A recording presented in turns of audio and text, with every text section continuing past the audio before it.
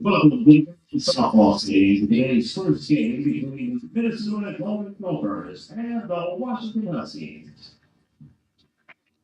Fans, please rise and able and move to support America and those who support our freedom at home and abroad with the playing of our national anthem.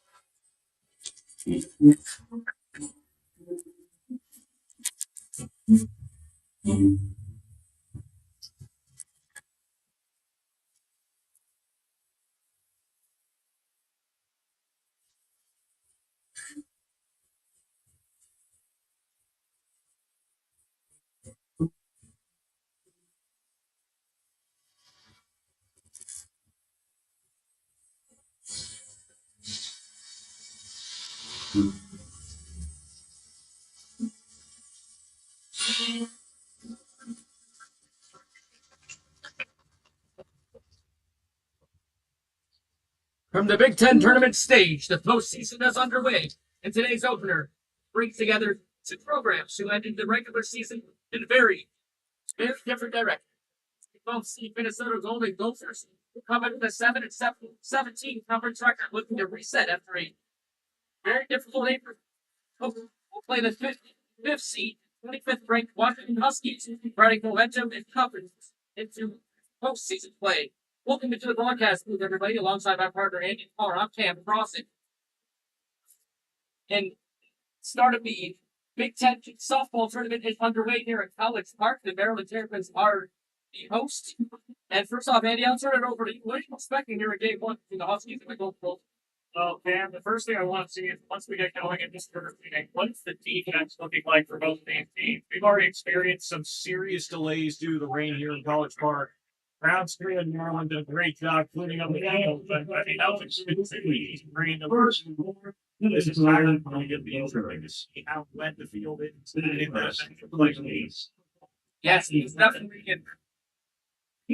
So here he is. You're eventually here. Big Ten tournament underway in College Park. It's win or go home for the Huskies and the Golden Gophers. Minnesota serving for a fresh start of the ball. Continuing the third Big Ten tournament is coming up next here on WNBC Sports.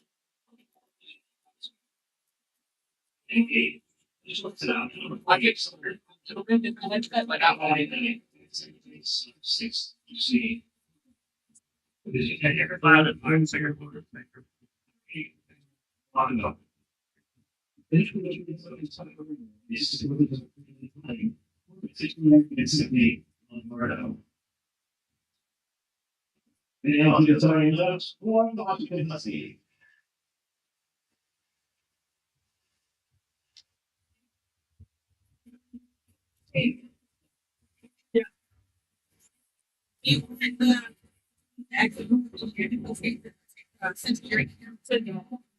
Okay, perfect.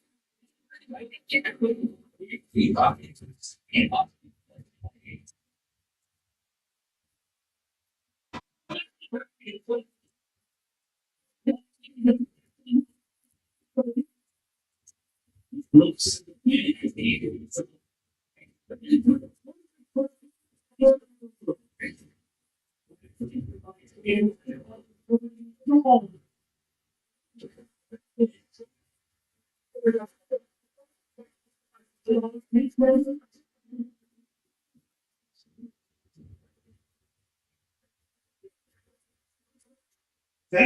Center field, I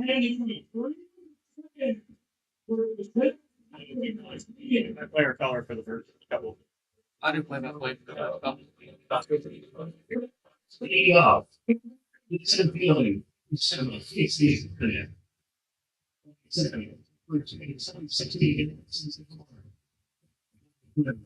It's a full field, it's not on the hands. Then victory. Back hit, better field, 178, Back 6, distance south, 106, Melody, it's Leo. Back 7, the DP, the 23, Millie Henson. Back 8, at second base, Super 11, Molly Diesel. And at 9, North Field, 25, Super 8, Sport. The 2 secondary for Huskies, 8, Morgan, Byron. We could watch the single car. This is focused on Jim itself. 848.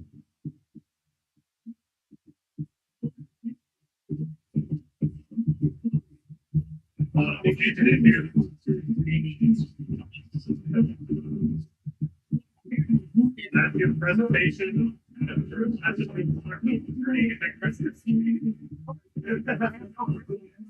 Yeah, you can use I didn't do too much, so it's basically that stats.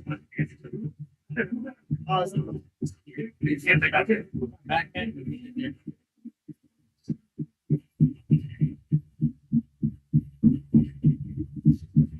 Yeah, that's pretty right. Check. There's also a media thing.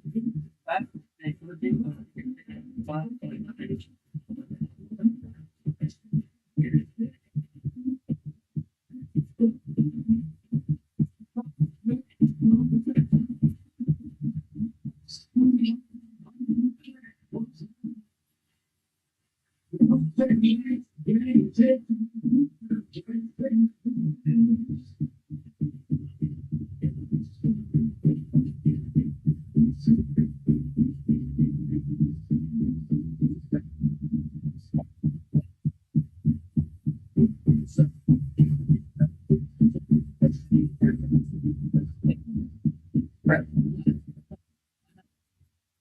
So basically,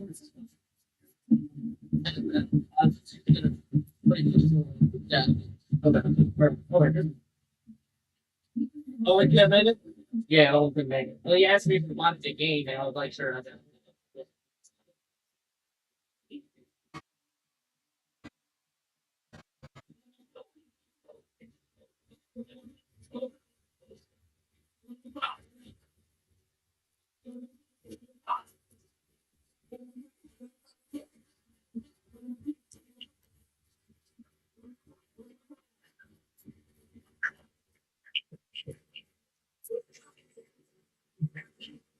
Welcome back to College Park. Alongside Andy Parr, I'm Cam Crossett. Get you set for game 1 of 4 here in College Park today between the Golden Gophers of Minnesota and the Washington Huskies. In the circle for the Huskies, the number 8, Morgan Reimer. He has a 22-7 record with a 2.86 ERA, 124 strikeouts on the season. He was named to the 2026 Big Ten Players to Watch list entering the season, and he has done a great job in the circle for the Huskies as they have traveled over 3,000 miles across the country from Seattle to College Park to play in this tournament. They are the 5th seed entering the tournament. And on the other side, for the Golden Gophers, they will see Maggie Warner, Cassie Johnson, and Jess Snipes. The first 3 hitters, the Golden Gophers. Warner will be the leadoff batter. First baseman for Minnesota. comes into this one. 50 games played in the regular season, 47 starts, a 321 batting average, 5 home runs on the season, 18 RBIs, and 25 runs and 42 hits. So as Reimer winds up, we're ready to go here in College Park. And game 1 is underway with the ball to Werner.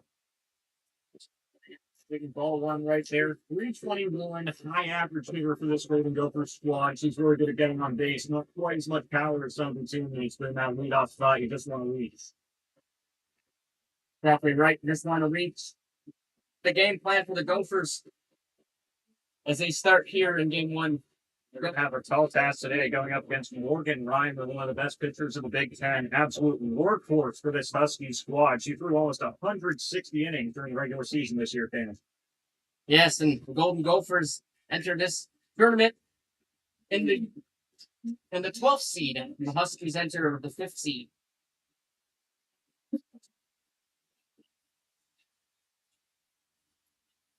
It's 2-1 to Werner. Comes the windup from Reimer. Soft ground ball hit to the second baseman Teasley, and she mishandles it. That ball is going to go into right center field for a base hit. So Werner is aboard. Yep. Now we don't know. They just got her. He's off right there. That one just bouncing. Second base. I was talking about before the game. We want to see how it's field conditions affect both teams. It seems like it's all right. The ball's bounced a little bit weird. That was a really firm hop on a very softly hit ball. The leadoff will stand. Now into the box, it's Cassie Johnson. Johnson, the redshirt freshman from Yankee, Iowa, enters this game with a 223 batting average and 4 home runs on the season, with 10 RBIs and 15 hits. It's a transfer from Texas Tech.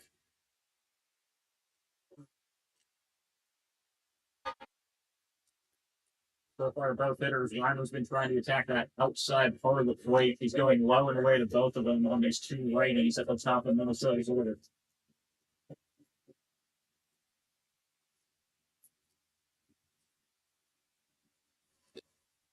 Next swing, Jansen on the stretch. On us 1-2. It's another one where she was going low and away right here. Morgan Reimer with a clear game plan against these right-handed hitters at the top of the Minnesota lineup early on. Yes, and we will see all 9 batters come to the plate for the Gophers are right-handed batters.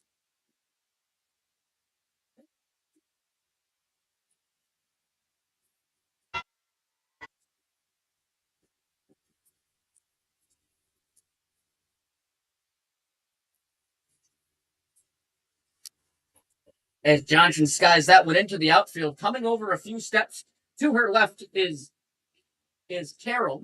Ava Carroll makes the catch for out number 1. Really good job there from Reimer. She's been attacking the inside part of the plate the entire time. There she goes inside. The can from Kathy Johnson. Johnson it's going to go. Earthy skied it a little bit too high. He's a catch from Carroll, one down on the top of the hoops. And in the batter's box now for Minnesota is that's a Snipes. Snipes, the left fielder for the Golden Gophers.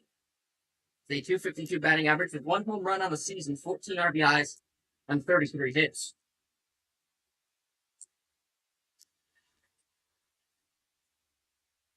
Interesting batting stance here from Snipes. She doesn't want to wait on her back foot and then not quite a full charge when the pitch is coming in, but more of like a half step forward.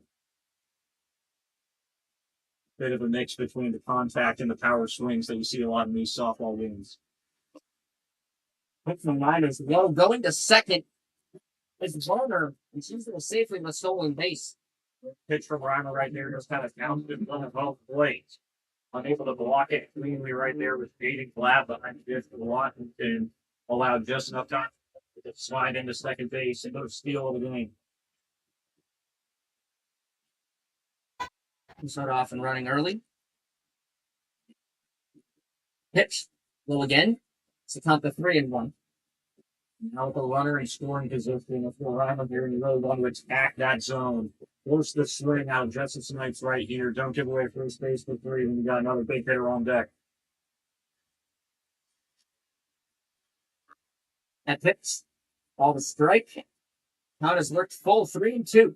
Now I'm getting a floater at the top of the zone and locked up Snipes.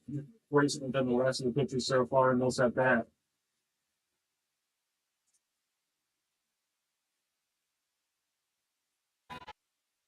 Payoff. And Reimer loses Snipes to the base on ball. So now runners on first and second for Minnesota. And up to the plate will be Finley Easton. Reimer has good side right there. Now he sets up Finley Easton. Minnesota's third baseman, who enters this game hitting 2 from the field with 3 long balls on the year.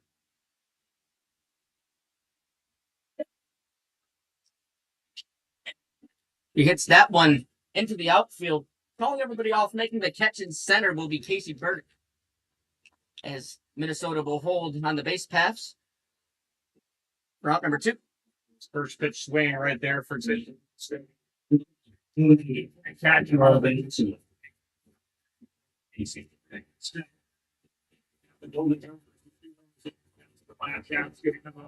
They're two-way pitchers. They have a few on this roster. This one is Carol Lalaco. And Lalaco coming with a batting average of 285, 6 home runs on the season with 25 RBIs and 41 hits. Current Sidney Schwartz. This Golden Gopher squad has a pair of two-way players.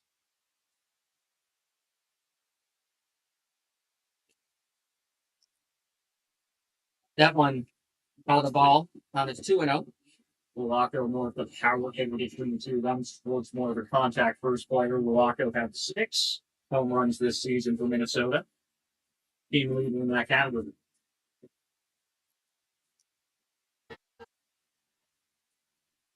That pitch down the middle for a strike. And Reimer. Yeah, for Minnesota here, you really want to try and capitalize early on this 12-5 game against a team who swept you in the regular season. You got 2 runners on here. You really need to get something through in this early game. Yeah, after seeing them already once this season, I'm sure Minnesota, they've scouted. They've done their homework. We'll see what they can do here in game 1.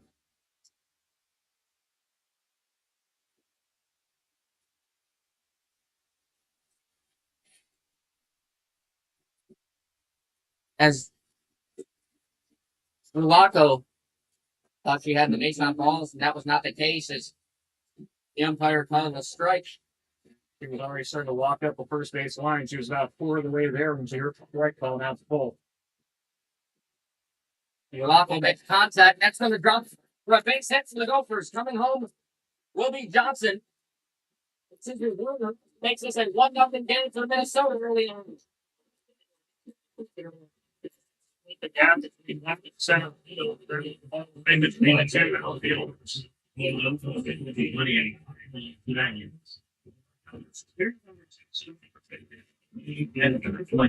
Comes up to the plate trying to add on more from the middle of the first inning.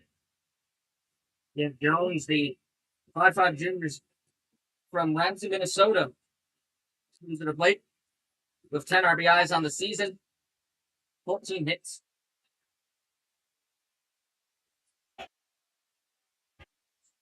Hitting 201 this year with no long balls. Brooklyn Jones, nice right fielder for this Golden Gopher squad, trying to do a little bit more damage in the top of the first. Pitch. High. Press level to Jones. Well, Brooklyn Jones, the only Golden Gopher hitter to start in all 51 games for Minnesota this season.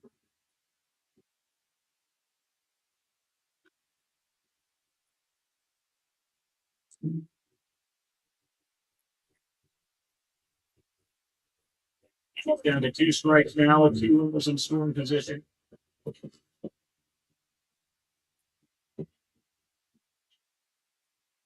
1-2. The pitch. Soft grounder, two-rounder, underhand toss to the first baseman, Alexis DeVore. And the inning is over. Not until Minnesota gets one on the RBI. We're back here on WNBC Sports. First chance for Washington.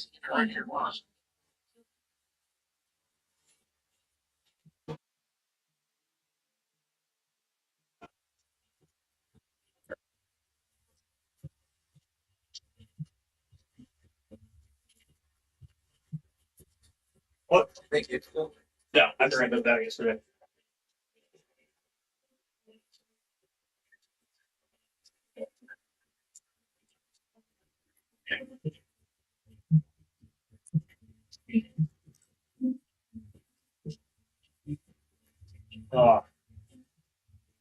You excited for that baseball game we got?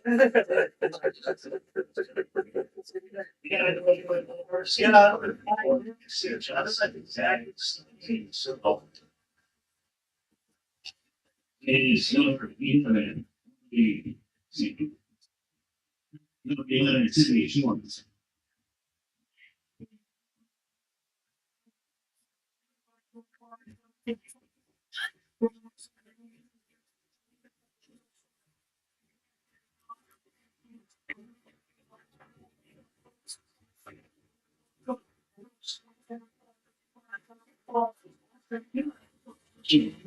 Right. Catholic Park out Camp Cross alongside Andy Carr. The Huskies will step into the batter's box. The leadoff batter will be center fielder Casey Burdick. Burdick, who wears the number 7 for the Huskies. Through 50 games played this season, has a batting average of .372, 2 home runs, and 29 RBIs. First time we're going to see somebody step into the left-handed batter's box this afternoon. As you mentioned, going into the top of the first inning, every hitter starting lineup for the Golden Gophers today, a right-handed gal. Washington a little bit more balanced on.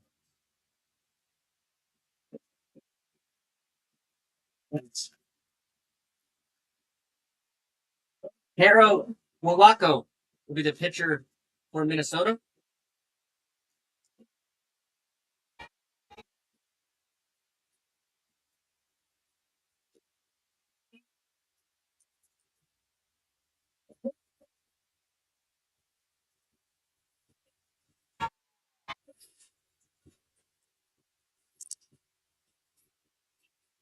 Excuse me, it'll actually be Sidney Schwartz doing the pitching for the Golden Gophers. It's 2 straight take punts from Casey Burdick at the plate. Now he's down to a 1-2 count. High average hitter this season, a little bit of power for this Huskies lineup.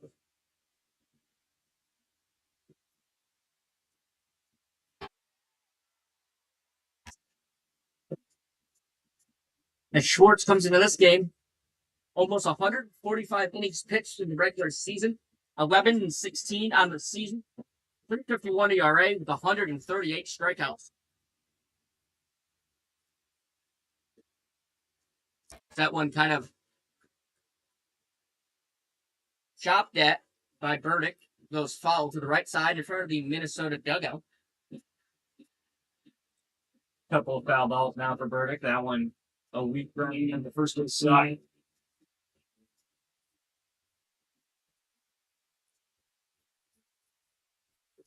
Casey Burdick, hitters who likes to do the charge step into her at bats. Takes the gun right there. That one way over the head of the catcher, Cassie Johnson. He's at least started with a square up every pitch of this at backhand. All day, right? He's taking his full. Now count is full. And she takes the bun in. Pitch. Foul tip way above the press box. Actually hits the camera well on top of the press box. Pick out the lens of the high home camera for Big Ten Network. Not want to see that early on here. Yeah, they got a long day ahead of them. They can't afford to be losing their lenses this early on. Pitch. As Burdick is able to push the ball to first. Up a walk for the first batter for the Huskies, and Coming up to the plate will be Alexis DeBoer. As DeBoer comes into this one, the 363 batting average, 18 home runs on the season. The team lead for the Huskies, 49 RBIs on 58 hits. When these two teams met in April, she had a grand slam against the Golden Gophers back on April 11th in Seattle. It's against this very pitcher, too. Sydney Schwartz is on the mound for the Golden Gophers right now. This matchup, they know each other pretty well at this point. As you said, Cam, that grand slam back on April 11th, just under a month ago. Big swing and a miss. It's the bowler.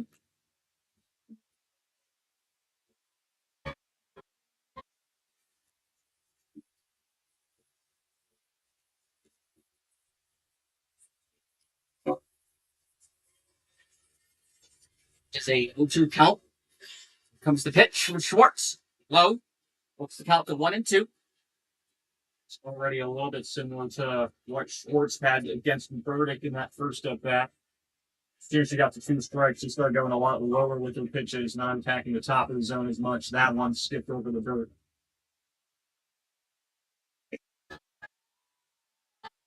On low again. Schwartz unable to find the zone early on here. Yeah, she's clearly trying to go for a swing and miss with 0-2. At both of these first 2 hitters, first time it resulted in a walk for Burdick, and now she's already going from 0-2 to 2-2. On tip, the end of the bat still in play as Johnson picks it up, throws it to the first baseman Werner for out number 1. That one was the weather and play. That ball just died right No, now. I didn't quite need it. So really needs when you bounce to say like so it's relay to Kathy Johnson behind the plate, gunning both from the space for the out, but it does advance the runner. Now there's one in scoring position for Giselle Alvarez, who has 15 long balls this season. Alvarez is just 3 away from tying Alexis DeBoer as runner advances the third in Casey Burdick.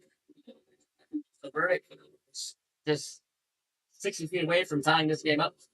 And that pitch from Sydney Schwartz missed blow, and then it took a bounce off the dirt, forced Cassie Johnson to scramble out of home plate. Gave her enough space to steal third base, and now, as you said, only 60 feet away from tying this game. Alvarez looks at that one for a ball, up 2-0. Sydney Schwartz, these last 2 pitches, she's been really digging into the front of the circle. It seems like she's not getting clean footing right now, and Minnesota's going to ask for time to inspect the dirt. Obviously, the rain we saw earlier is probably playing a huge factor into that, and we had to wait almost an hour and a half for game 1 here. Started approximately 12:35 here in College Park. Yeah, already having some delays. We noticed it on defense in the first inning that the ground was really firm, resulting in some weird bounces of the ball. Now it's messing with Sydney Schwartz's footing. At a leadoff walk, threw a couple of pitches back to back in the dirt, one of them escaping Cassie Johnson. And with a runner on third and 1 out, she's trying to get out of it here, but she faces a 2-0 count against Giselle Alvarez. Alvarez, who went 3 for 4 in a series finale against the Golden Gophers on April 12th. We can have another strong outing against Minnesota today. Once missed outside again there, so it's a 3-0 count here for Alvarez. I would think you've got to have a green light in your hands. I think so, too. Here's the 3-0 from Schwartz. And indeed, Andy, she does get the green light. Base on balls is awarded, and she's aboard first. Yeah, Schwartz missing outside right there. Good placement on the pitch. She was trying to catch that far edge of the plate. Just missed a little bit too far outside. Once again, grabbing at that rosin bag a lot between pitches. Ball's getting a little bit slick in her hands.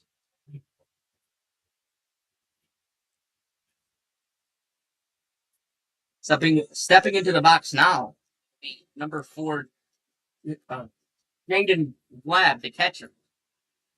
Takes a first pitch bunt right there. Was trying to go for the safety squeeze, and then in the confusion, Minnesota allows the steal right there. Alvarez scrambles over to second base as Cassie Johnson delayed her throw back to the circle.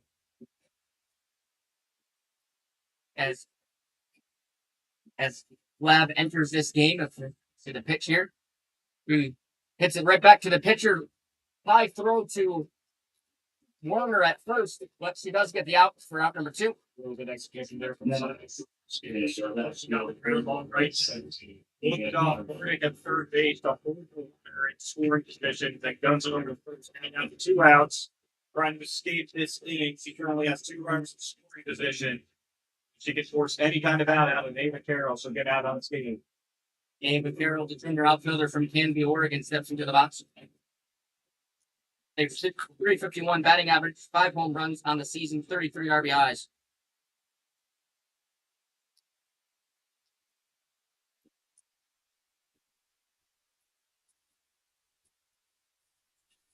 A pitch. Slow there. For a ball, we'll take a look at the defensive alignments in the outfield for the Golden, or in the field for the Golden Gopher. Starting in the outfield and left field, you have Snipes and centers, Cosgriff, Jones and right. Third base is Easton, Kuhn at shortstop, Cooper at second base, Warner at first. Behind the disc catching is Cassie Johnson. If that they slow roller to Team's thing, he flipped it up. Or excuse me, Hooper, who flipped it out from Warner to retire the side. It's going to have a 1-0 Minnesota lead. They're each strand of runners on second and third. We'll be back on WC.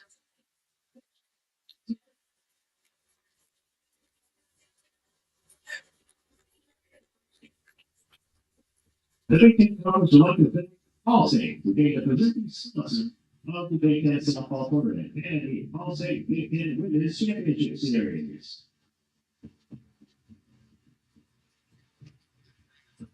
Fans are going to grab your officially licensed merchandise by visiting the merchandise stand located on the concourse behind the first base line. You can also get beer from the big school, event, and conference by visiting big10.org/shop.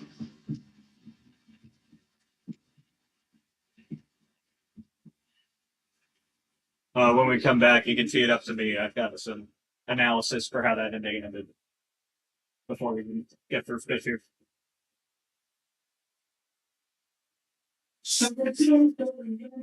We'll go back when it's a minute. That's good.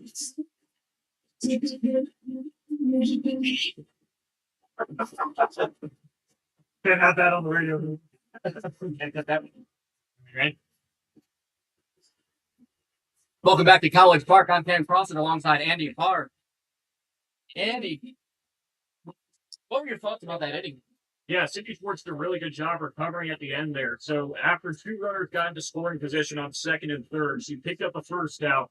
Really good play, looking off the runner at third base to throw it over to third. Third both runners on second and third. And then last year at the inning, Ava Carroll, he does a really good job attacking the inside edge of the plate. Back-to-back foul balls. The third one weakly grounded in play. Rolls it over to second base, able to escape the inning. And now Cindy Schwartz trying to add on to her offense as she'll be the leadoff hitter for the Golden Gophers. It's off to the top of the second inning here. Yeah, Schwartz doing a good job in the circle, stranding those runners in the bottom half of the first. But offensively, she'll be in the batter's box. And she comes into this one, 2 home runs of the season, 1 against Washington, back on April 11th. Homered in the middle game against the Huskies of their 3-game set.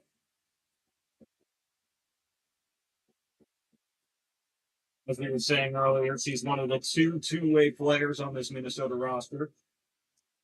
The other one already hitting the top of first, Carol Wallacco.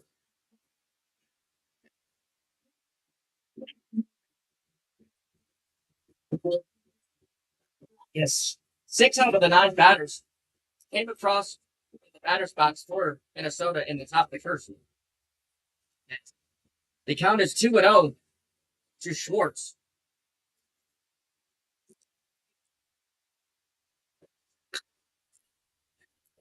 It's Reimer.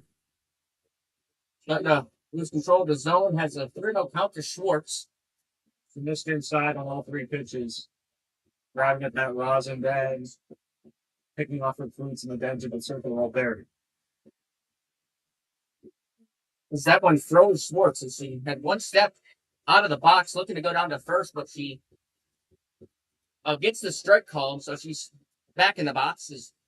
You've seen the rain affecting these pitchers so far, picking up the rosin bag almost after every pitch.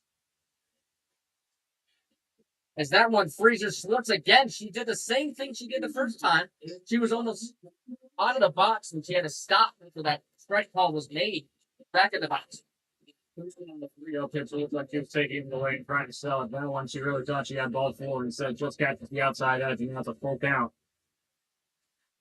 And Schwartz fouled that one off to the left side.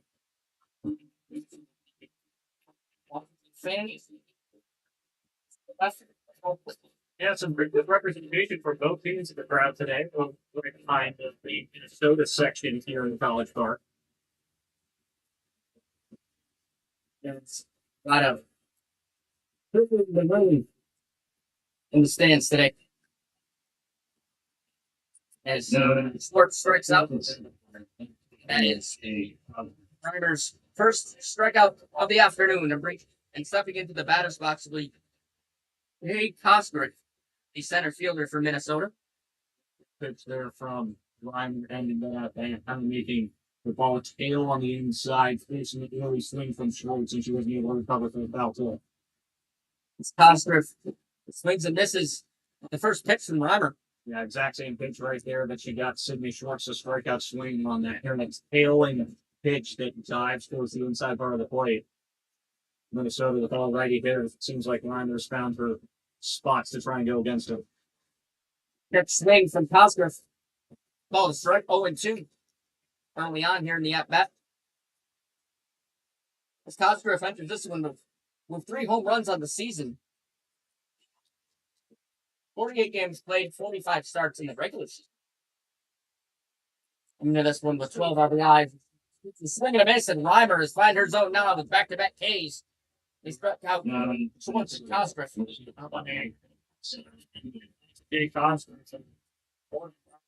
All 3 parts of every swing zone right there. Split inside, swinging, second one outside, looking, third one at the aisle, expecting to swing through the 0-2 pitch. Here comes the 9-hole hitter in Scarlett Kuhn. As Kuhn enters this one with a .252 batting average and 2 home runs on the season. It's a shortstop for Minnesota. Pitch. Foul tip. Turn the home plate netting. Last batter of the inning down to 0-2 here. Bill Reimer, she's already got 2 Ks. Last one was on 3 pitches. Morgan Reimer in control so far against this bottom part of the Minnesota Leader trying to escape here. Do it. Here's the 0-2 from Reimer. Laid off there by Kuhn. Like that pitch a lot, 0-2. We've had a lot of really free swingers back to back in a row. Reimer trying to see if she can get anything on the outside. It's just purely unhittable. Being able to lay off right there, but a 1-2 count. Here's the 1-2. Big swing and a miss. And Reimer does the job. 3 consecutive strikeouts here in the top of the second inning. We head to the bottom of the second. Minnesota leading by 1.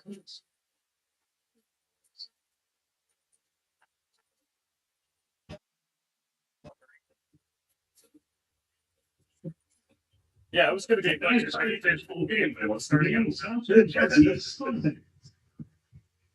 As soon as we got a tiny delay, I was like, they're going to fix it.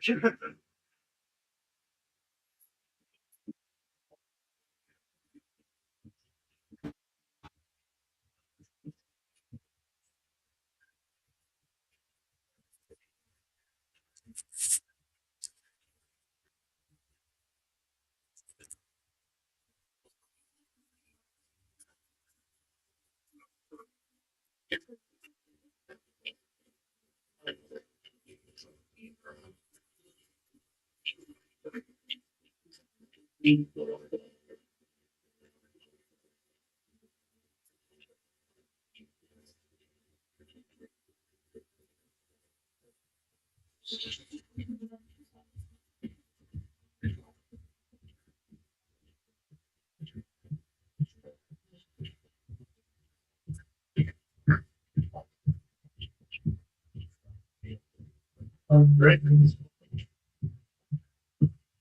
Welcome back to College Park. I'm Cam Cross alongside Andy Clark here in the bottom half of the second inning. The second chance for the Huskies. as Sidney Schwartz is back in the circle for second inning of work, not allowing a hit or a run in the bottom half of the first. You'll see Melody Acevedo, the shortstop for the Huskies, is the leadoff batter, followed by Ali Hetzel and Marley Teast, the 6, 7, 8 hitters for the Huskies.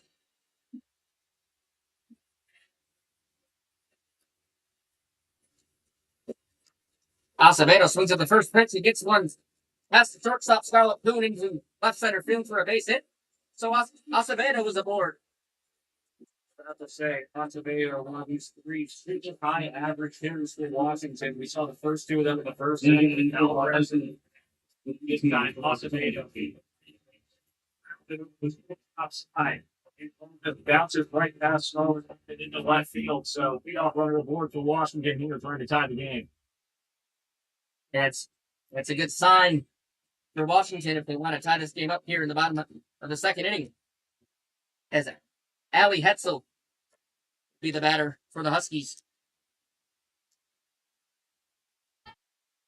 Hetzel entering this game with a .330 batting average. Hits one right back to Schwartz. He gets it in time over to Warner at first for out number 1.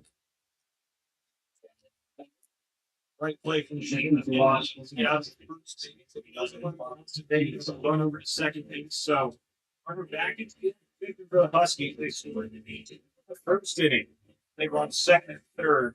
Now trying to drive them home this time around is going to be Marlon Teasley. Acevedo thought about taking off the third that time and decided to hold up. Teasley coming in this one with 1 home run on the season. That was just the other day against Ohio State.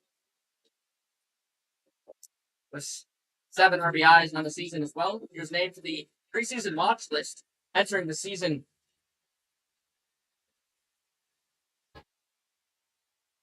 Count is 1-1 to Teasley. He hits that one.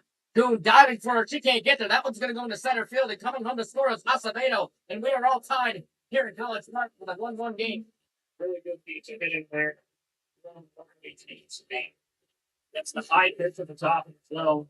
Action like down over the second base pad. He's got the easy single. Acevedo sprinting his contact and slides out to the home plate. It's cut off the frames. There's no point for plate, which I play. One out here in the bottom of the second, and it's Sophie Mazzola and Statton's spot. Mazzola, the right fielder for the Huskies. And there's this one with 3 home runs on the season and 20 RBIs. You take the bunt on the first pitch right there, got the entire Minnesota infield to scream in towards home plate.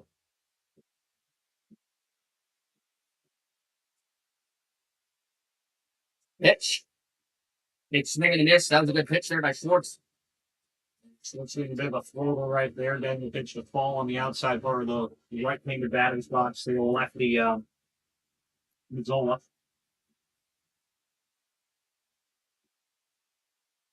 Mentioned earlier, a nice balance by Washington, lefty and righty.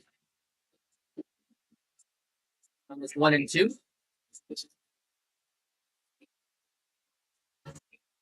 Time has been called as Mazzola going to talk to head coach Heather Tarr, her 22nd season at the helm of the Huskies. He is the winningest coach in Washington softball history with a record of 845 to 332. Tarr saw something in his swing because he had back-to-back swings and outside pitches right there. Either hurt Justin Love, and after that second one, she fell some time and threw her over to the third base dugout. Now the 1-2 down is over line to stay alive in the box here, filling up the bunt. Mazzola works the count up from 2 and 2. Squared up the bunt right there, pulled it back as soon as Schwartz started in motion.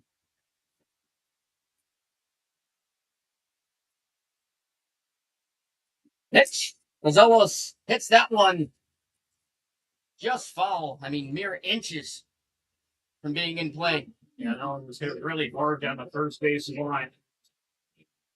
Over the head of Maggie Warren, the first base bag. Left with the Minnesota and found a gut foul in the outfield. Would have definitely been extra bases for Mazzola if it had stayed about another 3 inches to the left. That's 2-2 to Mazzola. Works for out number 2. The pitch. Mazzola hits that softly to Kuhn across the diamond to Werner. The stretch, not in time, as Mazzola's hustle beats out the throw, and now runners on first and second for Boston. Big right there. Zola, a left-handed hitter, meaning that he has that little bit of extra boost towards that first base bag out of the batter's box. He doesn't have to run quite as far as a right-handed hit with him. Now Short is going to have a conversation with her head coach following that infield single from Zola. Piper Ritter, in her 6th season as head coach for Minnesota, her 20th season overall. Talk to Schwartz.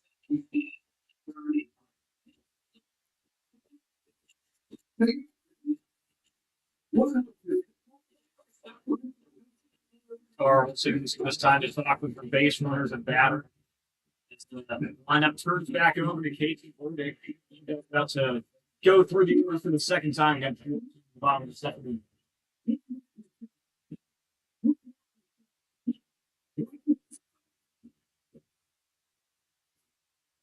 As Burdick worked a walk in her first time up.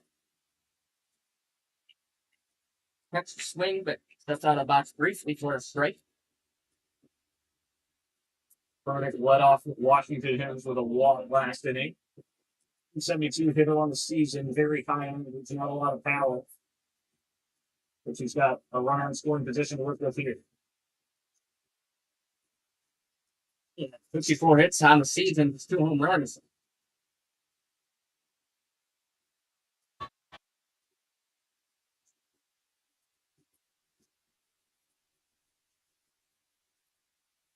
Pitch. Burdick. It's that one right to the glove.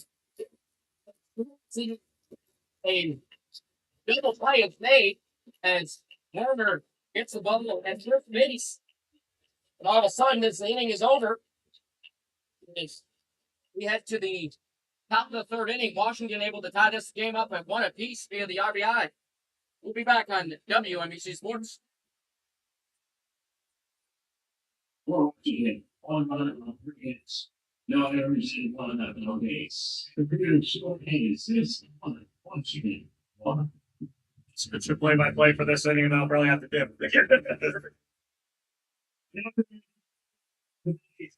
All right, Zach, get ready. We're going to have to do this inning and then dip out. Yeah.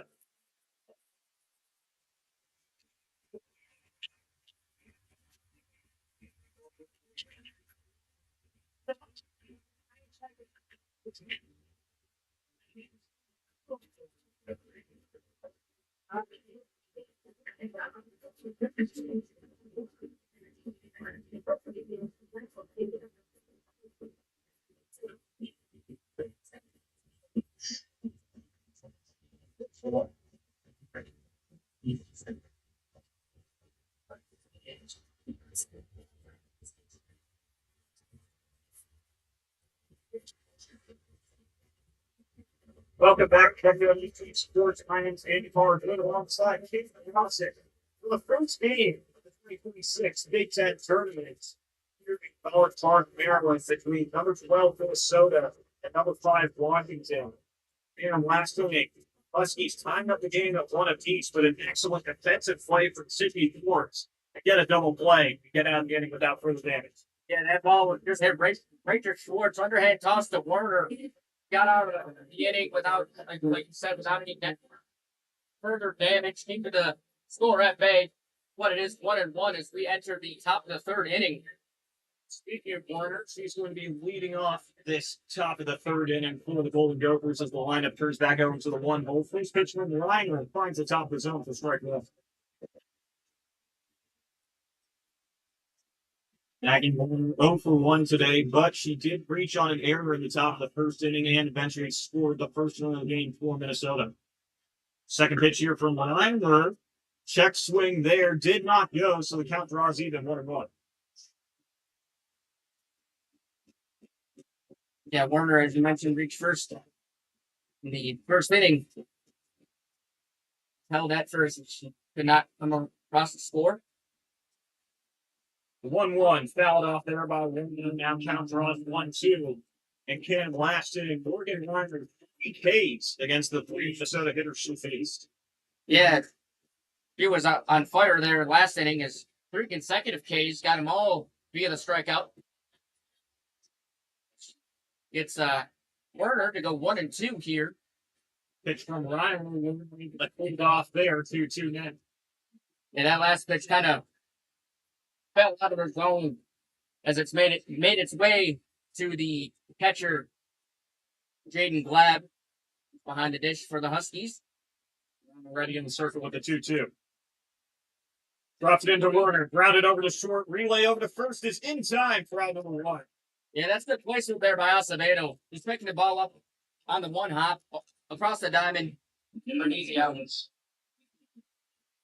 That's a plate for the Gopher. It's going to be Cassie Johnson, second time batting the box. Gonna fly out at the top of the first inning. It's just got under it back there in the first inning. He had some good power, but just a little short. Stayed in the yard. First pitch from Reimer misses low right there for ball 1.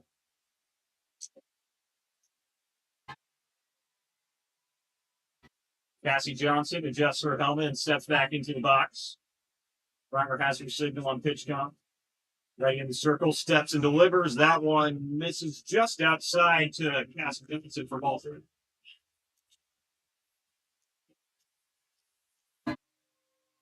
Like all the other Golden Gopher hitters today, Cassie Johnson standing in the right-handed bat spot. Reimer ready for the 2-0.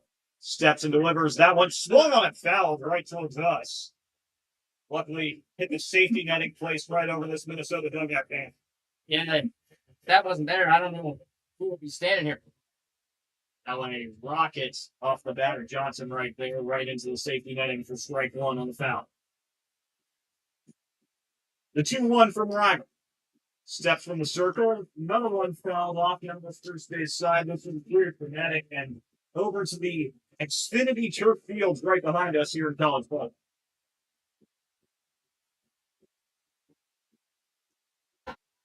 2-2 for Johnson.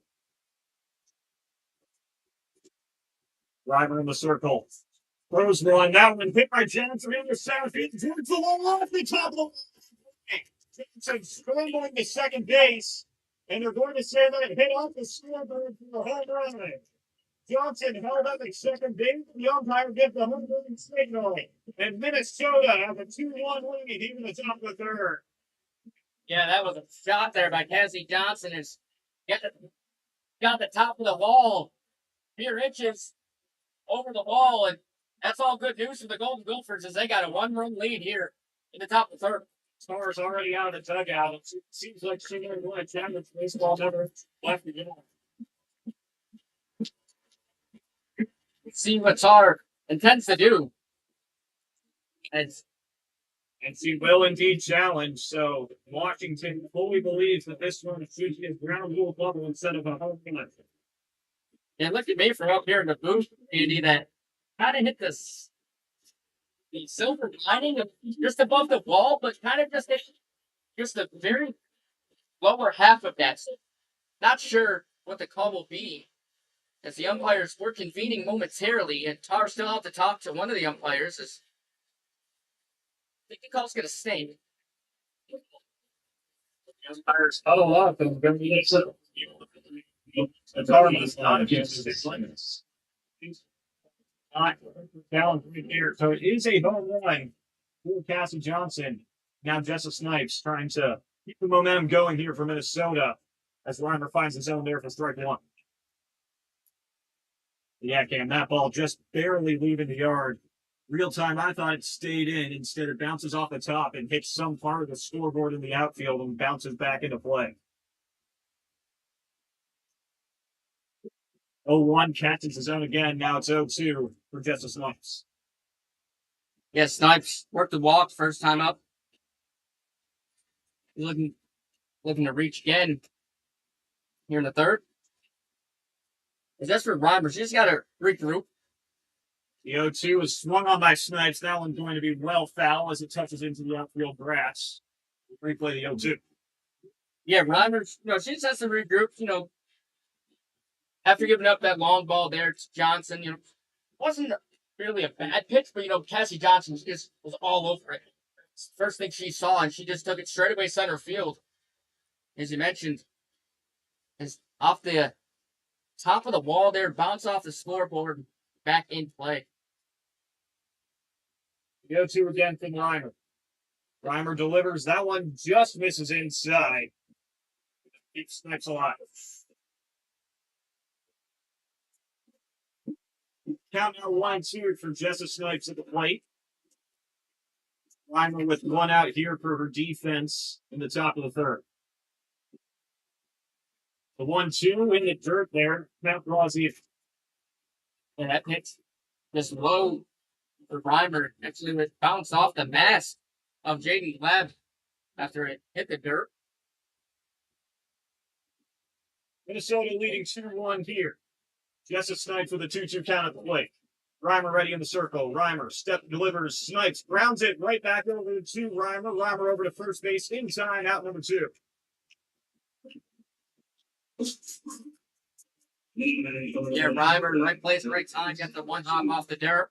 Easy play into the glove over to the first baseman, Alexis DeBoer for out number 2. That'll bring Tinley Easton up to the plate for Minnesota. She also flew out in the first inning.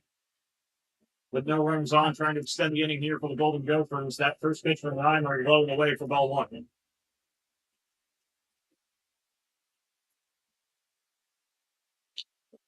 The Easton flew out center field first time up. The 1-0 here. Easton skies it, kind of blooping into left field, and a nice catch there. Tracking back to go back and get it. Cool Washington. Yes, cool Washington. Melody observation. Casameda made a great catch there. She was turned around, and last second she just stuck out her right hand and made the basket catch over the shoulder. Great way to end the inning.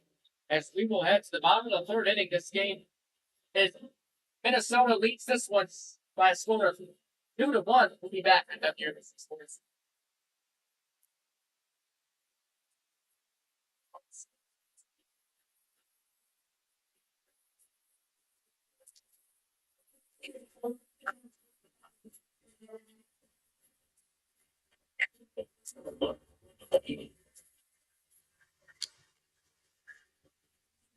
To hear your voice when you think next to me. To feel your touch in my ear. Oh, give me I'm keeping this burning, very high. With you, with me.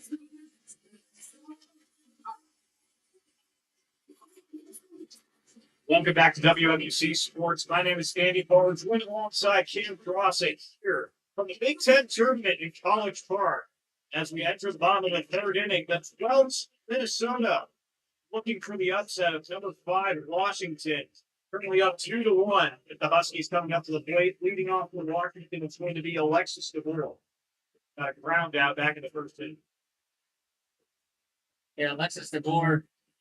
Going to start off the inning strong. Big hit here, Steve Security. Stepping into the right-handed batter's box. Sidney Schwartz ready in the circle for Minnesota.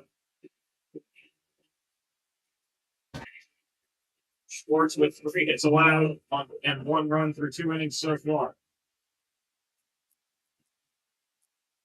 She's ready here. First pitch to DeBoer. Just outside ball 1. And Schwartz trying to find the zone here to Alexis DeBoer. He did a good job in the first at bat. Second pitch here from Schwartz. That one skips over the plate for ball 2.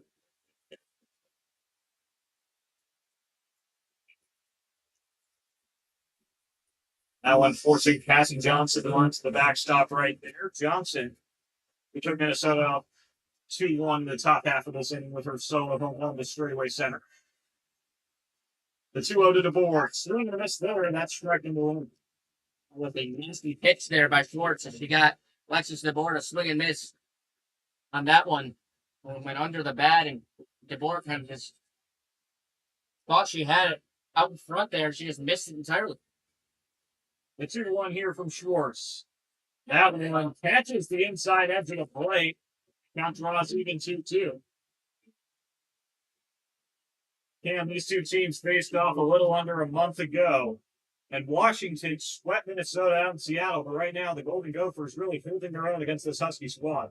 Yeah, Minnesota just got to keep doing what they're doing. You know, that long ball by Johnson in the last inning, you know, and Cindy Schwartz is doing her thing out there in the circle. And, you know, they have to keep Washington at bay. They already seen them 3 times around in the season. You know, if they just keep doing what they're doing so far, keeping Washington on the base pass, not allowing any runs, they're going to be all right. Payoff pitch here from Schwartz. That one is hit foul there from DeBoer. We'll do the 3-2 one more time. DeBoer a little bit early on that swing right there. Laced it down the third base line.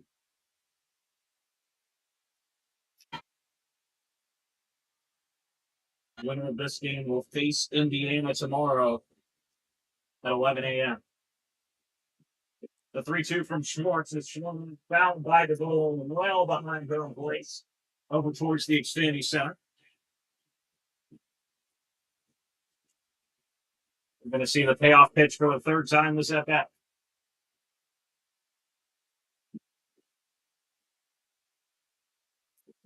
DeBoer ready in the plate. Schwartz ready in the circle. Schwartz delivers. DeBoer on a hard hit ball into center field to the right. There to catch it for Minnesota is Jay Koehler in center field. Out number 1 on a hard hit line drive. Yeah, as Koehler read it well all the way. She had a good run at it early on, and then she just kept the momentum going. Made the catch there in straightaway center field, just beyond the Terp side in the center field gap. Box for Washington is Giselle Alvarez. Kick ball 1 right there. How walk in the first inning was stranded by Sydney Schwartz on the base paths.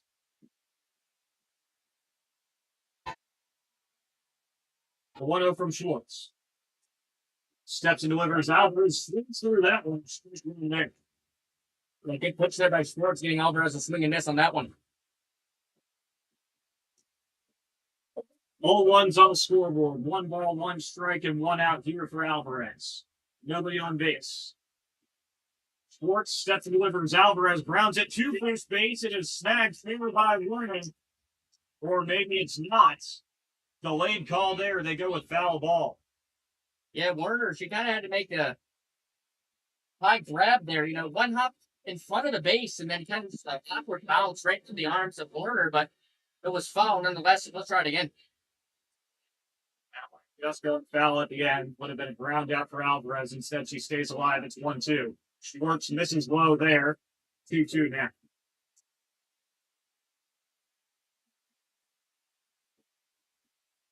Giselle Alvarez.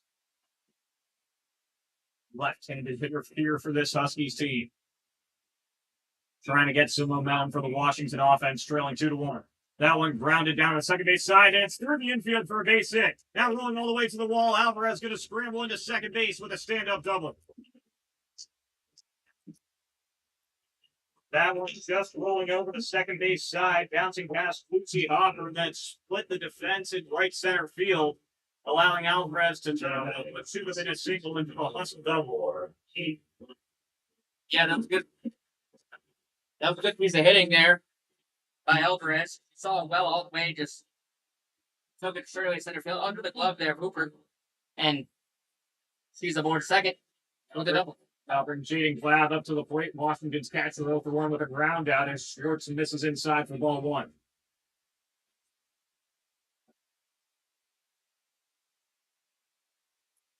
Glad the 350 hitter on the year with 10 home runs, a good amount of power for the Huskies catcher.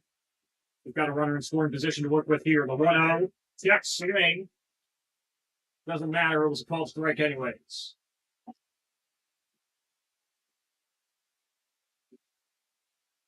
1-1 for Glad.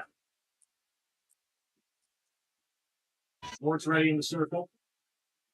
Schwartz steps and delivers. Bunt here by Glad. It falls foul. Count now to 1-2.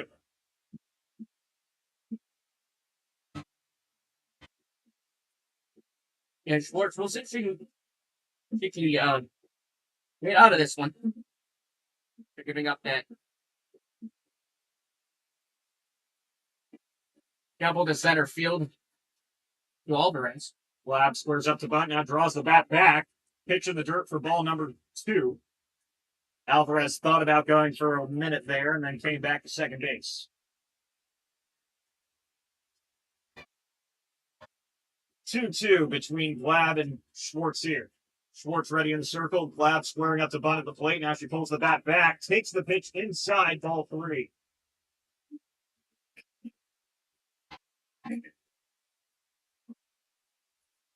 Washington trailing to the bottom of the fifth, but they've got a runner in scoring position. Squaring up to bunt once more is Glab. Schwartz ready, bunt pulled back. Ball 4 tall. That's a walk for Jaden Glab. 2 runners on, 2 in Washington. And there were good people playing for Glad there. You know, he kind of got down early in the at-bat. It's just was very calm as the at-bat went on. Was able to work the walk. Now runners from first and second for the Huskies. As now we have head coach Ritter will come out to talk to Schwartz in a circle. We'll have a timeout. Second time Schwartz is getting a conversation from her head coach today. Her and Cassie Johnson both standing in the circle right now. Johnson trying to scuff up that dirt for Schwartz, who's still having some issues with her footing in this rough weather day in College Park. Stepping into the box now for Washington to their left, Ava Taylor. Down in the first inning. Got 2 runners on base to work with here and 1 out, trying to tie up this game for the Huskies. Still in the circle. First pitch to Carroll. Carroll fakes the bunt, but falls strike 1. Yeah, Carroll grounded out to the second baseman last time up. That's to retire the side back in the first inning. Left-handed hitting Carroll ready for the second pitch here. Schwartz steps and delivers. Carroll decides not to swing as it misses outside, ball 1. 1-1 count here with 1 out in the bottom of the third inning. The Huskies trailing 2-1 to the Minnesota Golden Gophers. The 1-1. Swung on by Carroll, well foul right at the Minnesota dugout. Man, watch out, Minnesota. They that was a scary there. That was right in front of them. Luckily, it hit the safety netting in front of the dugout. Hard hit foul ball there from Ava Carroll right behind her back into Minnesota. Now it's a 1-2 count. A 1-2 from Schwartz. That one swung on by Carroll, popped on the infield. Could be dangerous here. Alvarez able to get back to the second base bag to avoid the double play, but that's out number 2 on the pop out. Yeah. Good play there by Kuhn, but she was mere inches away from stepping on that second base bag. Retired the side there, but overall a good play for out number 2. Comes down to Melody Acevedo for Washington. First pitch from Schwartz is skied on the third base side. Will be played on yes. Finally, getting 3 and 5 like Finley Easton. And Minnesota escapes the jam one more time. They still lead 2-1. We'll be back. See that on case. It's so soon. I'll see you around, Eddie. Yep. I'll be in the stadium. I'll see you around. I'll be back here tomorrow. Yeah, all right. Have a good call tomorrow. Thank you. Good working with you. Yep. I'm glad you got some innings in. Yeah, me too. Yeah. With the way today started, I wasn't sure if I would. Yeah. How's that? You want me to do play-by-play or do you got it? Yeah, you take the first one. I can get your situated guy. Is it your last name is it Koehler or Koehler? Koehler.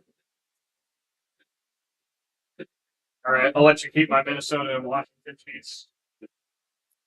So you have your stats ready for you.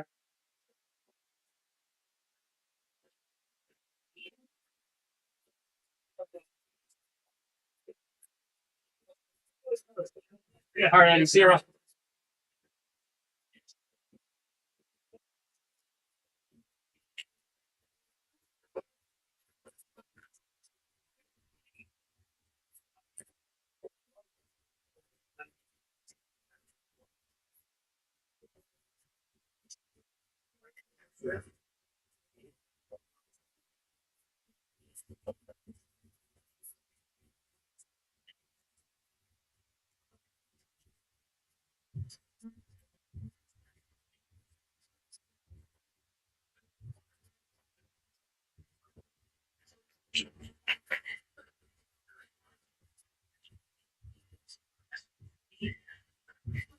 Welcome back to College Park. I'm Cam Cross, and we have a broadcaster change up here in the booth. Alongside me now is Zach Taylor.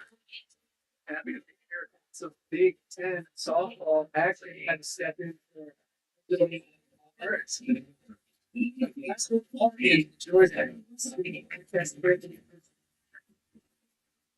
As you always have a decision to make when you got games versus class.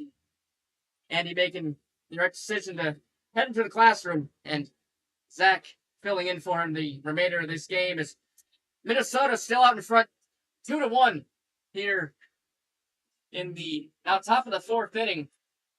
Minnesota, the 12th seed, for this one, as Cassie Johnson had the go-ahead home run back in the third inning. Now we will see Harold Wallako, Brooklyn Jones, and Sydney Schwartz here in this inning. So Wallako had an RBI, her first time up, to make this an early 1-0 lead for Minnesota. To get back into the hot start going.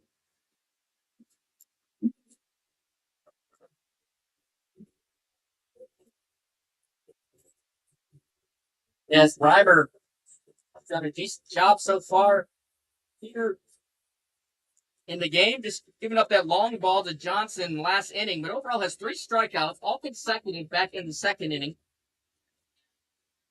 allowing 4 hits on 1 run. Yes. She'll continue her outing here. The count 2-2. The pitch low. Count is 3-2. You said with those 3 straight strikeouts back in the second inning. Just the one solo home run in the third. Other than that, 3 of the 4 batters faced in that third inning were outs.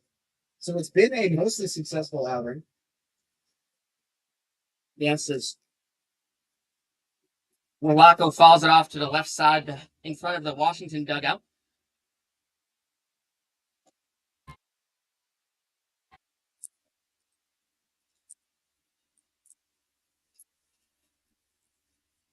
Wallako, soft grounder there, goes foul.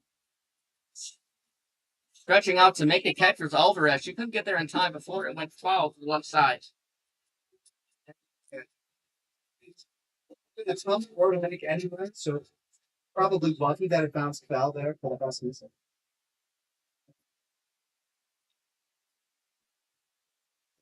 That one gonna work out for Wallako as he likes the ball. She's aboard first. Reaching those 2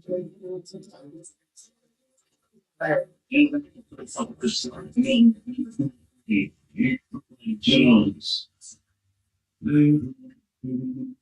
As we will see Brooklyn Jones, the right fielder, coming in this one. Popped out to the pitcher. This time she's going to ground out to the first baseman, Alexis DeBoer, covering the bag is Teasley at first for a quick out for Washington.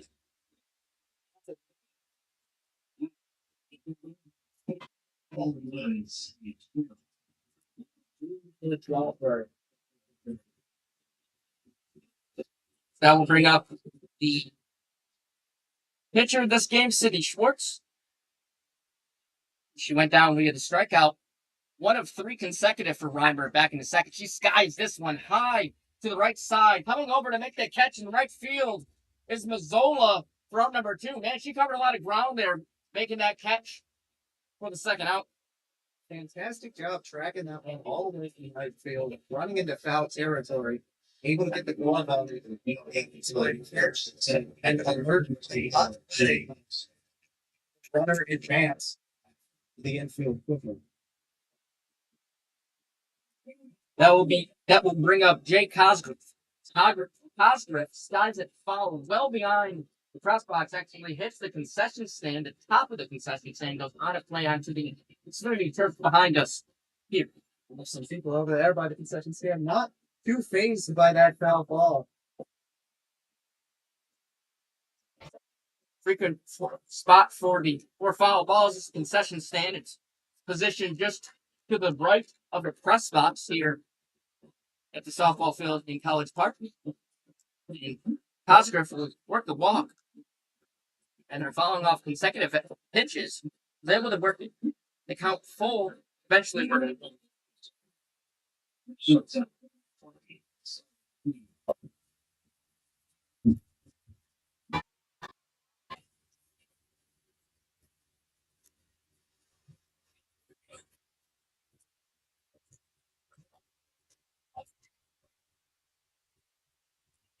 It's really 2 out, 2 runners alone.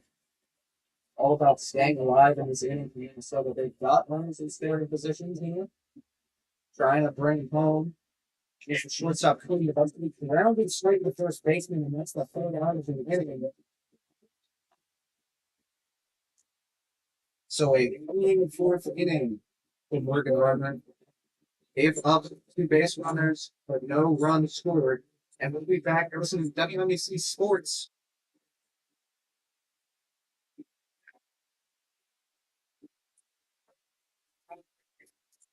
For the Gophers, 0 runs, 1 hit, no errors, and 2 nothing. So your reporter score is Minnesota 2, Washington 1.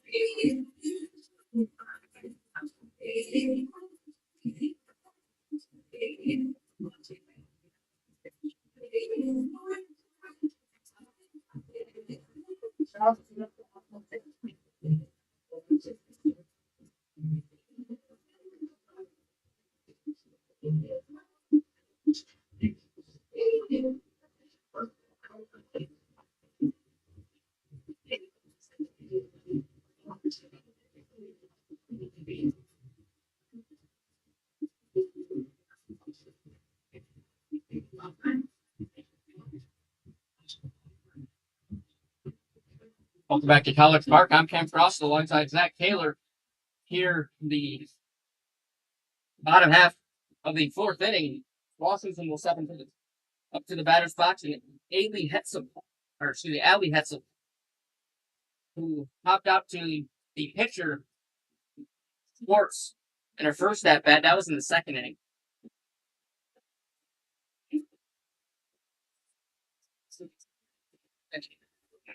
Let's see, it's the GP, then we're talking 8 seconds. The clubs and the underdog in all of their matchups. I hope to lose. So, they get an attitude that they really want to be. And Minnesota coming in here at the 12th and final in the tournament. It's a 7-17 conference record. Went out to Seattle a few weeks back, from April 10th to the 12th, and Huskies picked up the sweep against Golden Gophers. As that pitch hits Hetzel in the leg as he was aboard first base, being hit by pitch.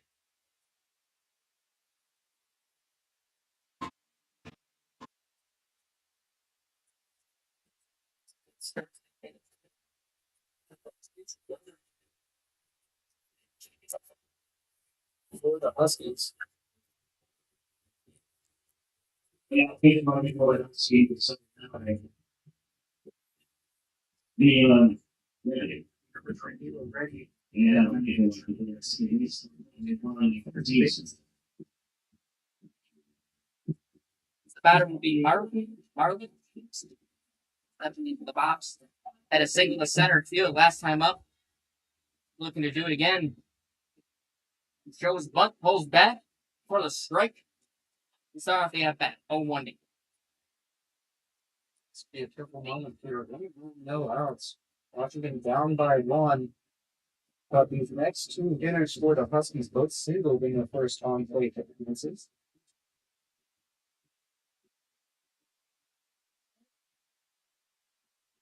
That one foul tipped off the right thigh of Teasley. Counted now 0-2. Teasley forces a chance to get back. In this count, get the strikeout. Use the 0-2 pitch, the windup. In there, a little high. Counts work to 1-2.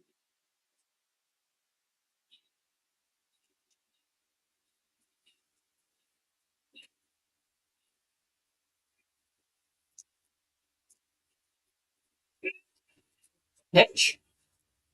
Soft grounder foul. Just under the glove of Easton at third base. It's another one that just straight around in the third base bag. Maybe a little bit of difficult play for the fielder. So, yeah. Play it off. Field is that just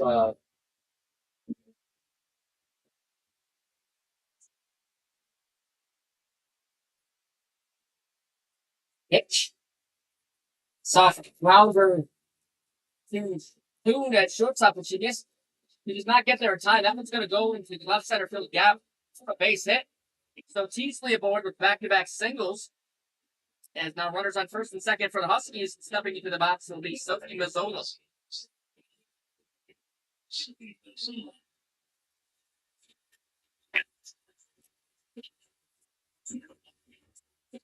Spitz on second base in form of Ellie Hetzel.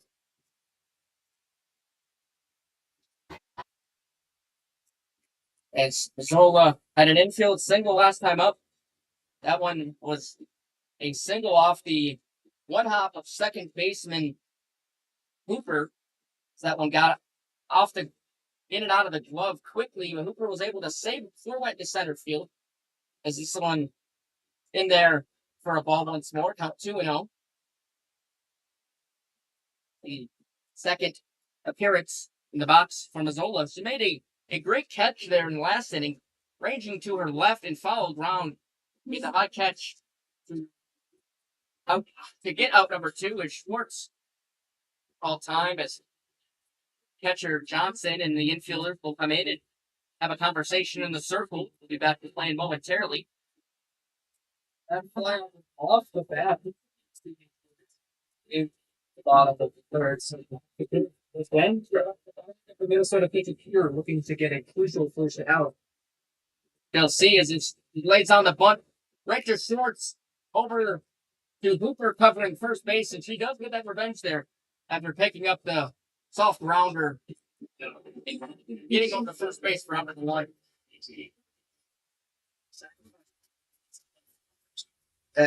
Look to view the game plan for Zola as well. Those pitches shield bunt. Good job on that one. Move the runners in the scoring position for number 7, Casey Burdick. That's perfect. I mean, this at bat 0-for-1 so far, but the walk in the first inning, rounded out the pitcher Schwartz in the second. He's looking to get on base for the first time. It's a double play, so that sacrifice bunt negates that possibility here. Got runners on second and third for the Huskies. Etzel on third and Teasley on second.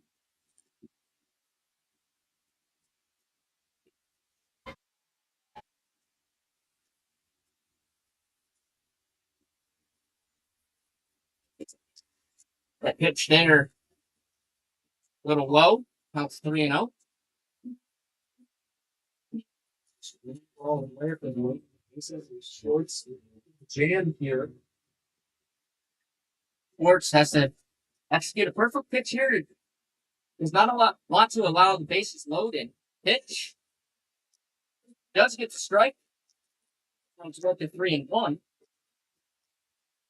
It's in a tough situation for him because the one field strikes get that to avoid that walk.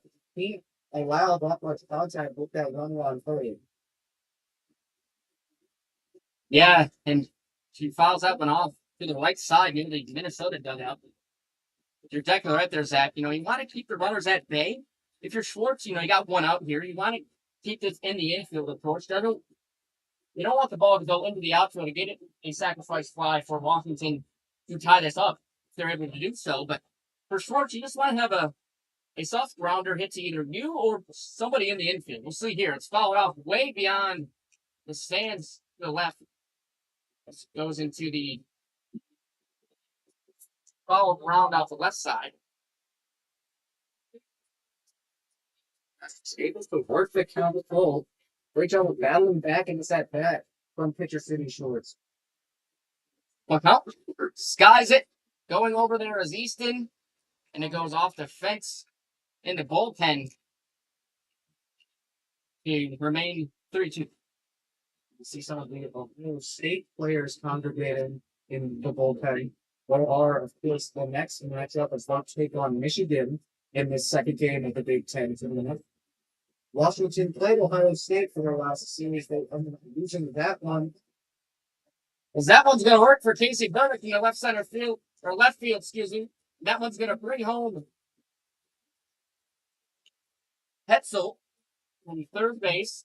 He tied this game up at 2 apiece. So good piece of hitting there by Burdick as he gets that one just over the head of Easton at third base. And kind of Easton and Kuhn kind of looked at each other. And then this ball kind of just went in the left center field gas. He tied it up. Drop down on that one, bounce it. Yeah. It's a great piece of it there. The time up.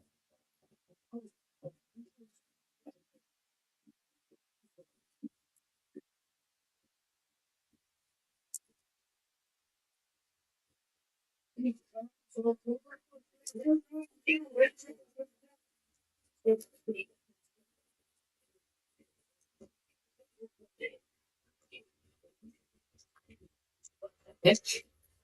2-0. Alexis. Good board. The board is 0-2 so far. Here in the game, it's the pitch. On the ball once more, 3-0.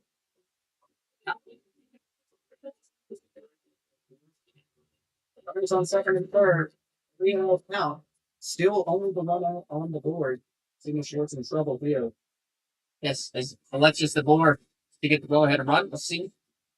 As he loads the bases with a walk, so Schwartz in danger of giving up the go ahead run. She will see Giselle Alvarez for her third plate appearance, and out comes Piper Ritter to speak to Schwartz, and infield will come in as well. See what the decision is. I'm sure Ritter to try to counter down in the circle after giving up back-to-back base hits and a walk as well. And having the lead, giving up that lead, tying this game, still 2-2, low scoring so far. Well, we know what Washington can do, and Schwartz knows what Washington can do as well, because she played that just 3 weeks ago out west in Seattle. And we'll try to see if Schwartz can tighten things up in the circle and get out of it. Take a on here. There is a 4th round.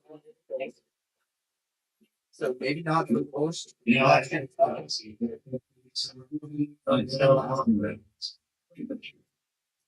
Opening up the field but the field of the two, you have to generate contact here. First and third base comes in a little bit. Werner and Easton coming in a few steps, kind of parallel with Schwartz in the circle, and the shortstop and second baseman Kuhn and Hooper kind of playing back a few steps. That pitch is in there for a strike. As Elmer is on the ropes here. Count 0-2 with 1 out.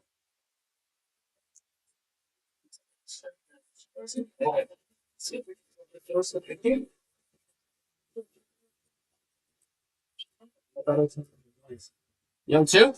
Alvarez makes contact. Hooper picks it up, tags. The double play is made as Hooper heads off play, flips it over to Werner to return the side. Washington ties it up in 2 via the RBI double. We'll be back at WNBC Sports.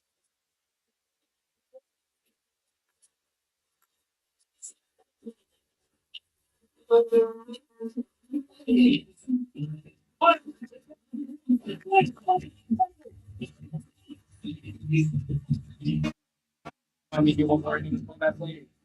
I see one time. It's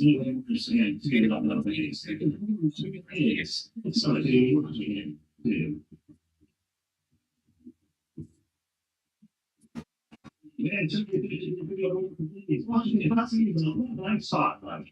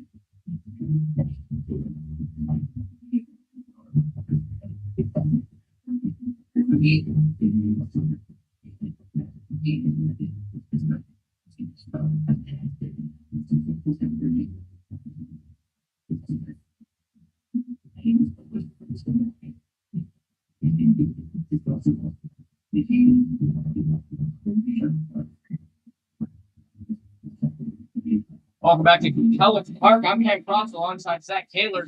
The start of the 5th inning, Minnesota will be up to plate. As they will send Werner, Johnson, and Sykes. The 1, 2, 3 batters to the plate here in the 5th. Maggie Werner will be the leadoff batter. As he's 0 for 1, reached on an error first time up and brought it up to the shortstop. In the 2nd inning, the score is tied at 2. A back-and-forth contest between Minnesota and Washington. Minnesota took the lead via the long ball in the 3rd inning. And then Washington tied it up via the RBI double last time up. Ryan still in the circle. Getting ready to pitch her 5th inning of work. Anytime either team has scored in this game, the other team has been able to answer. Let's see if Minnesota do just that here on the top of the 5th.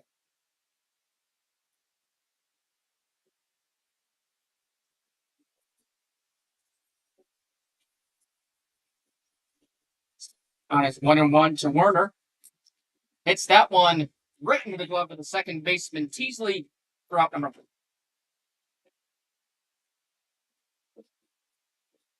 Great. The inning, second baseman was able to tap on that.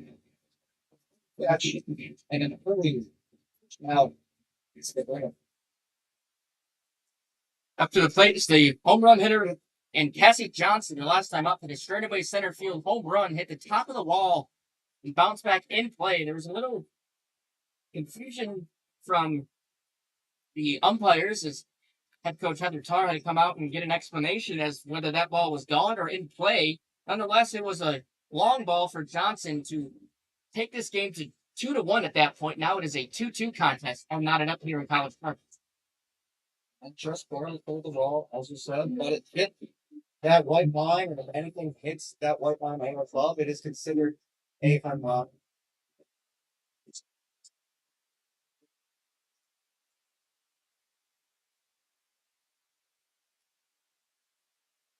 It's a 1-1. Sky, just over our heads here in the booth behind us. Goes out of play.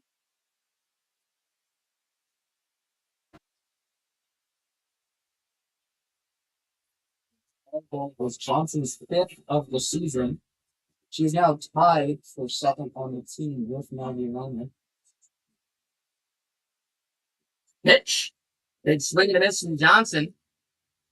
And that is strikeout number 4 for Ryan.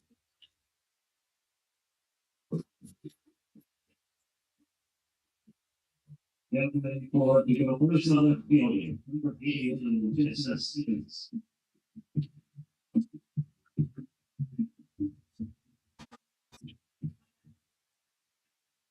Nicholas will come up to bat for Minnesota.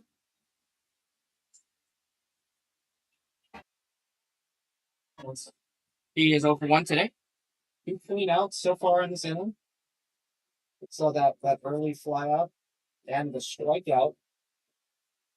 He's doing a great job. Clean so far in the 5th. That one hit right back to Reimer.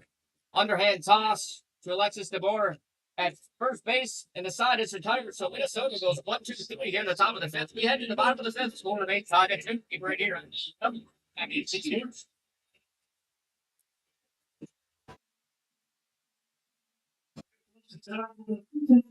B1G slaves to the ball game.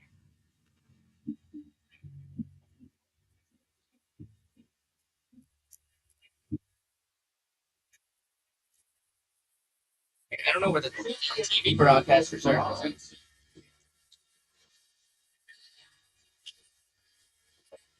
Yeah, the girl that just came up is Sniffles. It's not.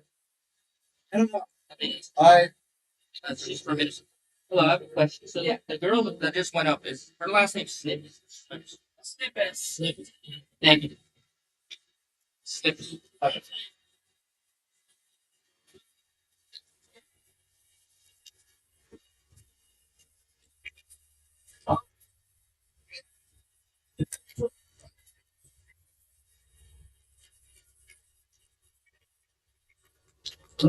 It's probably going to get some Portuguese. Thanks to our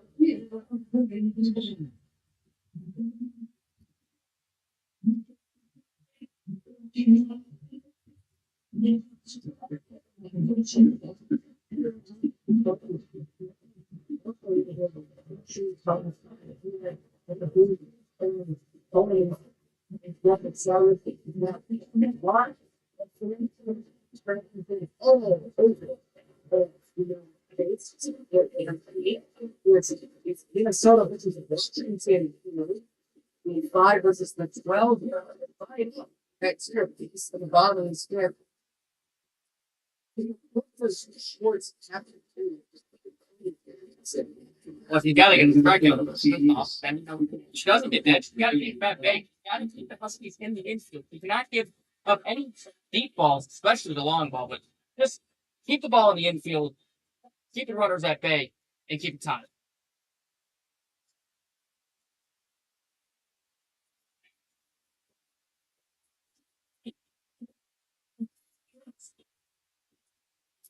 Here's the pitch from Schwartz, and that's in there for the second ball of the at bat. It's 2-0 here. First batter in the bottom of the 5th. It's Jaden Glab. Glab grounded out in the first inning and walked into the 3rd.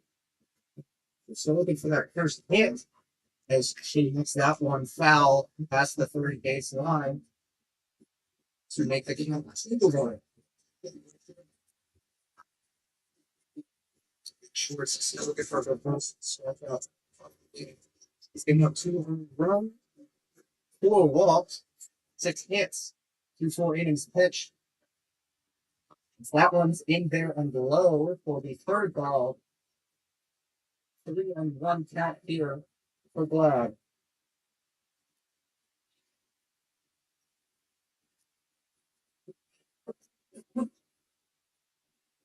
As Glab 0 for 1 so far today. Low again. The second walk generated by Glad to bat appearances walk and immediately an early base running.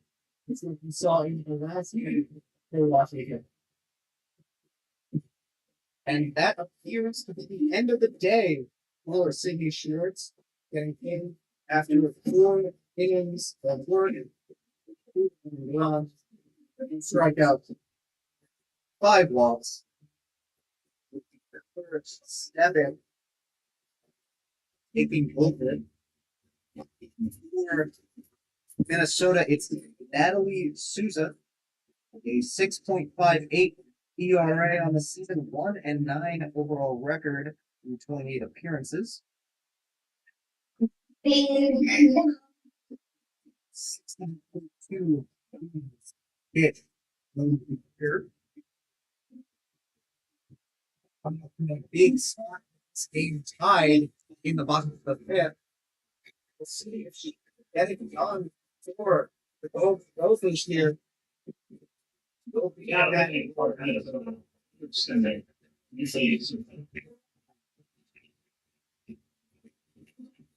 I just lost body.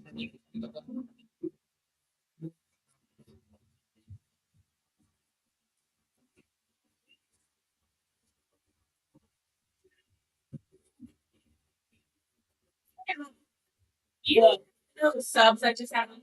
So yeah, so it'll be I kind of be in the picture. So we'll go into the third and then next week with me. Yeah, so sorry. I never do it. See, 17 Carol. We're back here in the first part of the movie. As the Suits are warmed up, ready to go, Sidney Schwartz stays in the game for the first base. Into one runner on its first base in the game. So, Jordan Glass on first base. He's the catcher for the Saskatoon Kings and now that is Avon Farrell. That first in for it. 1-0 here. Souza's first batter face. Here comes the pitch, and that's fouled back by Farrell into the netting. He ended up the count at 1-1. As Carroll for 2 so far today had a ground out in the first inning, followed by a pop-up in the second. As for Sousa, she is making her 29th appearance. The season had 28 appearances in the regular season, 60 innings pitched, 6.58 ERA, as you mentioned earlier, Zach, and 47 strikeouts. On April the 10th, she came in relief against Washington, went 3 1/3 innings pitched with 3 strikeouts, giving up 6 hits on 4 runs. Stolen base there from number 4, Jaden Brown. That was close, almost carrying it out. Strong base running there for the Huskies. Maybe it was too close as the umpires are meeting in the middle of the diamond. And it looks like we're going to review here. And Minnesota will challenge the safe call. They think that their blocker at that tag. We'll see how the umpires do. That's high game to Washington. That takes over Minnesota. Sports will be back. Look at the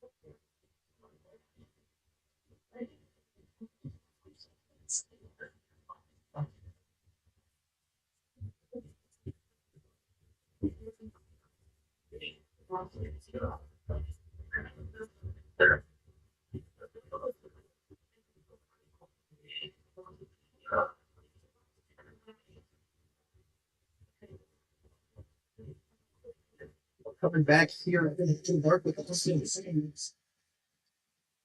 And the call stones, the runner is safe, so now Jaden Brown takes a second. The runner in scoring position here for David Carroll. The Carroll needs double. If he gets one of those here, it will mean a runner scores for the Huskies. We're all tied up at 2 here in the bottom of the 5th. In this Big Ten tournament matchup. 5 versus the 12. Here comes the pitch, and that's popped into the air, into the outfield, and that's going to be back. That's the left fielder Snippers, and that's going to steal a runner that is one of those doubles for Ava Kerr over 12. On the season ground rounds the bases.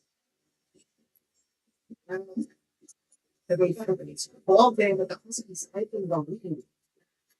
Yeah, that was a strong piece of hitting there by Carroll. Shoots it over the head of Snipus. So Snipus cannot get up there in time and gives Washington the 3-2 advantage. Sousa still looking to get that first out of this inning as that one's hit into the infield and tracked down by shortstop for the team. Grabs that one. First out.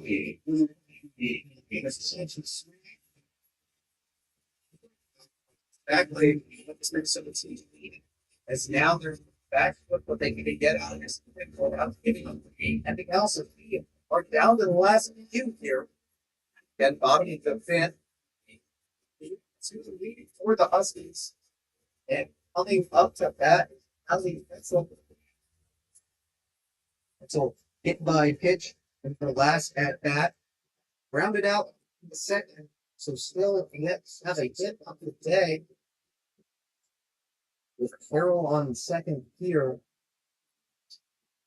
Huskies are going to capitalize on this found into the netting for a first pitch strike. 0-1 is the count. 1 out here. Yeah, Sousa got to settle down there after giving up that RBI and giving up the tie game there and allowing Washington to take the lead. That one's in there for strike number 2, a clean pitch. 0-2 with 1 out. Etzel reached first via the hit by pitch last time up. Sousa looking for the Gophers' first strikeout of the game. And that's not going to do it as that's low and off the plate. So a 1-2 count here. Carroll still hanging out at second base. That's got to be in the back of Sousa's mind here. Already giving up that RBI double. Here comes the pitch, and that one's in there for the first strikeout. Here the Dolphins. Souza gets out of the shoot with that rising pass.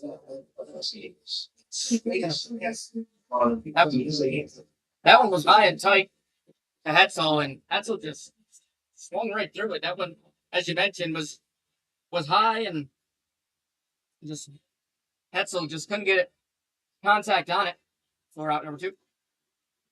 Easily at the plate, and that pitch is in for another strike. Souza putting together a good run here on 1 count, 2 outs. Tinsley has singled first 2 times up to bat. And keep that hitting streak going. As that one's low to even up the count at 1-1 with 2 outs here. And meeting. Third base coach for the Huskies calls over easily. So down.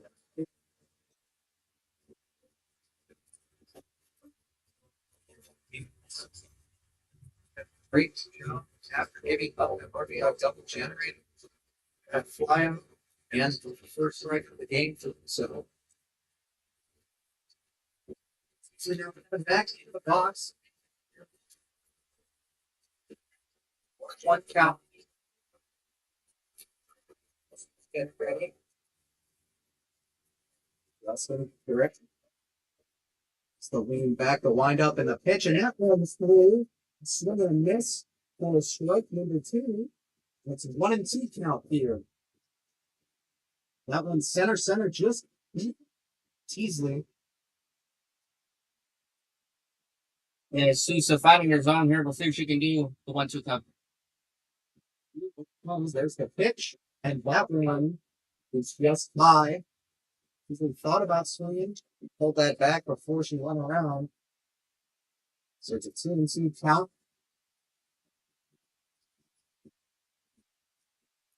Washington dugout comes alive. Here comes the pick from Souza. And that one floats high again. So now the count is full, 3-2. 2 outs here in the bottom of the 5th. Washington hit the go-ahead run, the double off the bat of Carroll, who now sits at second base. And here comes the payoff, and that one, they're going to check, and she did not go around, and it's going to be a walk. It's a smiling on the mound, as she won. She got that one, but guys, Big circumstance here in front of us. They're just stunned. They cannot believe that call is Teasley works the walk. Now runners on first and second for the Huskies. That'll bring up Sophie Mazzola, right fielder. Souza. That one. Mazzola took a big step on that one, perhaps thinking of generating some foul here. 3 home runs on the season for Missouri. Like crazy thrower back. And now it looks like he's throwing a bunt, pulls it back, and that one's low, 2-0 count. Mazzola keeping Souza guessing. 2 outs here, runners on first and second. Washington looking to extend their lead. They hold a 1-run lead, 3-2. It's the pitch from Souza, and that one's high. Some action in the infield, but no runners go. Now a 3-0 count. In danger of loading the bases here this season. Yes. Susan is not wanting to do that. That will allow the top of the order to come up and see what they can do. But on the ropes is Mazzola. He's in there for a strike. 3-1 count here with 2 outs. Souza looking to get out of the inning. Came in for relief after a leadoff walk. Ended Schwartz's day at pitcher. She is now over at first base. Here comes the pitcher, and that's low, and that's going to load the bases for the Huskies. And here comes Casey Burdick with a single in the last out. That down through, but still Now batting for Washington, center fielder. Number 5, AC Vernon. Back-to-back walks. Back-to-back walks given up by Sousa. He's out on every plate. With solo on the first pitch. Ball one. So just got to get it back under control. You mentioned back-to-back walks. Can't afford one here. Puts the lineup in the pitch. Nice roll in the dirt. With another ball, 2-0 count. There's going to prompt Casey Johnson to have a meeting with her pitcher. And Cinnadine Souza here in a big moment. There's a big sense in the game. In a 6-pitching tournament like this, no mistakes allowed for either team. Tough environment for pitching. And especially, for Washington, you don't want to travel over 40,000 miles just to have that single elimination game. So they're trying to do all they can to, make it beat something. If, they traveled a long way. They want to make the next round. And, we got the Hoosiers, would be their opponent. That would be tomorrow if they were able to finish it off here. Still in the bottom of the fifth, Washington with the lead, back and forth ball game so far. Minnesota, Sousa, you just want to keep the runner at bay, keep this ball in the infield, and head to the sixth. A 3-1 count now. Again, cannot for the third and walk as the bases loaded. Carroll sitting on third base. Hit an RBI double to give the Huskies the lead earlier in this inning. Looking across home plate herself. Here comes the pitch. And that is in there for strike two. Now a full count, 2 outs, bases loaded. Big moment in this ball game.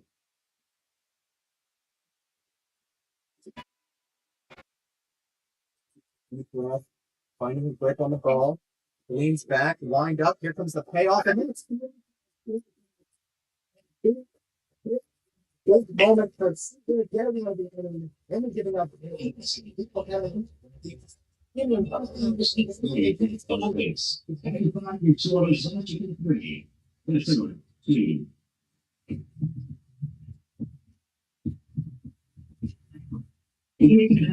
Sport sponsor to the complete sport of the Big Ten, its institutions and its academies. And the U.S. Air Force, Halsey, Blue Diamond Owens, the 7th, Dr. Pepper, Gatorade, Hellman's, Hilton, RFS, Magnetron, Old Trooper, Silk, Freedom, and TIAA.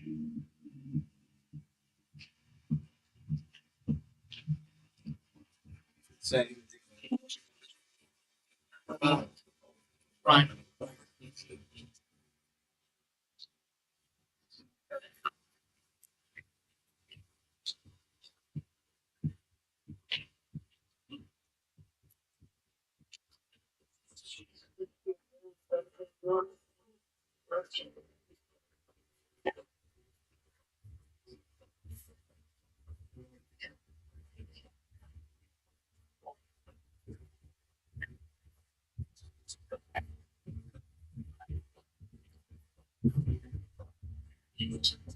We're back here at College Park. Get ready for the top of the 6th inning. It's Minnesota at bat, down 5-1. He was against the 5s. Must just go ahead now. The last inning. A double from David Carroll. Thing with the 11 balls. Badly for the Huskies here. Henley Easton up to bat for the Golden Gophers. They fly out from the first.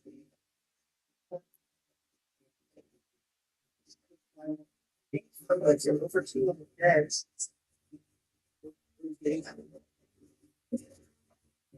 Looking to get that pinch hit or get on base, get the deal off the inning.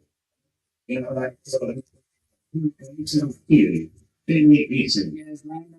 the pitcher for Washington in the circle for number 6 inning of work.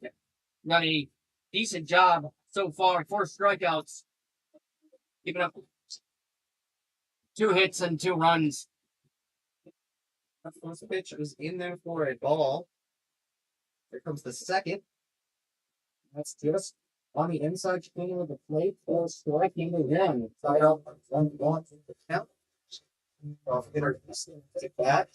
That's the big difference here in this game. Only a 1-run difference, but 2 hits for Minnesota to Washington's 7.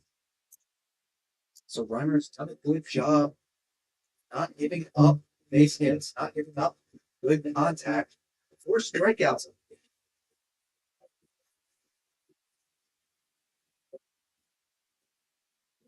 Here comes Reimer with the pitch. That one's fouled straight with the first. 1-2 is the count of Easton. Still looking to reach base for the first time in this matchup.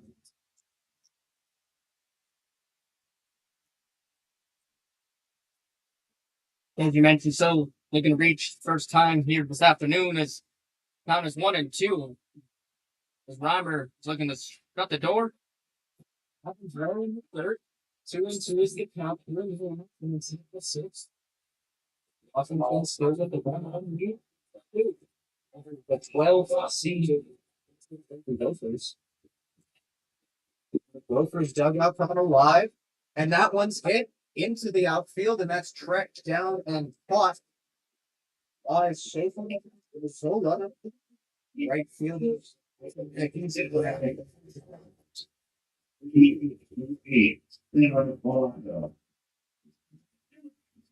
See Hera Wallako.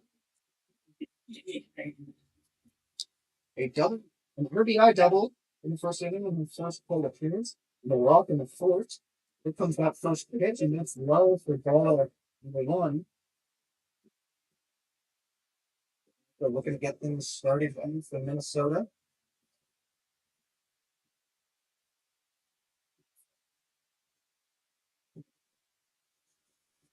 Pitch is fouled into the dirt, so 1-1 is the count with 1 out here in the top of the 6th.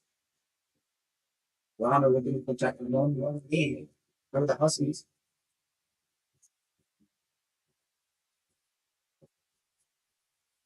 Get the pitch coming here is Reimer. Getting ready. Here comes the pitch. And that one's out, but it's swing through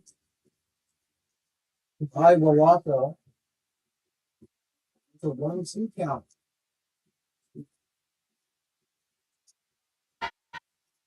Work that hand here.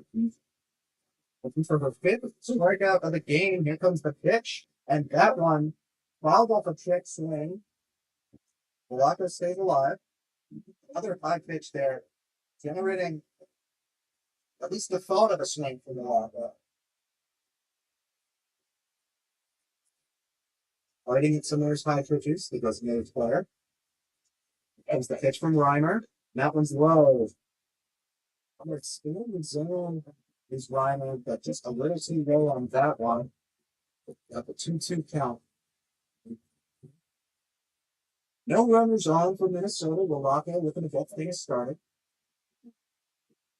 Single in the walk so far. Here comes the pitch from Reimer, and that one's fouled down the third baseline. Solid contact, but just got around on that one a little too early.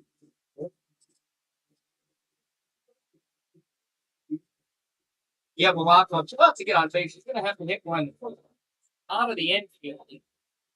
You know, it's tough right now with Reimer's finding her zone, and he's doing really good in the zone. Is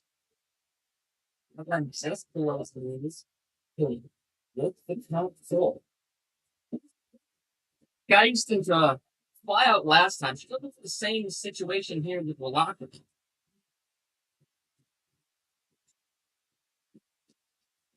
First 1-2, it's now full. Here's the payoff, and that's low. And it's right on Janet Phil, you're out there. And Brian Martin team, give us another one. Gold negotiations. Yeah, that's really good patience on the plate by Wallako. She was fluttered up and she's going down the third baseline, getting the Minnesota fans into it, getting the team into it as well. Comes the pitch for Reimer. That one's low against Brooklyn Jones.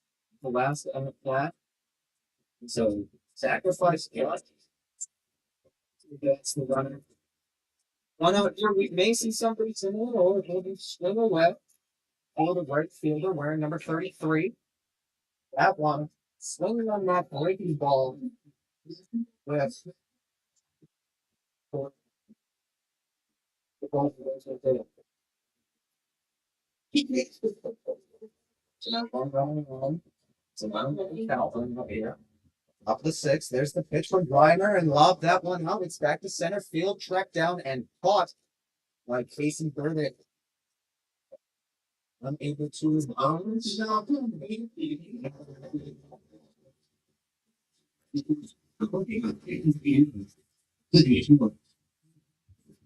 That's the back.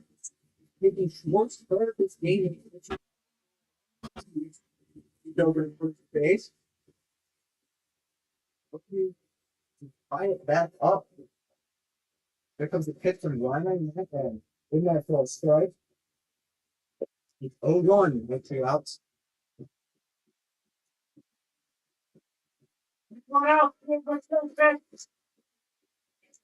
Ryan set now in the circle. Leans back, lines up. There's the pitch, and that's inside. First runner at last pitch roll, we just it's a little bit too far, right?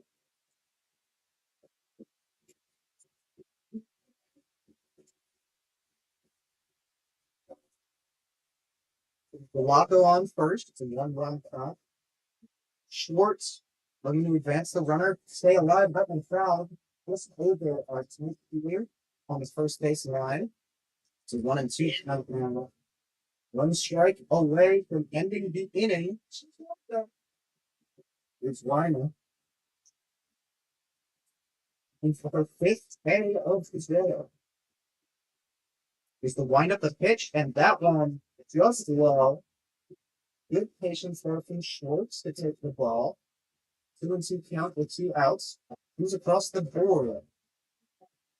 6-6 inning.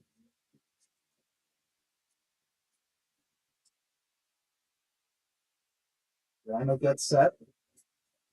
It's the wind up in the pitch. And that was barreled by Schwartz, and that gets past the second baseman for a single. To stay alive in the center, runners on first and second. And just bouncing off of the glove. So stay alive. Yeah, that one just bounced off the glove there. It's easily, as you mentioned, a good piece of hitting, easily almost had it, but she wasn't in the correct position. Kind of step away from that ball. That's why that ball kind of one-hopped off the glove there into center field. And you see Minnesota having runners on first and second, and they're in business here. We see head coach Ritter call time to get a substitution. Might have a pinch runner here, I believe is the call. If the conservation in the moment.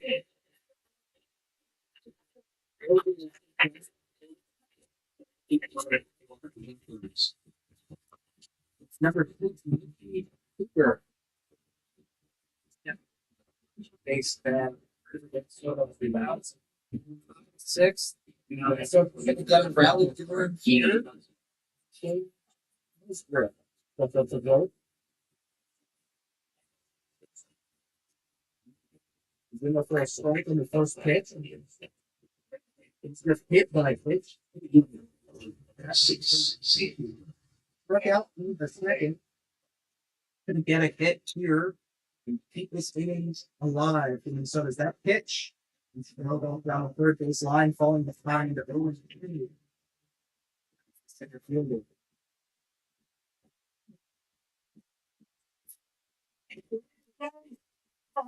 Yes, Bowser had a strikeout the first at bat, working ball, or excuse me, a hit by pitch. Last time, it's see if she can reach here with runners on first and second. Pitch in there for a strike. Gets out of the inning with another 0. That's 3 straight scoreless innings for this. Washington to ask you this. 7-6 should be back.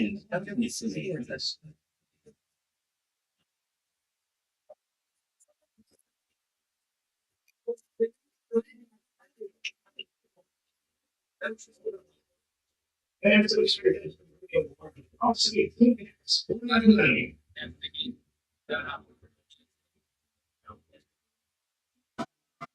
Yeah, like I'm saying, before this game started, there was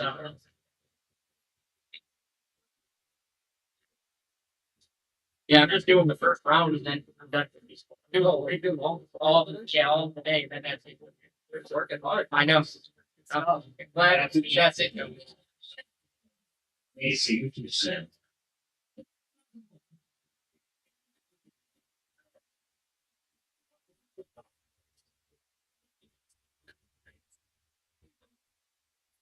Get change.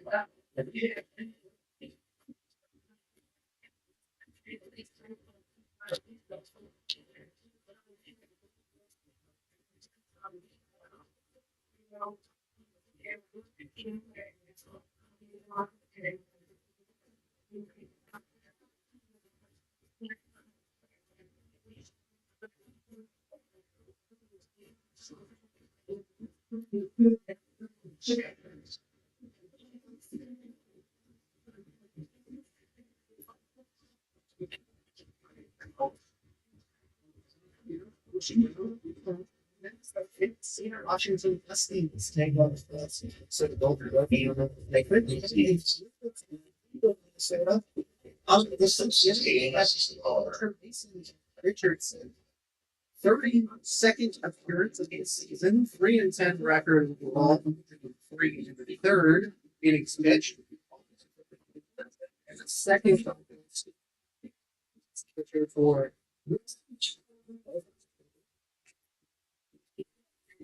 up to bat is Alexis DeBoer. We can use the first pitch from Richardson. And that one low for ball one. One out top here. If that last name sounds familiar for the Huskies first baseman, Alexis DeBoer is in fact the daughter of the former Washington Huskies football coach, and I coach another family. Hayden DeBoer. That was the oldest lad stood. He's on top here. DeBoer walked in her last appearance in the 4th inning, a fly out in the 3rd, and a ground out in the 1st. Back into something better. The first strike, they have balance 2-1. Washington's had back-to-back lead-off base runners. They've scored in back-to-back innings. Comes the pitch from Richardson. That one is the 3rd base gap. And that's a base hit for Alexis DeBoer, the first of the game. Another deep run for the Huskies. That one finding its way past the glove.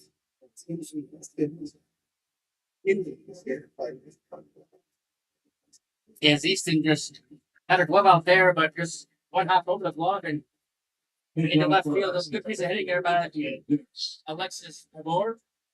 They'll bring up Alvarez, third baseman for Washington.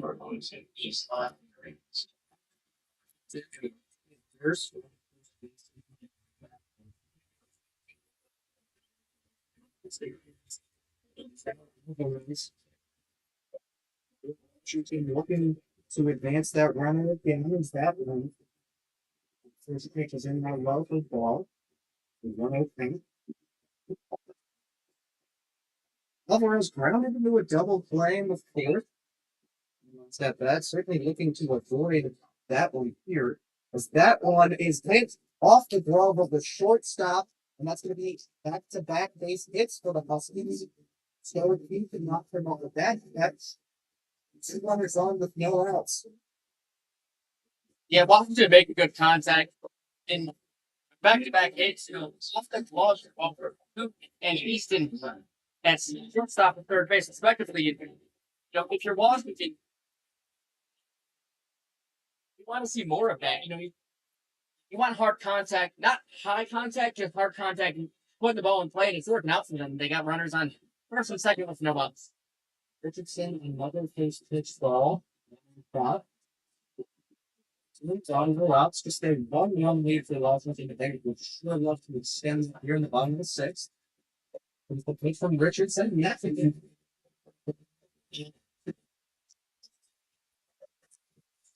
Glad up to bat. Has walked the last two appearances. Stole second in the fifth. Off of that walk. Here comes Richardson. And that one is 5. With the count 2-1. That stolen base did go under review, but it turned out Washington's way after the Minnesota challenge was unsuccessful.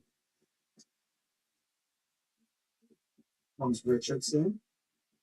And that one fouled into the dirt. Let's go bounce fair and tracked down by Edgerton firmly to the shorts at first, but pushed out at the inning. The runners in advance in second and third. Yeah, Richardson seen this Husky team last time she played them out in Seattle a few weeks back. She went 6 1/3 innings, picked up 7 strikeouts on April the 10th. So she is very familiar with what Huskies can do. She was on it that game with 7 strikeouts. So we'll see what we can do in this outing today. Here's the pitch. For a fast pitch, against Ava Carroll. Winner of the go-ahead run of her bat.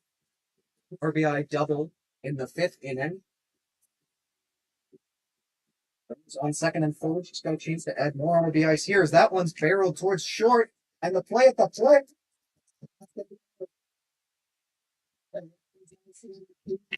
The catcher Casey Johnson down.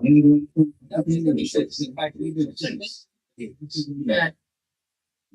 Alexis DeBoer was coming home and he tagged her out and believe it will be confirmed out. We do have a pause from the umpire though. As Minnesota is challenging the outcome, so the umpires will head to the monitor beyond Washington. Washington does outburst in front of the Washington bullpen. And we'll be back on WMEC Sports. What's the call?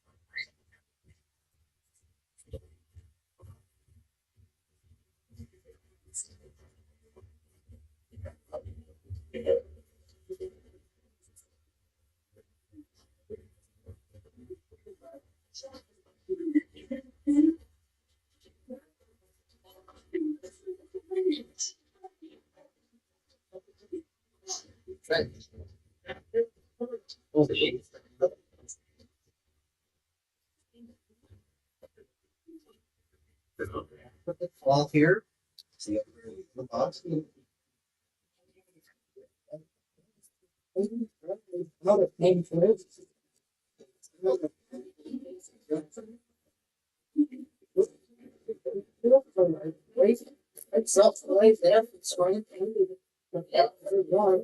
Second out of the inning.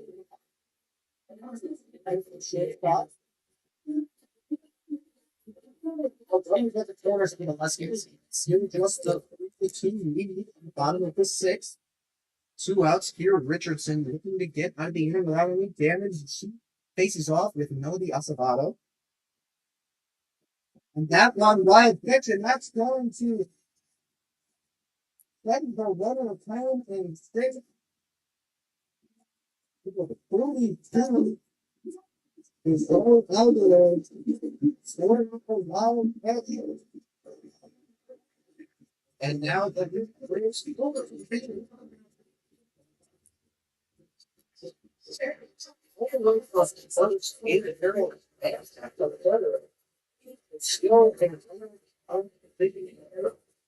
the data. Back up at that plate.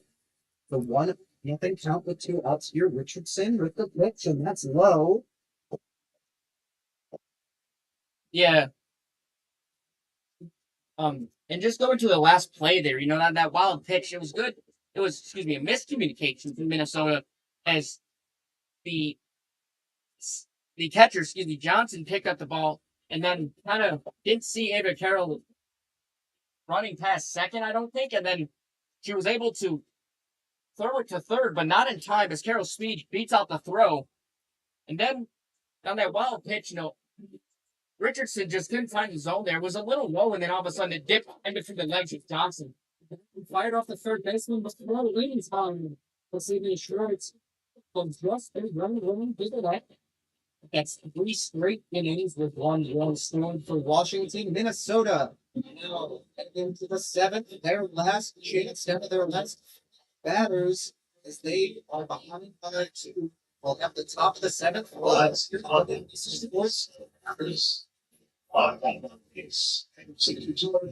Four, Minnesota 2. This is like my first ever call. Was a softball game for WMC Sports freshman year, and I had no idea what I was doing. Like, it was terrible.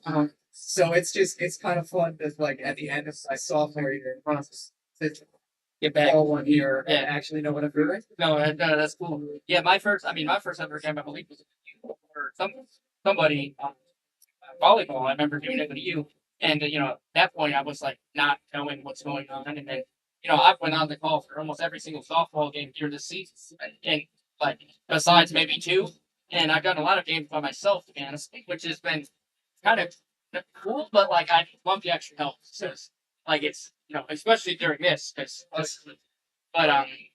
yeah, it's just like it's cool, have that.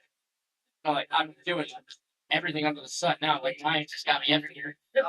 But it's cool just to get that broad range of sports here. I'm only grad, so it's like I got a year to do this. Fortunately, Ryan and Daniel see that, so yeah, that's it.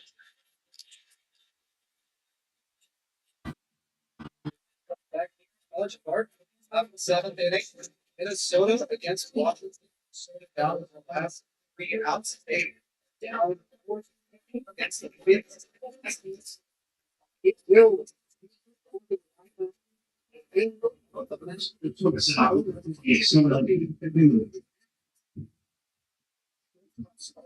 Slots out from 2 on the day. The back first pitch is low for a ball. It's not to start this 7th inning. Yeah, Reimer is pitching a very nice ball game in the circle. 6 strikeouts. Is looking to go the distance. Already 6 innings pitched. That one barreled by Clemens into left field. And that's going to get time for his base hit. And wait. Even the batter's out. It looks like they're going to push another soda.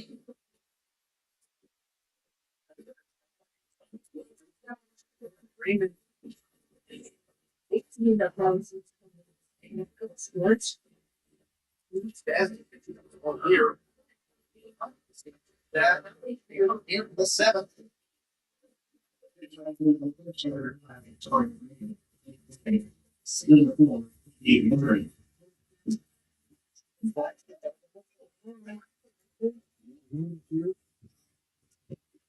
Facing the first one, everyone's going to text them inside the plate for strike one.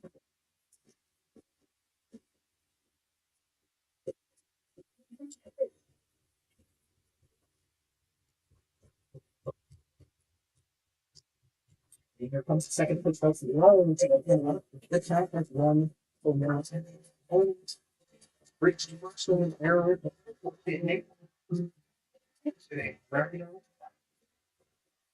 Both times after that, in the third and in the fifth. He's a pitch from Reimer, and that one fouled in the third. And it's pushing catch it. Make it a 1-2 count.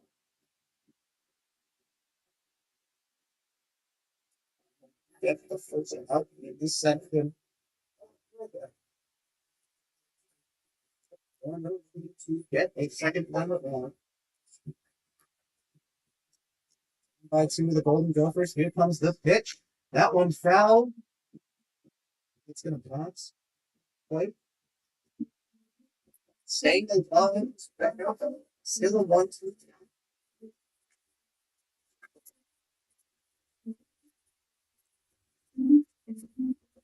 So the dugout with the fire to urge their hitter. And that one's gonna line to the third base, and this could be trouble and not able to complete the double play. But still an out at second. With Giselle Alvarez caught that one sentiment over at the second base, but the third was just us.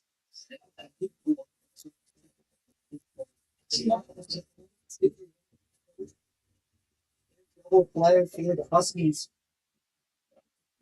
They're only able to get wrong, and here comes Cassie Johnson.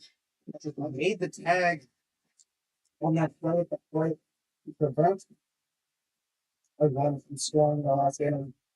Ultimately, the Wild pitch would score the Huskies anyway. The game of the run in the bottom of the sixth.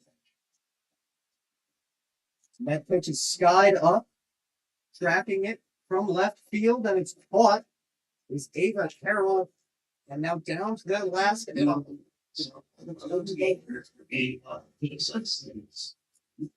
running on first. Run at the plate. They're gonna need something here at this hour. 0 for 2 so far. Left in the first, 2 ground outs. 2 appearances after that. Reimer sends that one in that one. Right. Number 1. 0-1 count clear, 2 outs in the top of the 7th. Down by 2 of the Golden Gophers, down to their last batter potentially. That 180 Reimer, that was low. Count evens at 1 apiece. Lot of moves have to be going for this Minnesota team. The last at bat of the season is that pitch. It's in line for strike 2. 1-2 count, 2 outs. Reimer looking to cap off the complete game here. 5 strikeouts so far. Can she get a 6th? The end of this one for the Huskies. The lineup, here's the pitch. That one fouled back. Good job there. Snippus actually saving the season for Minnesota. It's kind of 2-2 with 2 outs here in the top of the 7th. Mentioned the Vikings running high, Peter's running high from both Wilfers in the dugout.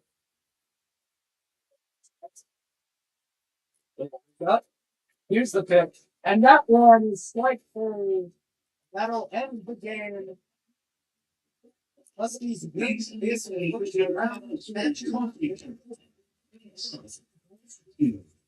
off the game from pitcher Mervyn Reimer. That'll do it for his first matchup of the and tournament. Zachary Koehler alongside Kim Crossett. And that with the second game of the Vikings, Michigan Anthony taking in the Ohio State Tigers. And this means anyone sees those.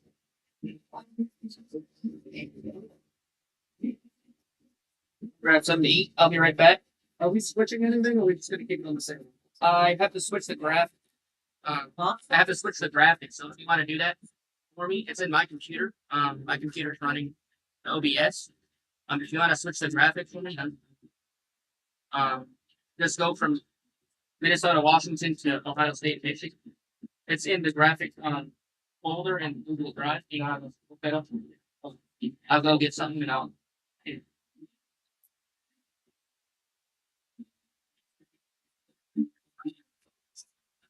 Once again, you're feeling sort of B1, Washington 4, Minnesota 2. The Gophers finished with 2 runs on 4 hits, no errors, and 7 left on base. Washington finishes with 4 runs on 9 hits, on 1 error, and 11 left on base. Thank you for attending today's post game. Don't go anywhere. 3 minutes of offense continues, and this is Wolverine taking on the Ohio State Buckeyes.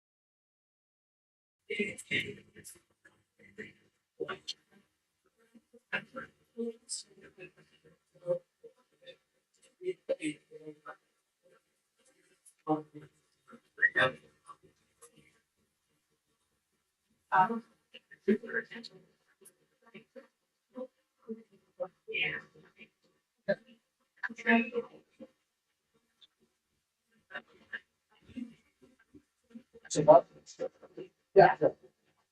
You switching to big figure out the sleep. I guess I did.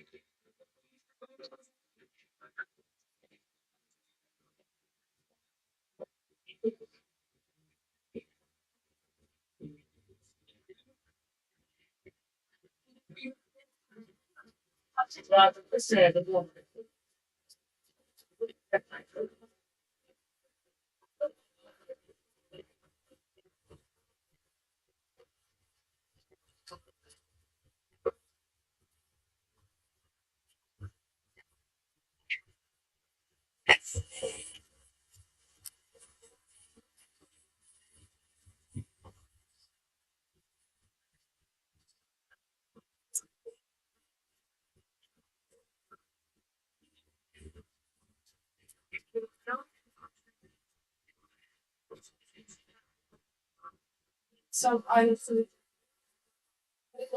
can just sit.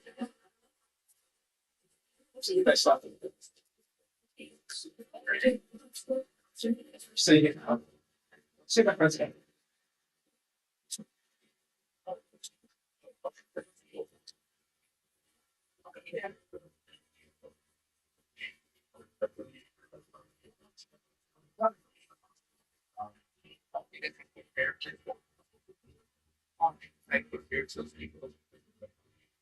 I can.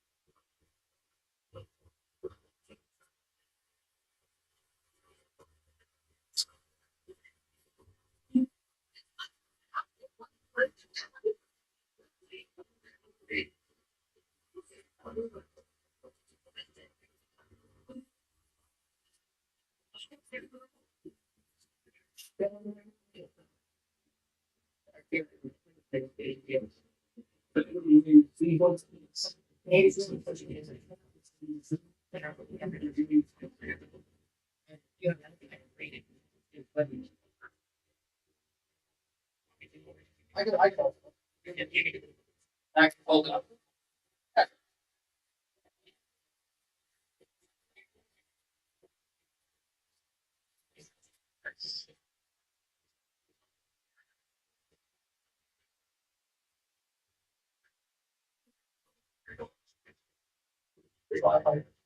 Yeah, I mean, I thought like what they do, yes. It's not all us to say. Yeah. Actually, I'll probably knock, knock, knock.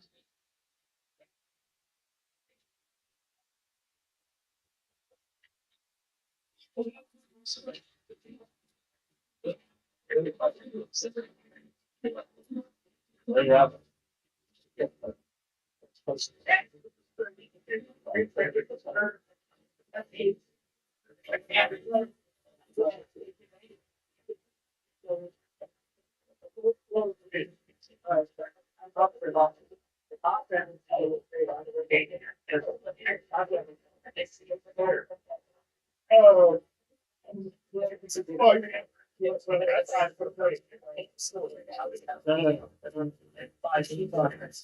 What's the original? Yeah.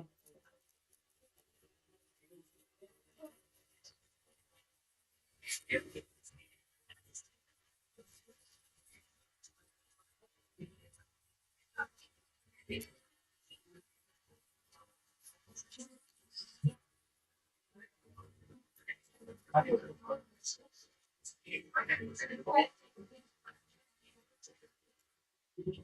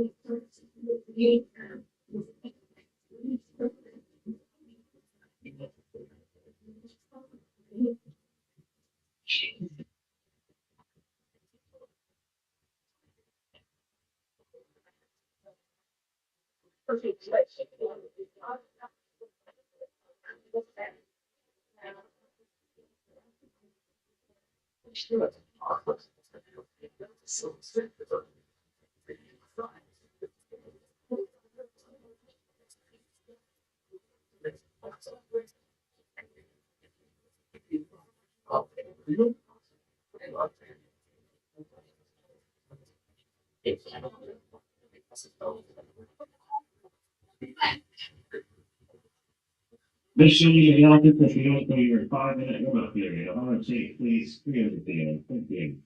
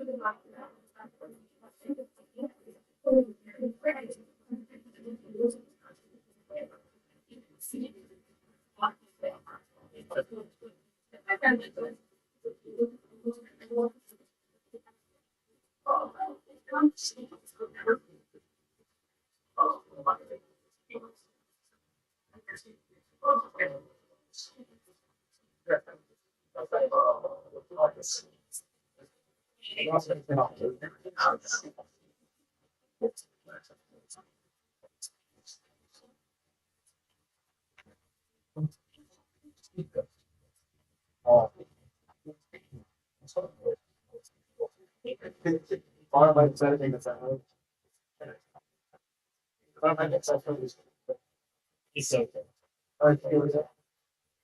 Oh,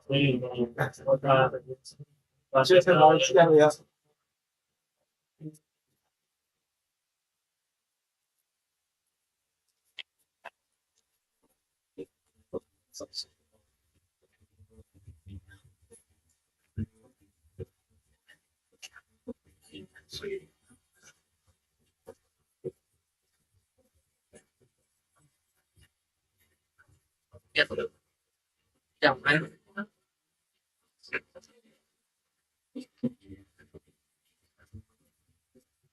Populate on step broadcast. Yeah.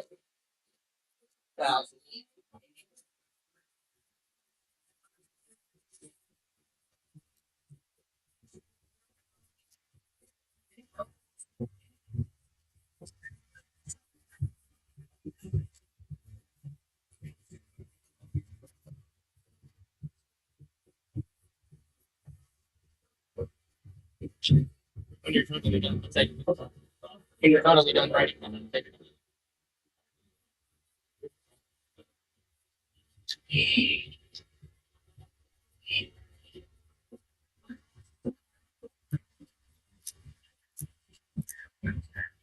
Consider that.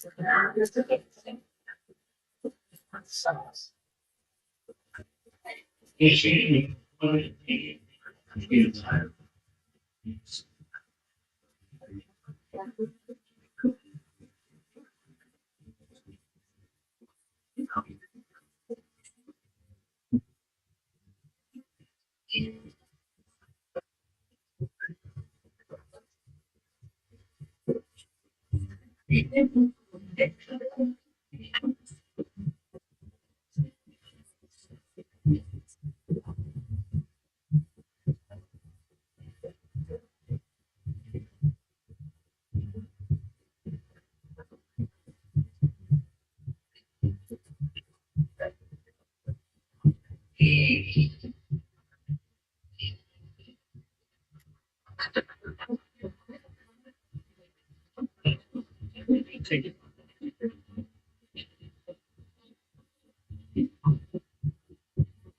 The shade next to the yellow, I see you get the other thing.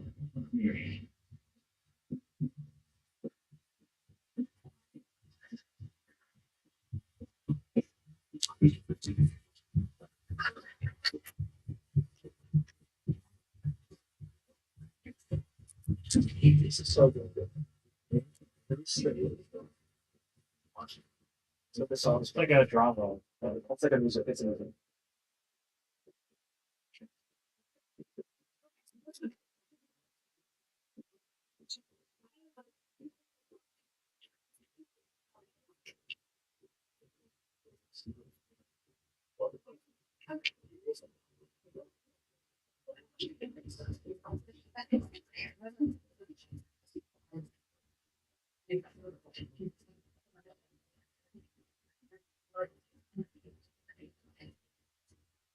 Oh my god. Oh, fireman. You need to go around and oh, dude.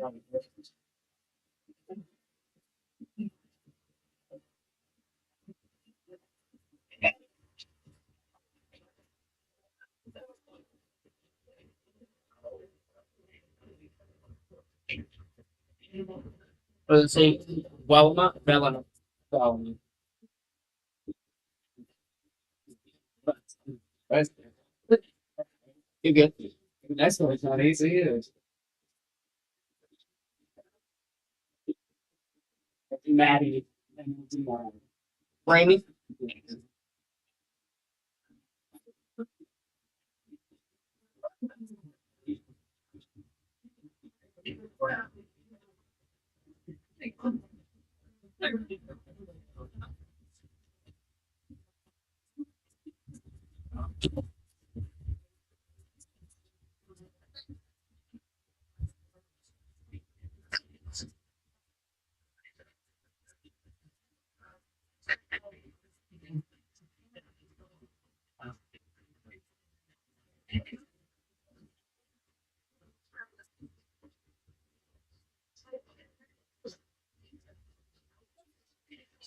Unlocked one.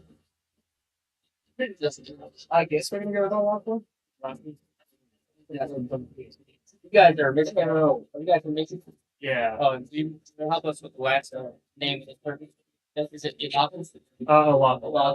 Perfect. Thank you. No problem.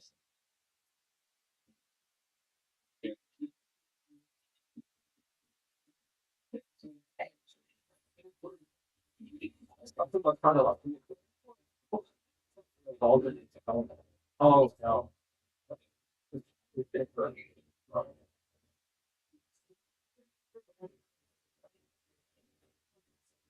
Oh no. It's about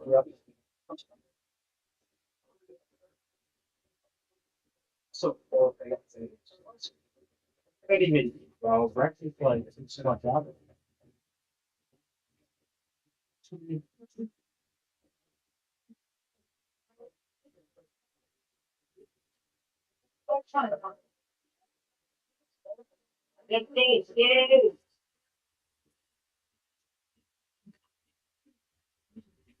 I'm looking.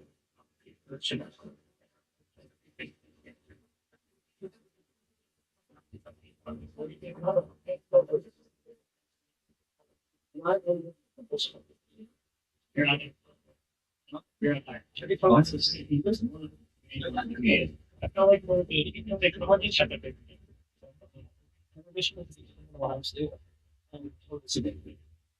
It also be like What are the seatings in this line? It's like 8 Ohio State ones. Those that extra. What? It's 8 bats.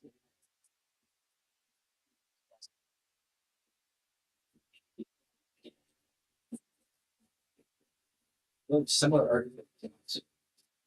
Say, Adley Harrison. Number 15. Athlete reasoning.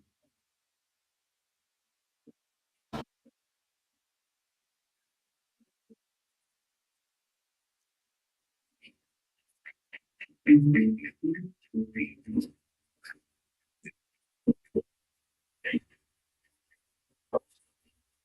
going to say, please clear the behavior, which I see in the video. Thank you.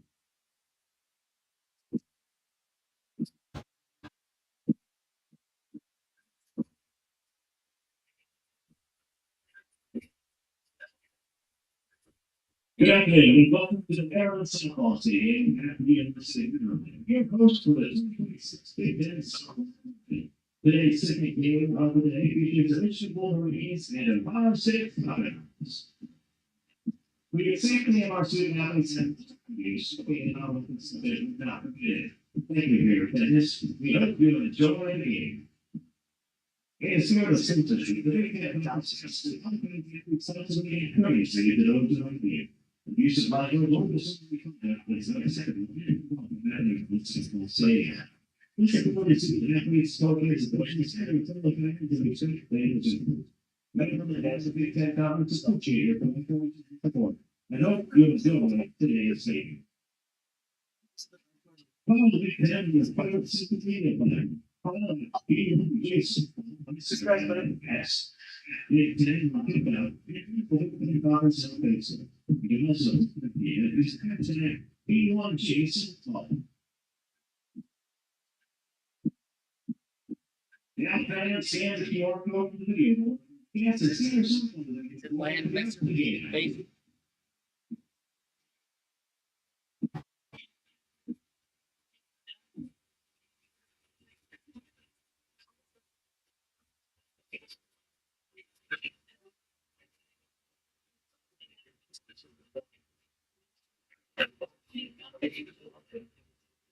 Subhires support input for your meeting and for the subhires support.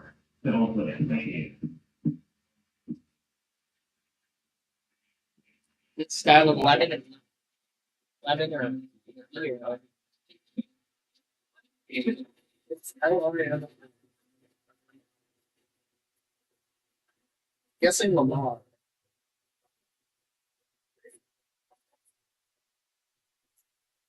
You rather see fine than Big fire. Take it back. Well, actually, it was a page line. 11 battles. 11 battles. You're not. I think we're actually a team that are very nice. So yeah, are going to try. You know, you guys are. See, she's good. I think they have a sword. I think we can put on the stage like and get more. That's about B1G. Alpha bombing. That's a team no one thing on that.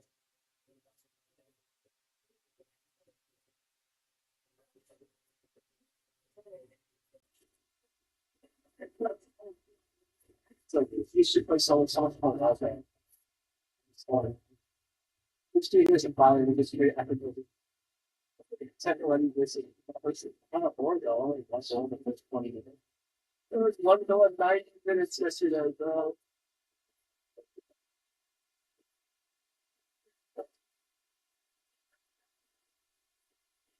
I had more shots on goal than I guess.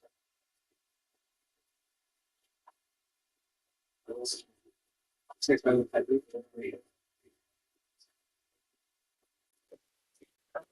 every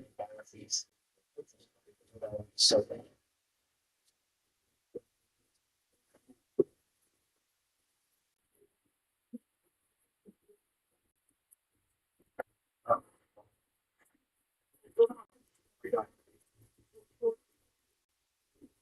So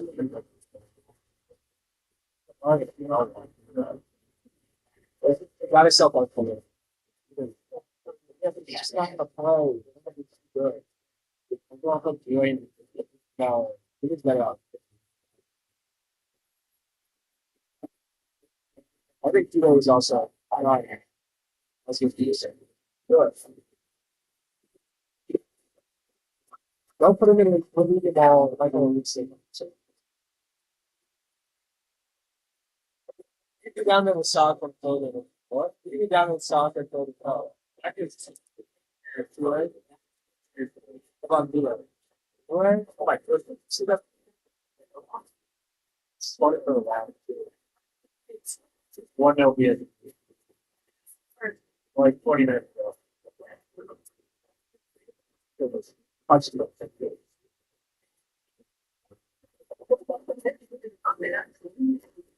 It's like second order. Yeah. Bro. Like he's playing out of position. He's playing. He's right back. And like there's pretty well verdict of it. Yeah, but so just because he's a more well-rounded player, it doesn't mean. I think Albert is just oh no, yeah. But I'm saying that's not wrong. Albert does everything better. Environment, everything else. He's so young. So slow though. He's offside.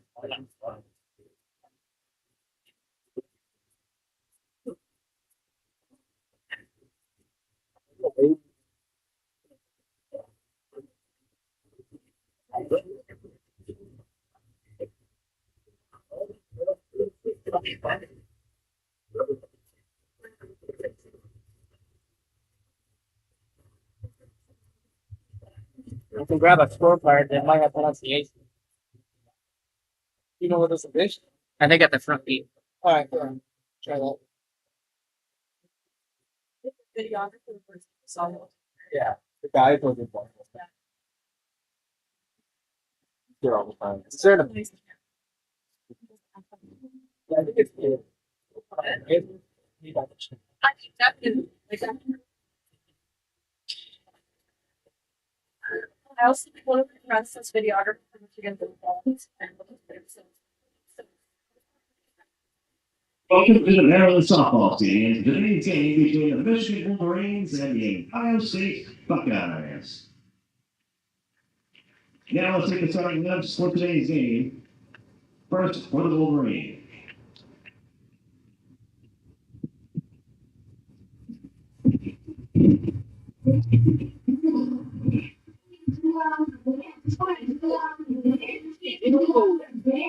Hello. Very much.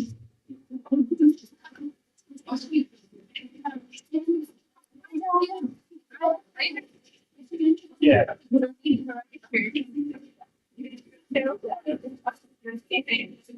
Thank you.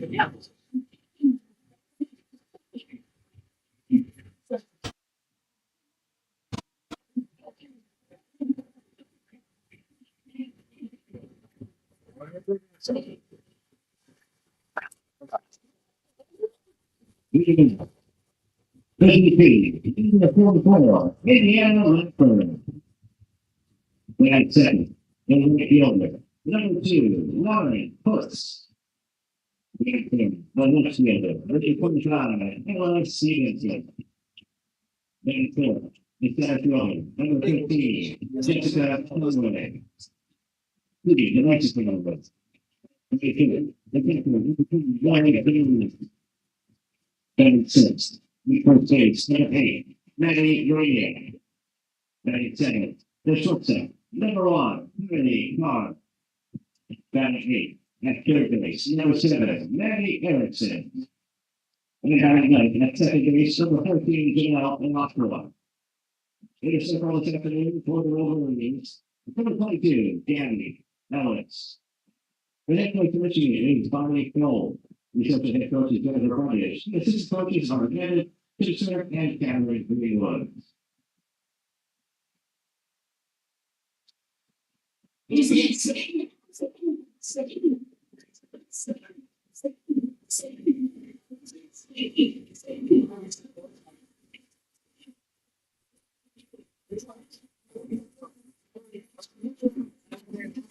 Yeah.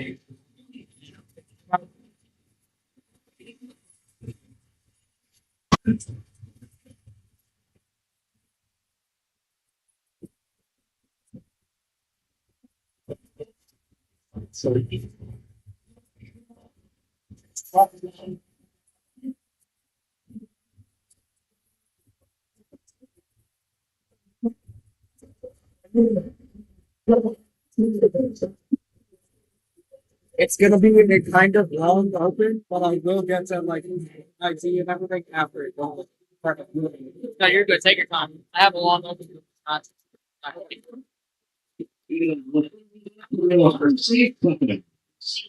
Leading, number 2, Kelly Parisi. The shortstop, number 27, Abby Wilhelm. Batting third, the left fielder, number 11, Taylor Hughes. Batting fourth, at second base, number 6, Sammy Hewitt. Batting fifth, Probably MVP, number 89, E.E.S.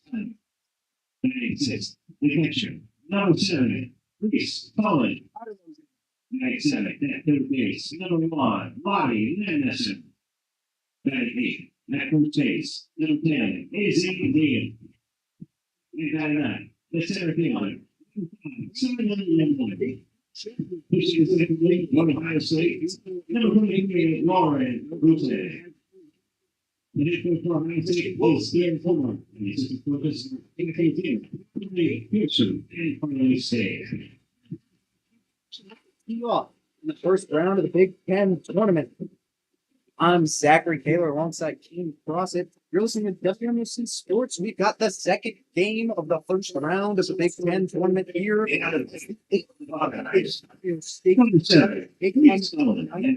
Michigan with 4 games. Number 28, Lauren Koehler. It's sunny afternoon. This game taking place 2 hours later than scheduled after a rain delay. Both teams getting ready to go on the field. The regular season of Ohio State finished on 6 and 26, 13 and 11 in the Big Ten. Michigan 33 and 19 overall, 11 and 13 in the Big Ten.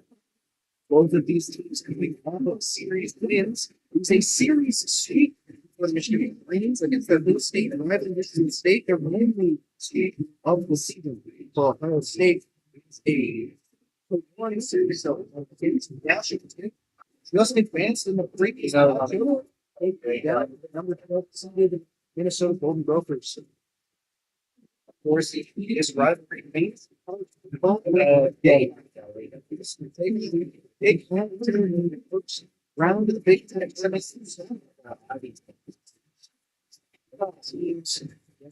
looking to stay alive. If they do something, it'll just be the number one seed. The number one seeded Nebraska is waiting for them on the other side. Yeah, Nebraska, a strong team, as we know, all season long. They're the number 2 team in the nation, a dominant team from all sides of the ball. And like you said, the winner of this one is going to have a challenge on their hands if they're going to face the Cornhuskers tomorrow. We'll take a look at the pitcher for Ohio State, the Lauren, number 23 with Buckeyes. The sophomore from St. Charles, Missouri, will get the nod. And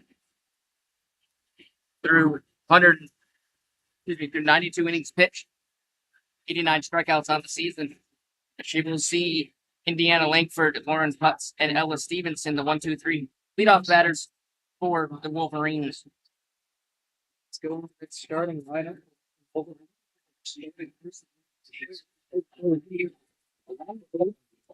Second, right what? Third was Wolverines, number 24, Indiana.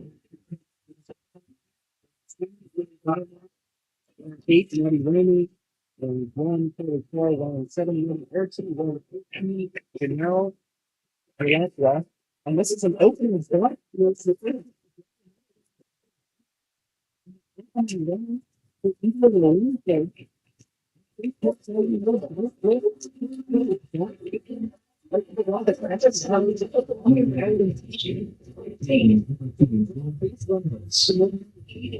Yeah, Reese Paul, the catcher for Ohio State, she kind of just looked in no man's land there as that ball was hit sharply, and then all of a sudden she picked it up, not in time though, as the heads up play by Indiana Langford beats out the throw from Cohen. Without hit ball. Let's call the ball. Running on first in this top of the first inning.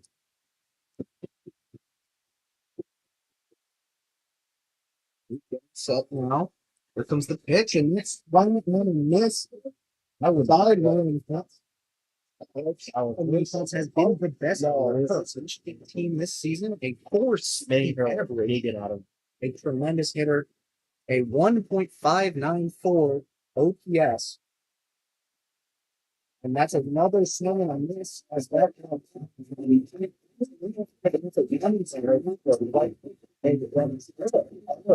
it's a dangerous hitter. Yeah, Putz, as you mentioned, is the leader in batting average for Michigan and Boot. It would be a good start to the ball game if she's able to get her swing and miss.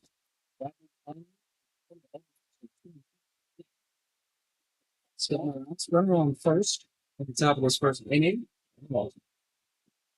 Start off possible. And he's set and scoop. Here comes the pitch, and that was back staying alive is Putz. We stay up 2-2.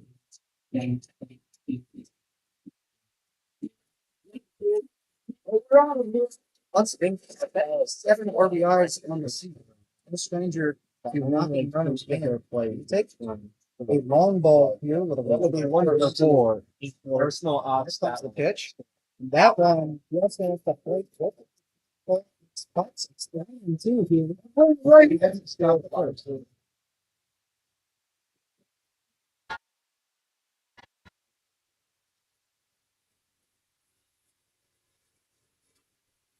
Set, wind up. Here's the play off, and that's Slumfield miss trying to steal second.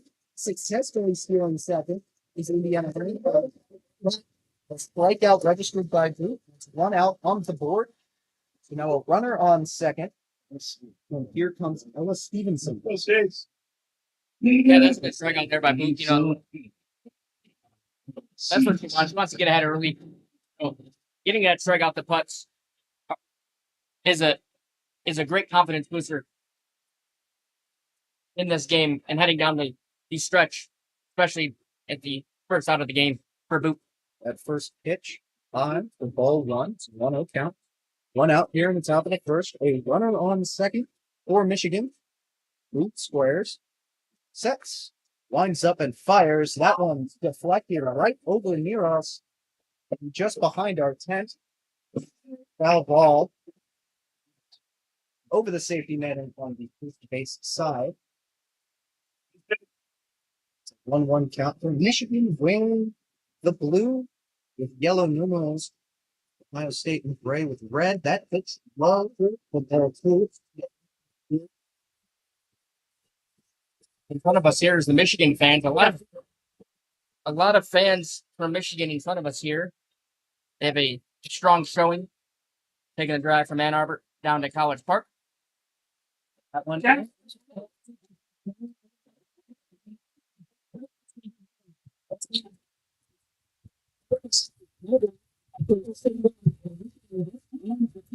First,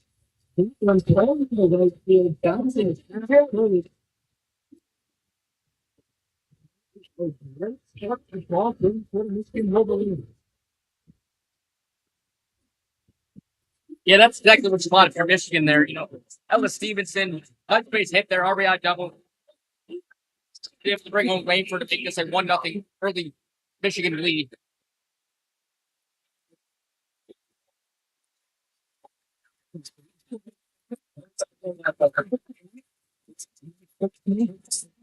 the central poster in the front side, fouling that one off.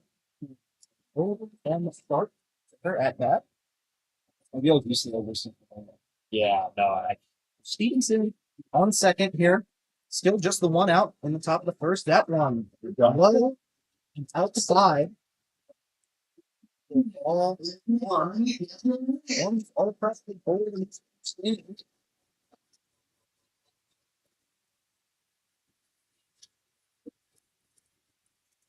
Comes the pitch.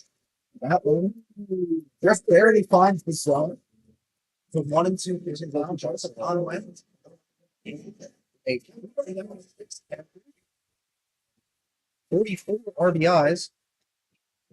45 here with Stevenson standing on second. Here's the pitch by Bootman. At the eyes of Conway. 2 count here.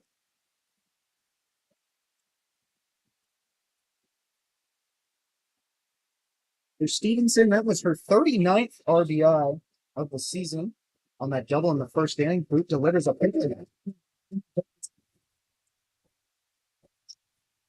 So retreats back after that one picked up by Petty's Cullen. So runner on third. Still just putting out a full count to Conway. Boot now squares. Sets. Winds up and fires that one. Checks in, comes off. Still just running up. Number 20. Number 40, Valentine. That's what takes the play there for Lisa Conway to work the ball there. Able to get runners on the corner for the Wolverines, and already they're out. The 1-0 lead. They're looking for more. That one. For strike. No one counts. One out on the board. Runners out. Runners for the Wolverines. This game getting 283 in the season. 38 RBIs.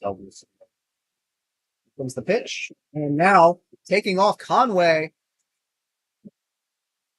No doubt Winifred beyond, but able to take second anyway. Holds the run on forward. So if the base run up in Michigan, the 14th run of best is going to stand.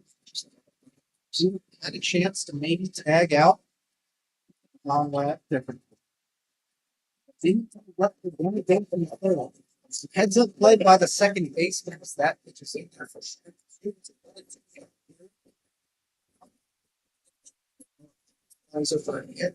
Suddenly, people Danny playing to her. Barrel.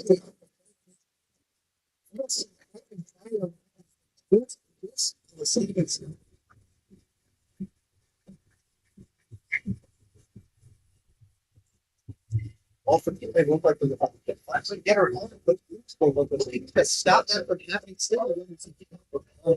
Runners in second and third for the Wolverines in the top of the first. 1-0 game already for Michigan, looking to add more here. Here comes the pitch. That one hit right back to the pitcher. Handle and toss the first. That's help number 2. He did a good job of grabbing that one off the ground. Then the third and going to first and out. He read it well. The underhand toss to the first baseman, Strada. Gets rid of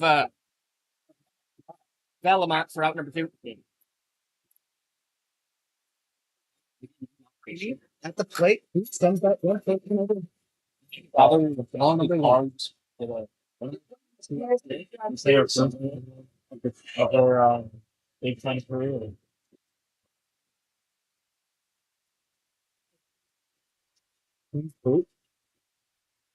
It's the pitch. Just trying to follow it soon. It's strike 1. 1-1 here. Matty Graney coming into the season in 324 with just 12 RBIs. We're going to add a couple here. Top of the first. And that one skips, but 2 feet ahead of the plate. Ball number 2.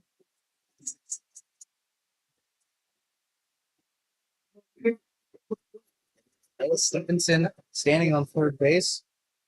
The owner of the RBI double that got the scoring started in this Big Ten tournament matchup. Root now deals that one. So it's a 3-1 count now.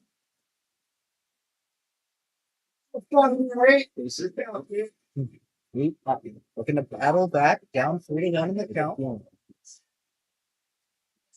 Squares, sets, winds up, fires that one low.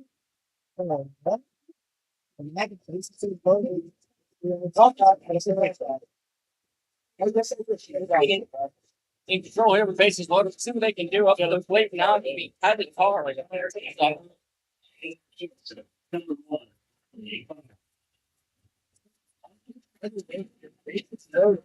already going to get up this first inning. Going to settle down.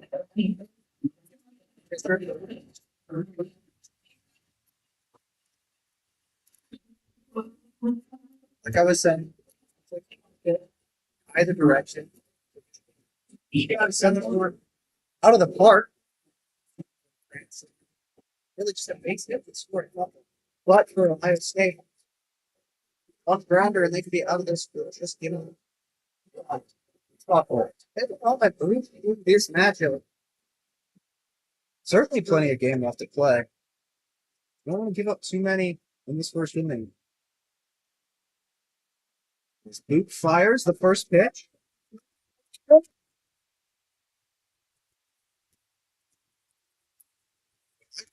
The shortstop, number 1, for me to this game, got him 288 guys. 350 on base percentage. Get there this time, as that one's barreled to the second baseman, handled and tossed to first for the third out of the inning.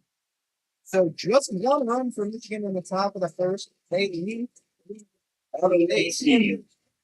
Bottom of the first. Sports, don't go ahead. All together. On base. And even the score between game 1 about big on the same. 0. Big on the I think you're I think you're I think that's what is cover 20. Yeah, yeah. Really known. It's Big time. years.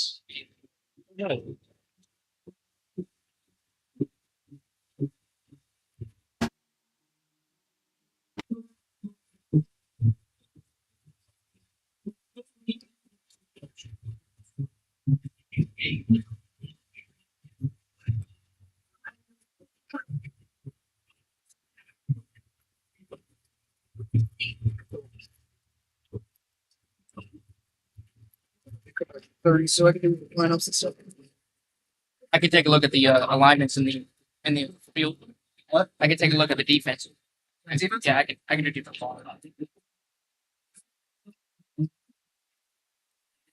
You're at College Park as the Michigan defense takes the field. Now, brings Ellis coming into this game. 8 ERA, innings pitched, 59 strikeouts on the season.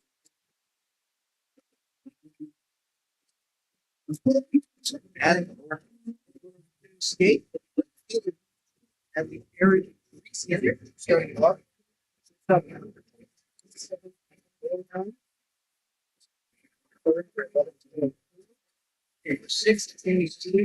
39, 7 to the one left land hustle for Two, really condition. the first pitch. Side IS.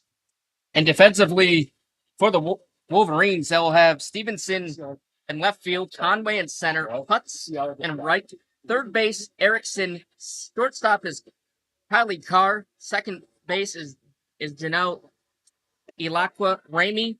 At first base, behind the disc catching is Lily Bellamont, and in the circle is Gabby Ellis. 0 count, Alders, batter for Ohio State. That pitch inside now, 20 count.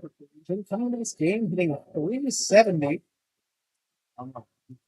Strong hitter indeed. A 1.401 is an OPS. It's Ohio State team full of big bats. They were third in the nation. Says this pitch. Third in the nation in home runs, but they also lead the Big Ten in strikeouts. So they swing big, and it's risk versus reward for the Blue State Buckeyes team. Here comes the pitch. That one. For the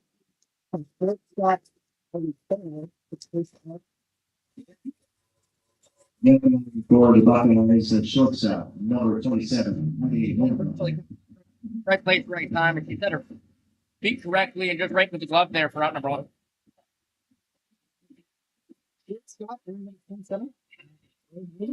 Up the bat. Facing up against Ellis. Ellis throws that one. Just off the plate. So 1-0 count. Start this one. Wilhelm coming into this game, hitting a 338 with a 1.337 OPS.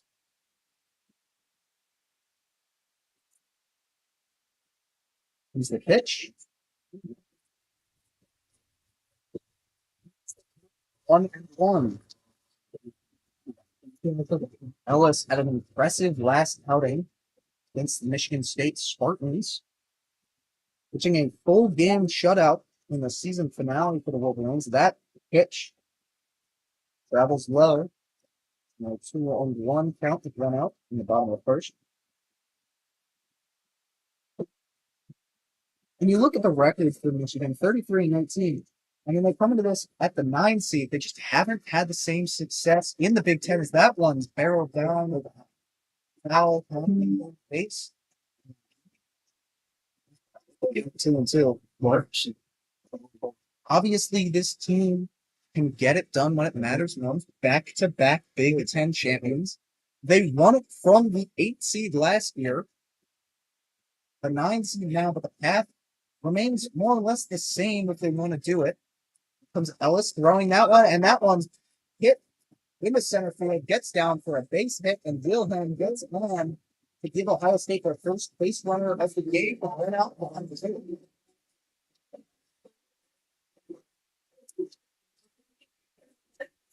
field. Bring up Taylor Cruz, left fielder for the Buckeyes. We'll have a on visit from Michigan head coach.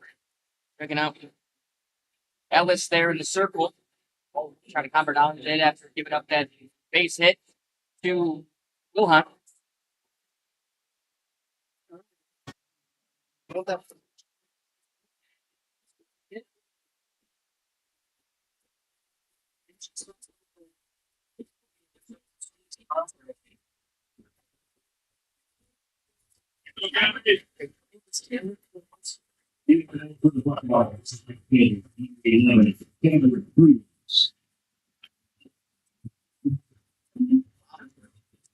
Only 7 RBIs of the season. They run it in first. Who's tries to get the time run here. The first pitch, another ball with a 1-out count.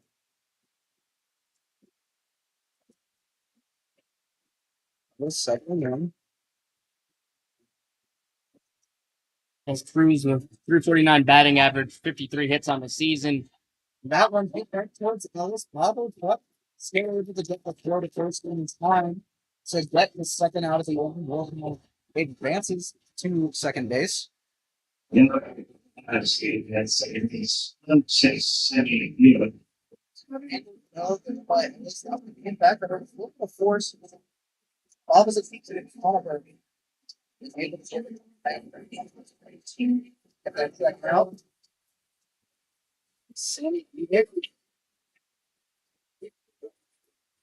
The bat, the second baseman wearing number 6. That one fell directly at the Ohio State dugout. We're gonna wake up her teammates in there. That was a close one. She could. That netting wasn't there. She could have taken out her whole team there. Warning shot. Yes, exactly. Here comes the pitch from North. That one. Ellis now ahead for the first foul minutes of the inning. Gonna get out of this. Wilhelm on second. Looks through. Infield converging, and that's going to be caught. The third baseman for the third out of the inning.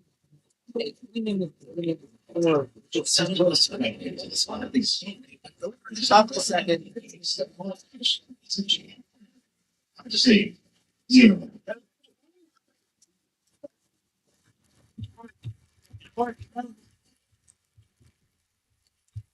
Switch. When you think about it, some of the back 6, how could we dance in the Incident Big Ten Women's Championship Series? There is a pretty good in your official against the Seminoles against the Vikings. We have the folks next month. You also get here from your favorite school event and compass of his Big Ten.org.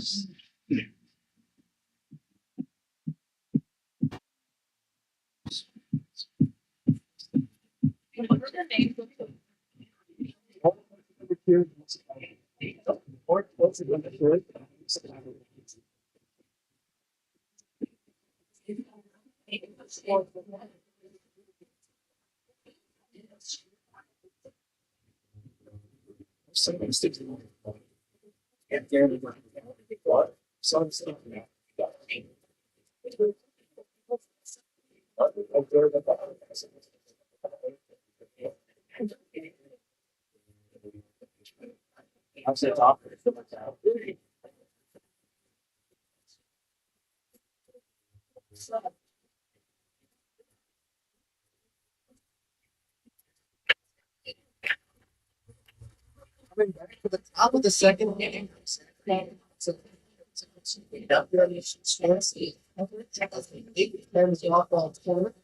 This second overall game in the tournament. Minnesota. They have 1-0. Yeah, Michigan looking to continue things here in the second inning after that leadoff RBI by Ellis Stevenson. Got the scoring started for the Wolverines. Facing off against Madden or say he failed answer and just got the last out of the first inning. Came into this game with 25 average. It's the pitch. That one hit in the center. Can find it against the wall. That's going to be a 7.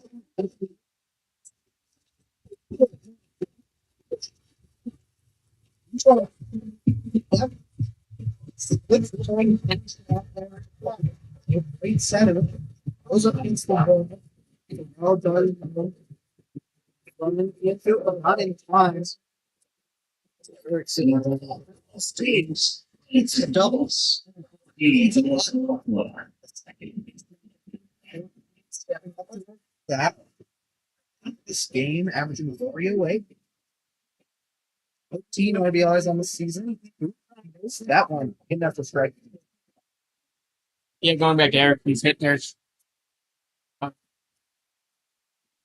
He read the pitch well all the way and just hit it right down the center field gap for a base hit. He's both second. Pitch. And that's hunted foul by Alakwa. Huh? Oh, it's a 1-2 count now with no outs. On top of the second, Michigan has the 1-0 lead over the Ohio State Buckeyes and a runner on second here with no outs. Boot deals. Just outside. Good. With ball 1, 3-2 count now.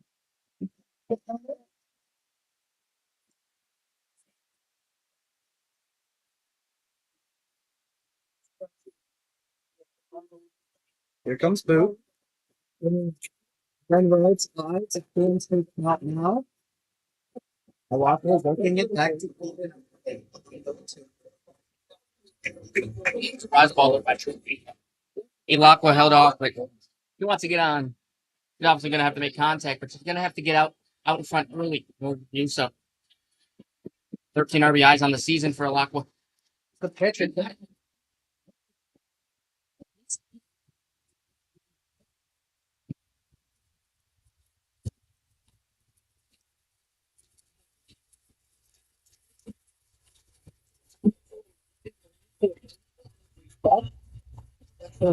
First base on the first inning. We're going to get another hit here against Boo. Good at bat, guys.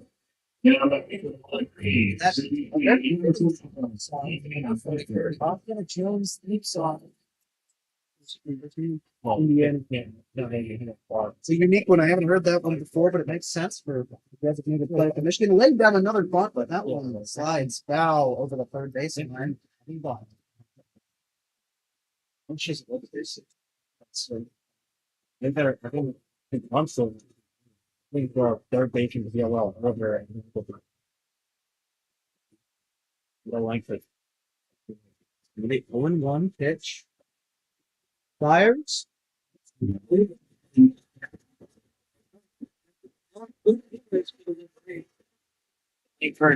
As a 336 batting average on the season, hit lead off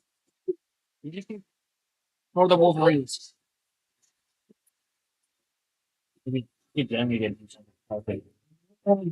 Tried to bunt and tipped high and behind in the foul territory, but corralled by the catcher Reese Pullum to the first out of the inning.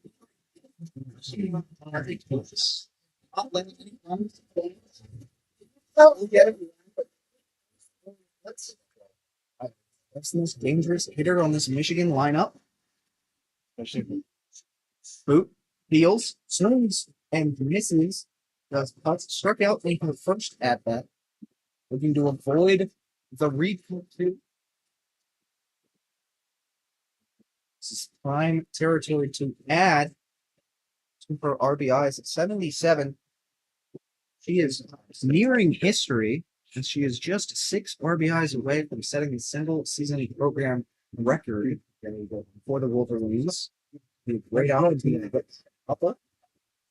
Good 88 home runs on the season. Very impressive long ball hitter. Looking to generate some strong contact. Here is Boot delivers and another heavy swing from Flood. For the fences. His putts, last time these two teams met a few weeks back, she was 5 for 10 with a homer and 4 RBIs. Here's the pitch. And fouled back. Power on that foul ball as that crossed the street behind home plate. all the way out of the stadium.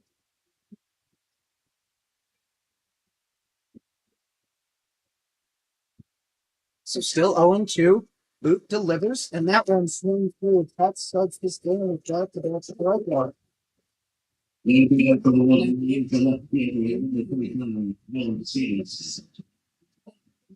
All Stephen was an RBI double. And can add to the lead. Yeah, that was a nice pitch there by Boot, getting rid of Lauren Putz. The strikeout, out number 2, the second consecutive strikeout for Putz in this game. It's tied, so 1-0.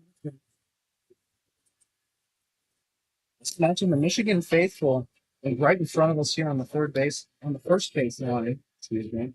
Seems no matter what the sport is, they always travel well. Here's the pitch from Boot, and that one knocked into the air into center field. And under it is Lemon.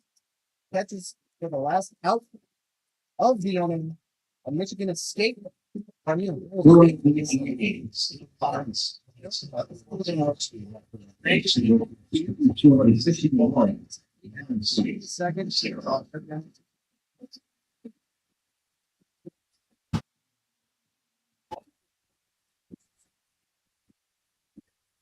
See, I think I'm going to be like extra. See what this Okay, you know the history.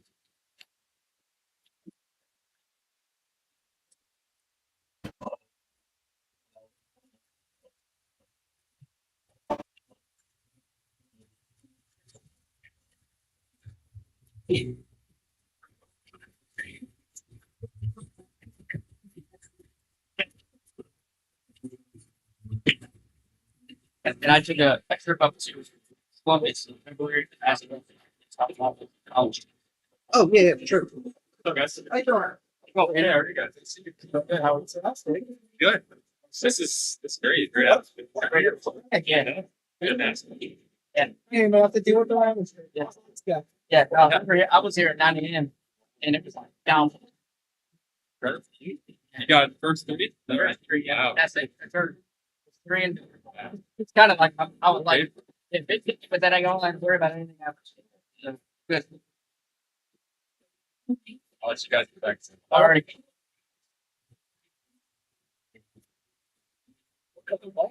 College Park, bottom of the second. 9th seed of Michigan River Leagues hold the 1-0 lead over the 8th seed of Ohio State Buckeyes. Plenty of fans out here.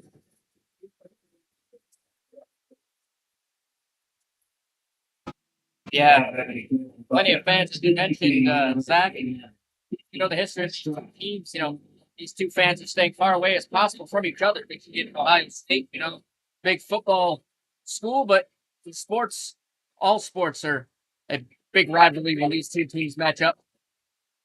So we have today in softball in College Park. First pitch from us in their first strike zone. 1 count here against Estrada. Goes at bat for the first baseman. That one just off the plate. It's a 1-1 now. Coming into this game, a 303 average, 15 home runs from Estrada. Can take the ball far if she gets the opportunity. Ellis looking to stay away. That one goes by.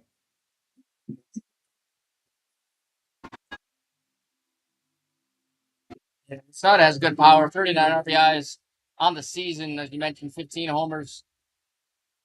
They're looking to put the ball in play. That one. It's a Ohio State team, alluded to earlier. Good at hitting the ball far. They are 6th in the nation in slugging percentage at a .647. When it comes off that bat, it's not usually a single. That one goes foul. Over the third base.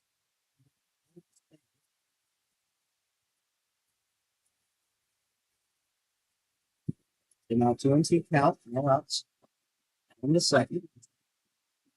Ellis getting ready. Here's the pitch. And that one's hit towards the third base.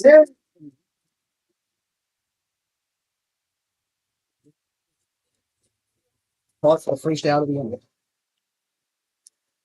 Yeah, that was a good play there by Erickson. She read it well. And good foot placement there.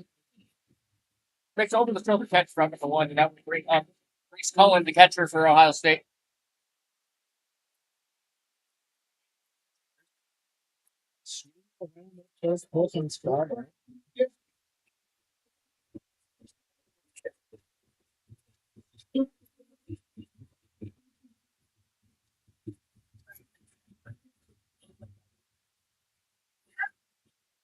Let's get set. And fires that one indoor. Just off the plate. Evening up at 1-1 in the count.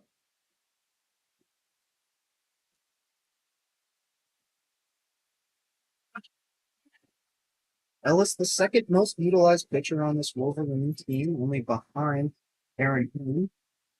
That was held off.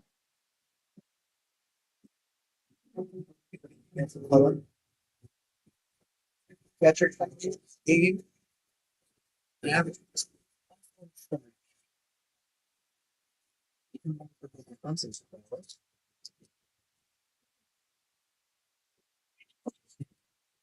Let's get set. Fires. That one hit right over the second base pad, and it's going to be a single. The catcher in the lead. Hold on. It's on base. Now,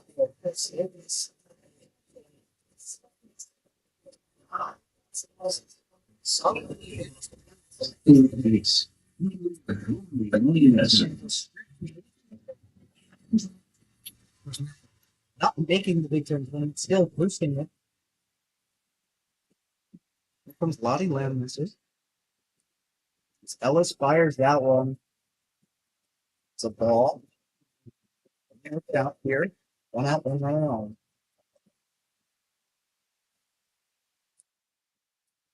They're coming to this game with a 184 average. 14 RBIs on the season. Here comes Captain Ellis. That one popped up to the infield. It's tracking into the outfield, but it's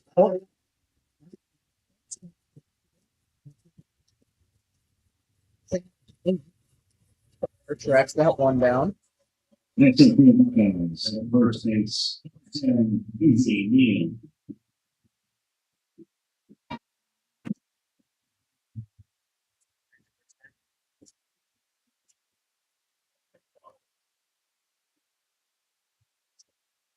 On 2 outs. There's the pitch, and that one's looped straight down the first base line. Some miscommunication, and everyone is going to stay there. And then softly hit the ground ball.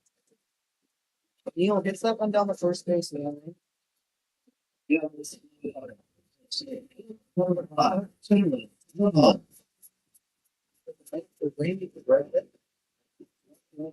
First base. But now 2 runners on the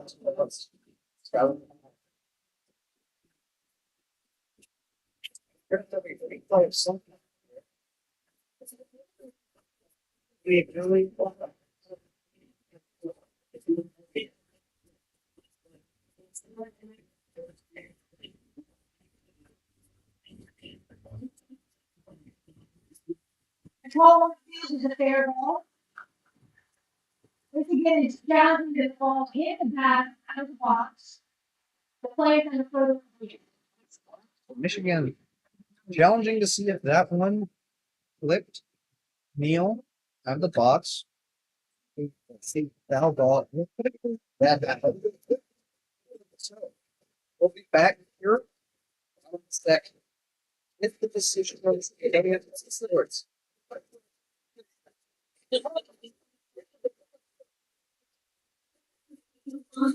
Ryan texted us. He said that the audio is unusable, like or sound underwater. And they say go off computer if you aren't already.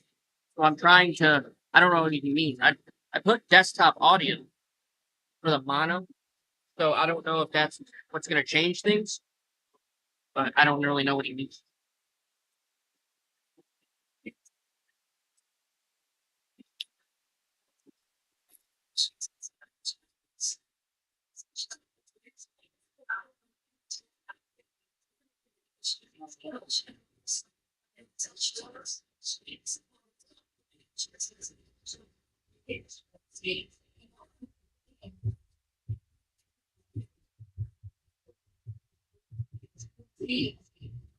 Maybe better. You think it does on this text and say, how about him?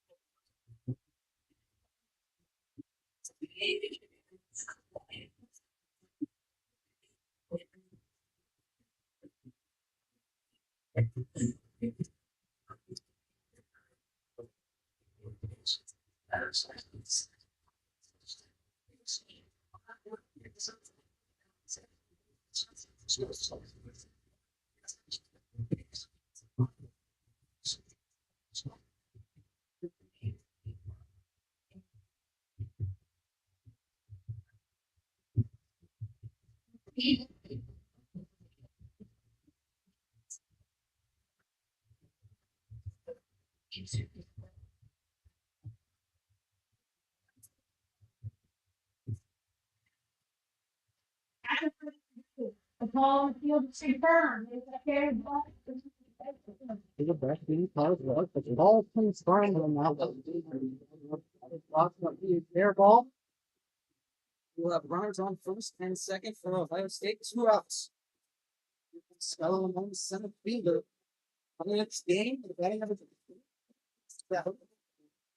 RBIs on the season, looking to even this one. Michigan holds the one that nothing with the Buckeyes. Willis, big deal. Here comes the pitch. That one. Look off Gallimore goes to the outside for ball 1. It's a 1-0 count.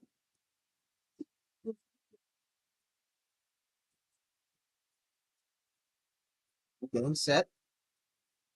Here's Ellis in the circle. Here's the pitch. And that one. Also, let's see the ball. Yeah.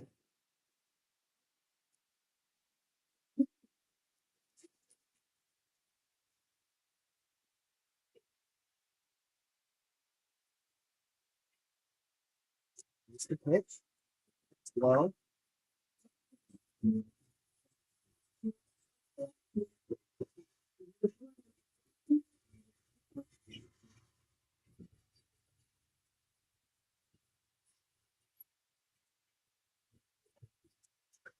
And here comes Ellis firing that one. He'll be more for a strike. Non fault. It might have been a ball, but now we've got a bit of a chase down situation.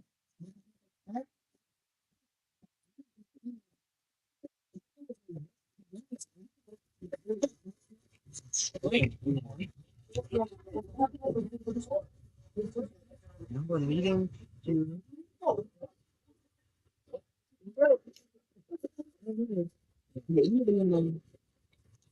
No one's trying to drive Michigan. It's still 1-0 down for the whole game. We'll be back.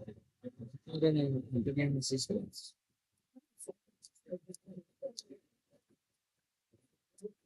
Take this one solo. Take this one solo.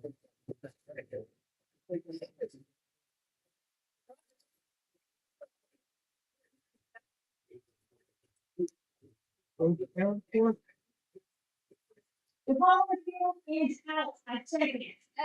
Ohio State challenging that ball. The ball doesn't go to begin. Welcome back on WMEC Sports, Ohio State challenging the call under review. The call is an out originally, but taking a review here, so we'll let you know the decision momentarily on WMEC Sports right here.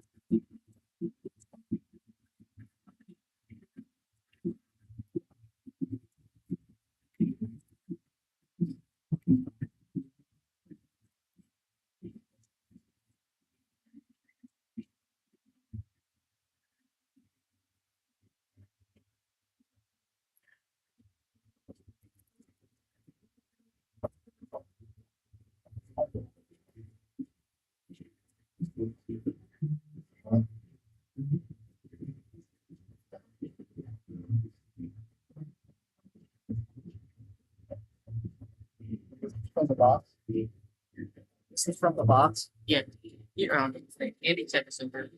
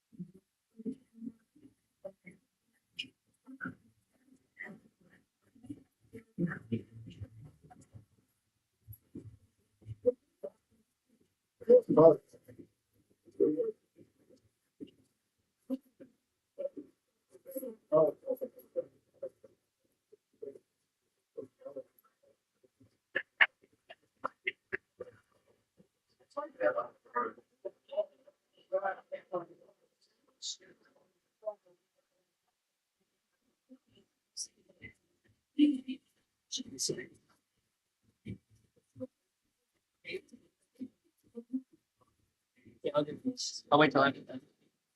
I'll wait till after. Yeah.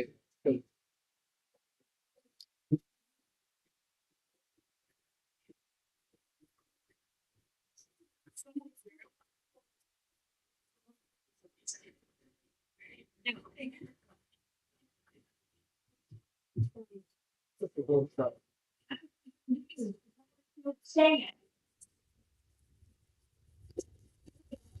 And the field stands. None is up. Meeting is over. Take another look here. Several turns in Alabama. Indeed, the runners out. And Michigan be up to bat in the top of the third. Coming up on the other side of the break. Keep right here on WNBC Sports.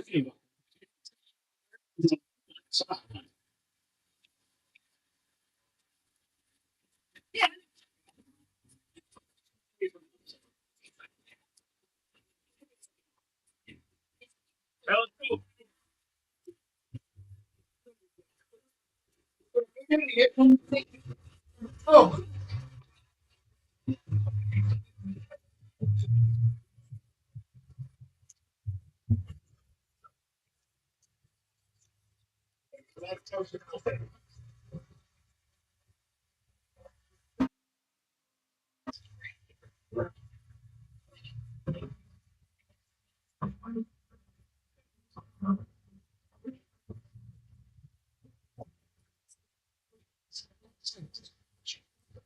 Set this shit up. It's all for them. All for them. Yes.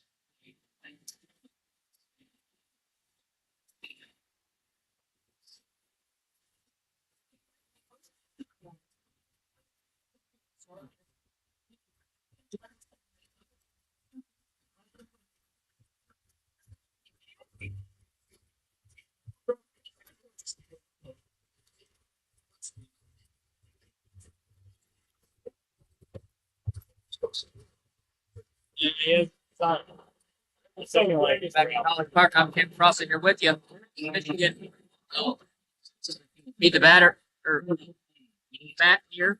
The top of the third. The batter will be Janisa Conway. Conway worked the walk last time up. Looking for more here as be her second plate appearance.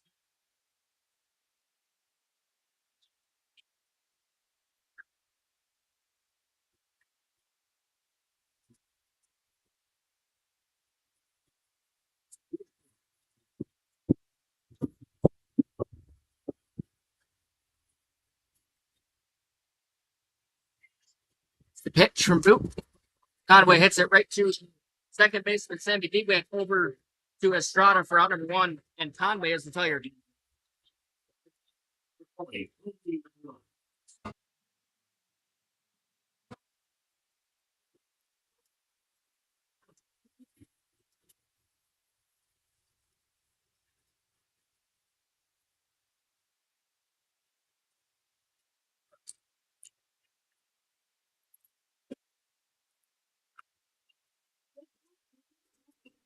that pitch and fouled off the batter in Lily Velamont, the catcher for Michigan. He's 0 for 1 today, grounded up to the pitcher, first plate appearance. He's looking to get aboard the base hit. As he skies that one in front of Go! Season straightaway center field. So the Wolverines, as they head into the lead side, 2-0 advantage for Michigan. And they're getting all over Warrenburg early. On 2 runs. The Wolverines are making extend their lead. 2-0 off the solo shot from Bellman.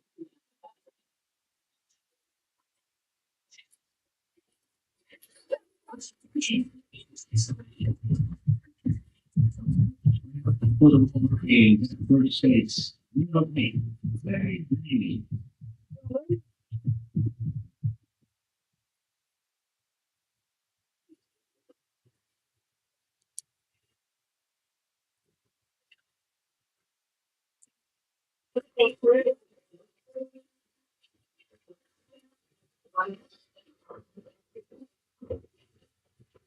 And Maddie Ramey will be the batter for Michigan. She worked a walk last time up. She'll swing and miss on the first pitch of the at-bat from Boot. The second plate appearance today. Michigan fresh off the solo home run by Vallimont. 10th of the season extends the lead to 2-0. And here's the pitch from Boot. Swing and a miss from Ramey. Out the 1-2. Ramey, 5 home runs on the season. 324 batting average. 12 RBIs.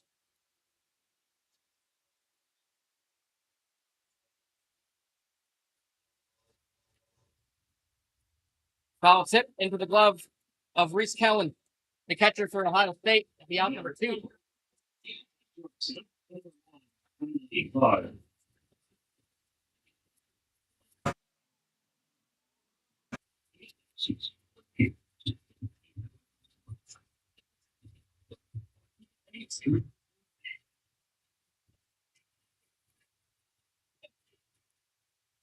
Pitch to Kylie Carr, the new player for Michigan. Carr went down with a ground out first at bat. Runner top to the second baseman, Sammy Bewick. That one is hit the other way. The left fielder and go to the ball. They stayed up two back left field. There's Kylie Carr. Michigan's in business. Runner in scoring position already with a 2-0 lead.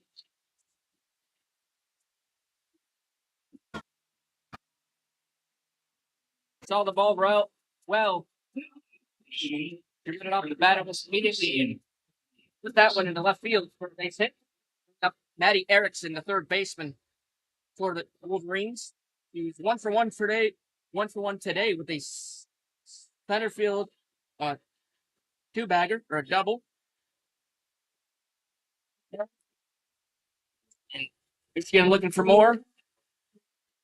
Already up. He's front 2-0. It's a big double there.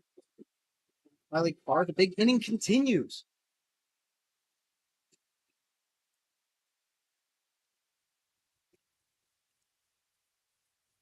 As Erickson will step back into the box. They count 2-0.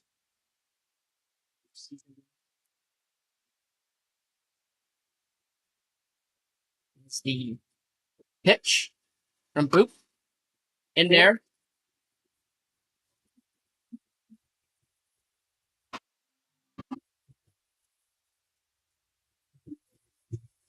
As Erickson looking to keep the inning alive. Already working the 3-0 count. The pitch from Boop. Here's the play. The baseline ball. So Erickson is on first, Par on second. Up the bat and all of that. Please, the catcher swings. All the whole way there. Sneak out of first and more competitive pitches here. Only giving up the 2 runs, but 2 runners on now. Could be dangerous. A lot of them will do a single in her first at bat appearance.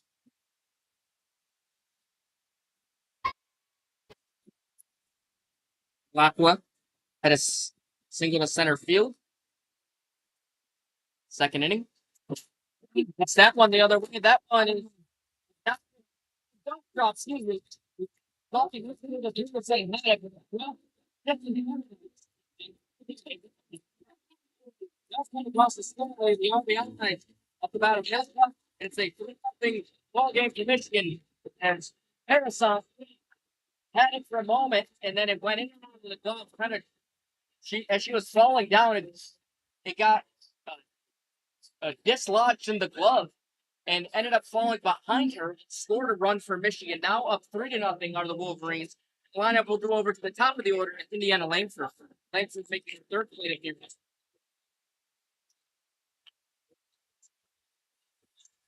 There's runners on the corners for the Wolverines. Yeah, pitching for the Wolverines. The ball game is Michigan leads Ohio State. 2 runs on the board. In fact, it won't be.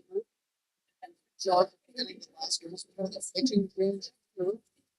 If 2 outs, so 19. State. I mean, if you could take over the pitching duties, get them both. 34 ERA on the 16 record. 236 and irons. Start 29 games. This game with the most.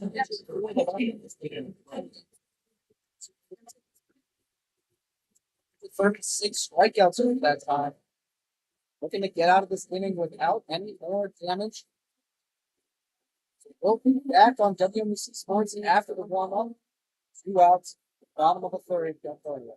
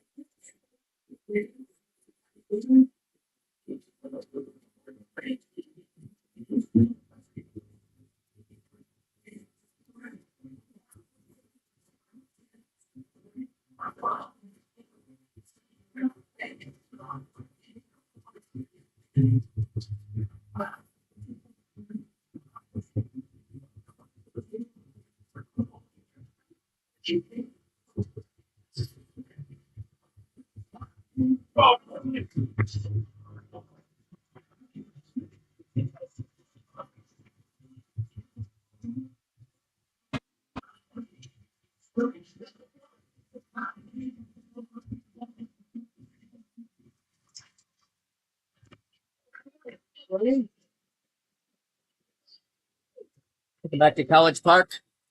Cam Crossett. It's the inning will continue. We'll have 2 outs here. Top of the third. Batter will be the designated player, Aaron Cohen. Cohen, 363 batting average, 29 RBIs in the season, 5 home runs on 33 hits. He will be pinch hitting for Indiana Langford.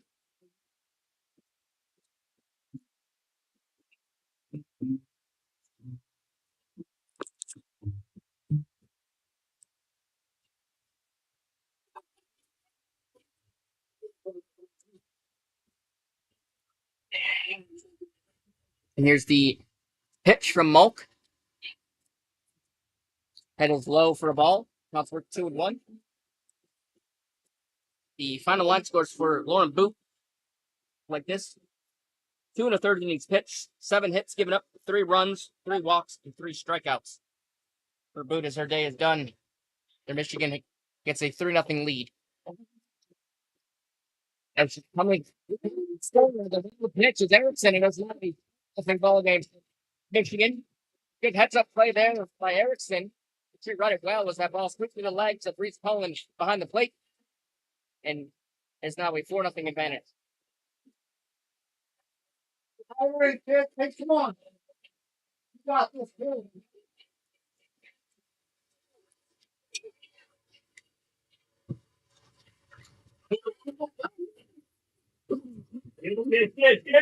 And that is another wild pitch for both. And just right out of Hohen, excuse me, goes down the first. Bring up Laura Butts, who went down with back-to-back strikeouts their first 2 at-bats.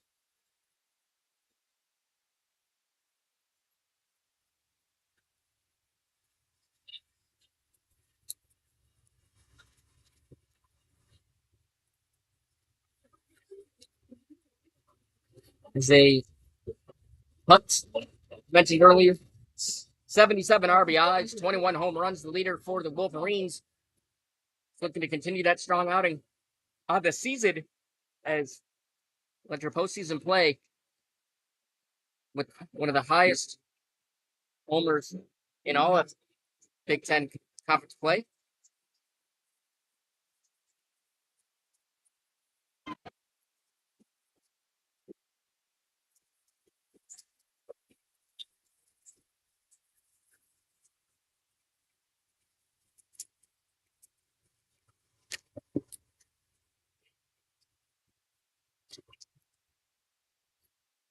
The inning is over. State gets out of it via the ground out and going down to the bottom of the third. It's a 4-0 advantage for Michigan. Keep it right here on WNBC Sports.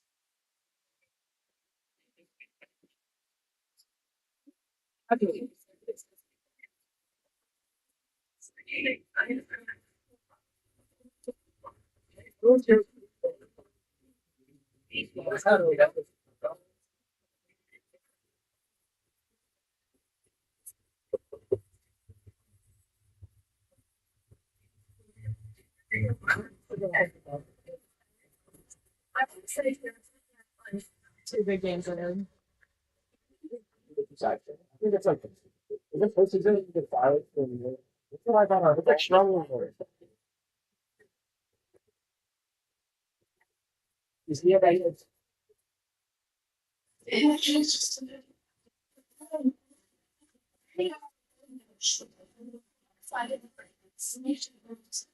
I thought it was a lot better.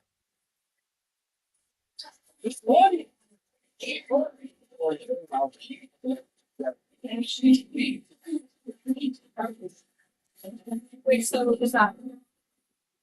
I think I love it.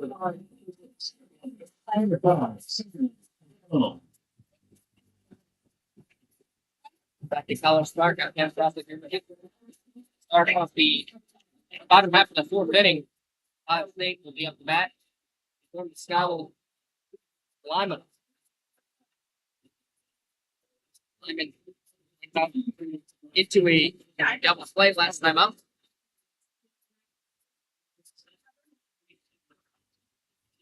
Looks to get on base. The lead on at bat. And Ellis, the third ball. Done a great job so far. No strikeouts, I know, but Williams comes to score for the Buckeyes. Putting up 3 hits. Overall, Just hold down. a decent outing so far for Ellis. Those are Pitch. where she's at. Yang. On his work to 2-0. Lyman has 6 home runs on the season, 357 batting average. OPS at 439, 20 home runs. 20 RBIs, 6 home runs.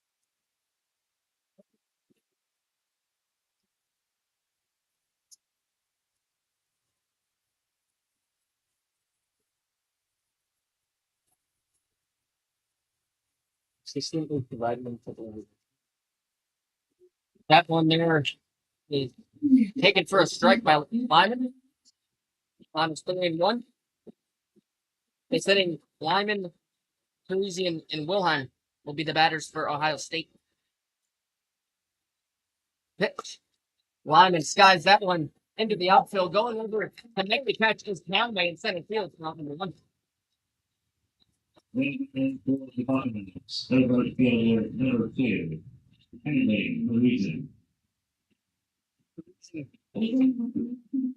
It's the batter for the Buckeyes.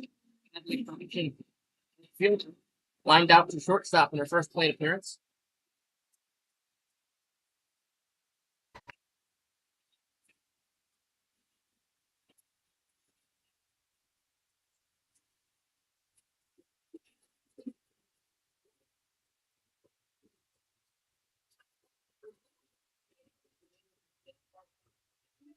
Pitch. Parisian fouls it off to the right side.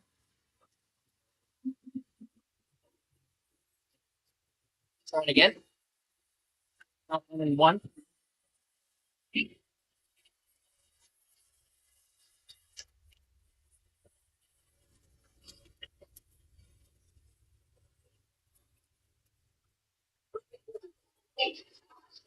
Ellis will wind and throw.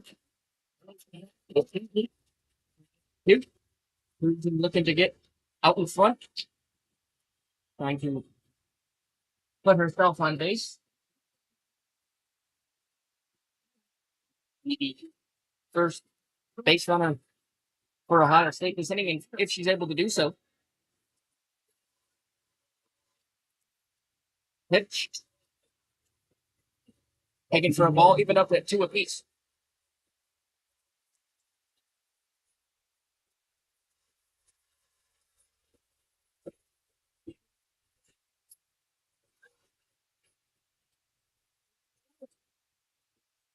Pitch. A little high there. Step out of the way. Gordon getting hit. And he is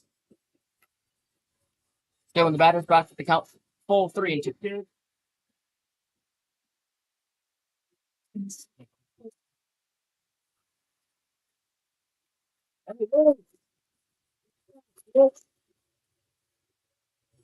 Fouled off by Parisian.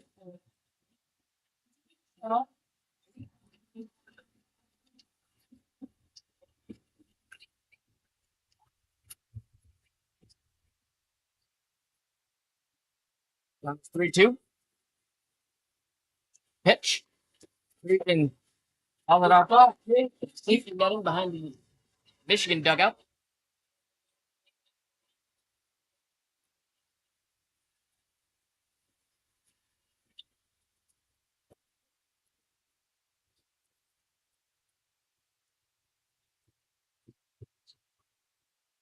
The 9-8 game here in the second game of the 4 games being played today here in College Park. As Parisian works the walk, so she's aboard.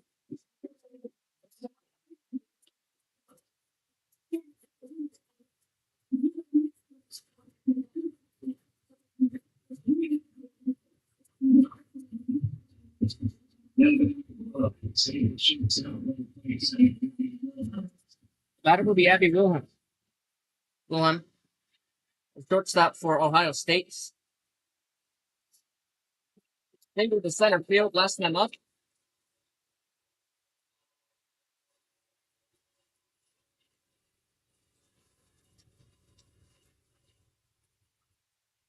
A 338 batting average on the season, 24 home runs, 50 RBIs. That's the second strike.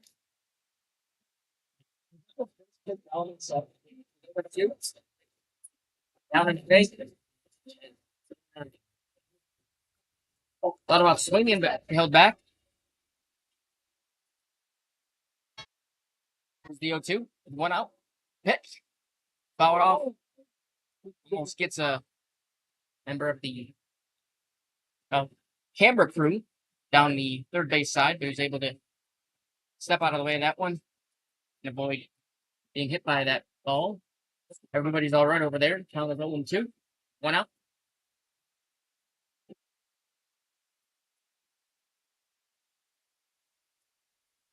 You know, 2. Ellis picked up her third strikeout in the afternoon.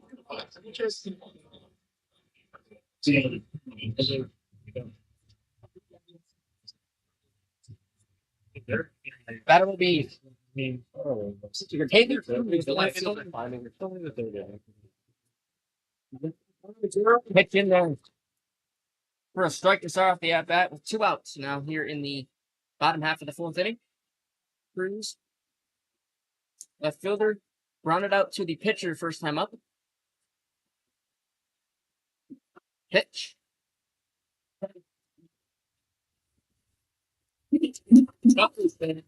Fouled is the call.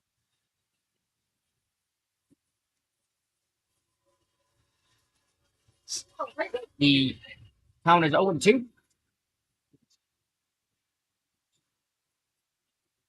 2 outs, the pitch.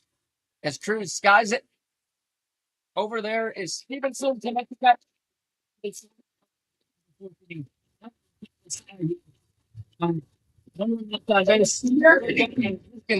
the going back to the 7th inning.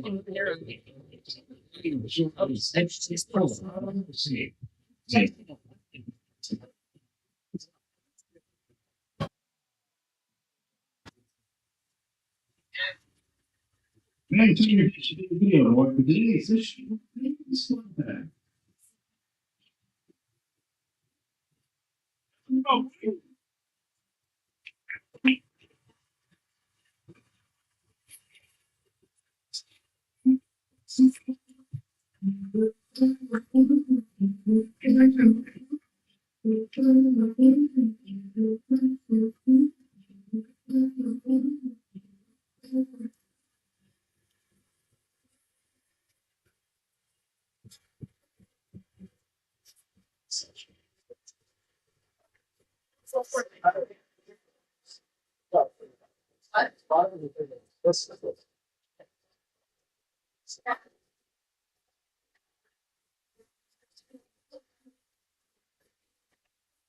Let's go, Tupac.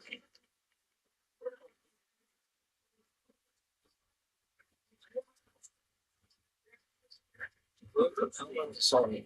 Yeah.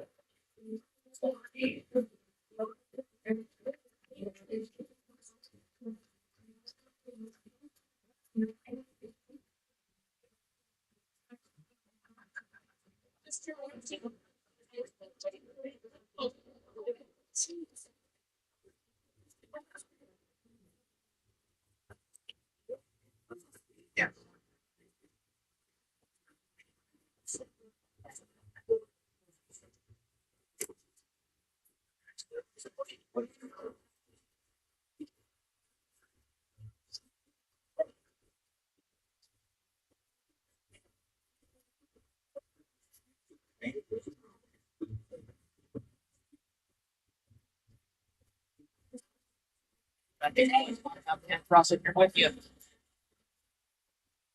Start of the 4th inning. Michigan. Up to the plate. Send Ellis Stevenson, Denisa Conley, and Lily Bellamont to the plate here. Start with Stevenson.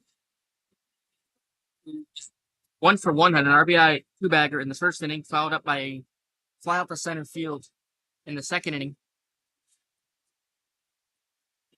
As Molt in there for her 2nd inning of relief.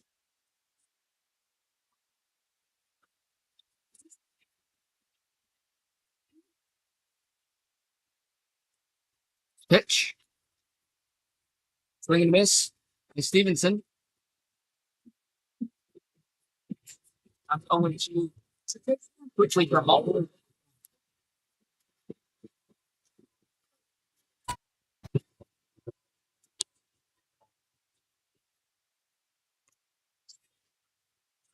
Pitch. Stevenson hits one. A soft grounded to the third baseman Landmesser. Strata, route number 1.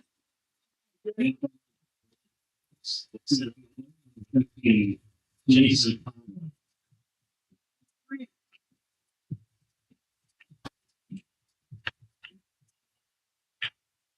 Batter will be Janisa Conway. Conway, the center fielder for the Wolverines. 0 for 1 so far today, but they ground out last time up. And she worked the walk in the first inning.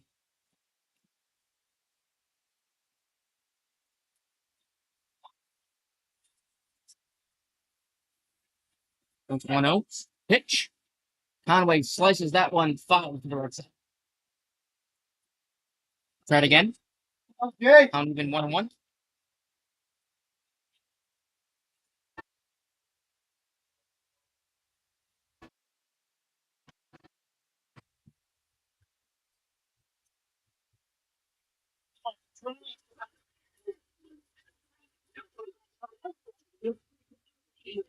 It's the 1-1. Hit from Molt. Laid out by Conway. Count is lifted 2-1. One.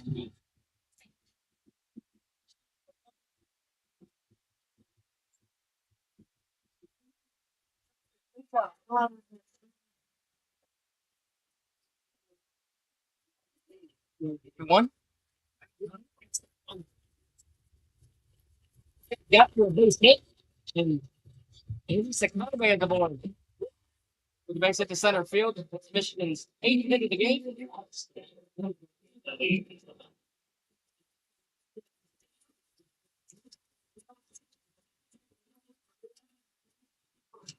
That will bring up catcher Lily Valamont, who hit a solo home run back in the 3rd inning.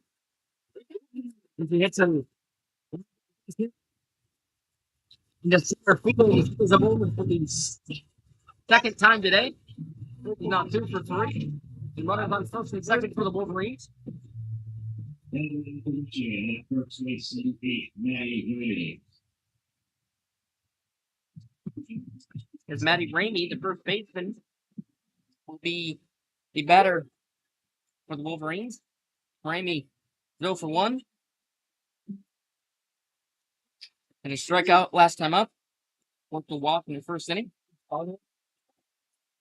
No, I'm going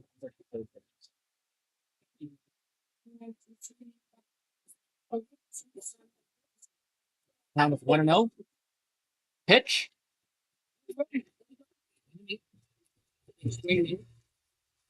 Hold off for a ball. 2-0.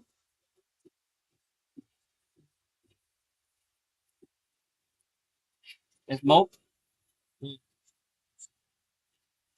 Wind and throw. The pitch. Low. Held off with Ramey. Count to 3 and one out here. Michigan. This has 9 hits so far today in game 2. 4 runs across the plate for the Wolverines. They lead at 4-0. Pitch. Outside. Not a strike, evidently, though. By the home plate umpire.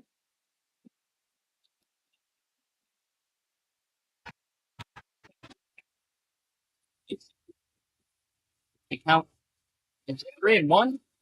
Ramey looking to get on base for the 2nd time today. As he rounds out with a slow roller to home. Did not get the cover of Strada. And he came home to score for the 3rd base. Decent Conway for the 5-0 advantage for Michigan as that error that's going thrown from Wilhelm over the head of Estrada at first base allowed Michigan to add another one, make it 5-0.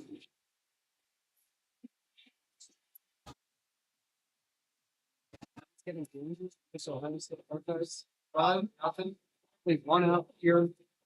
Top of the 4th.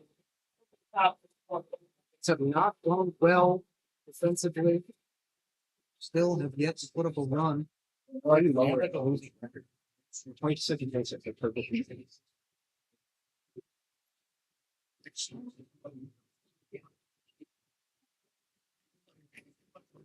Challenge on. Sorry. Today's challenging. Out on the board. Back. The rest of this inning. Sports after this.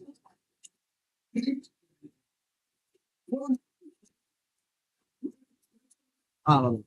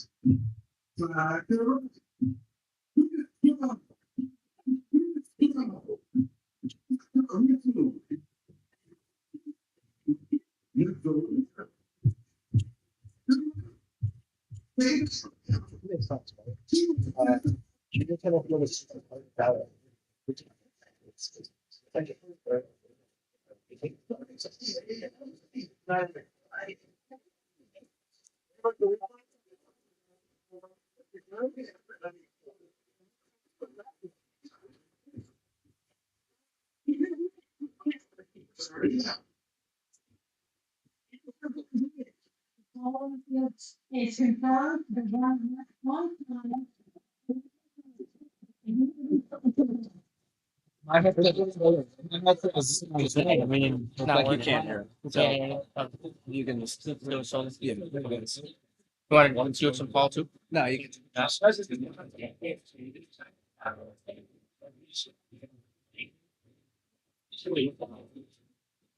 Go back to college start. The Wolverines. Car has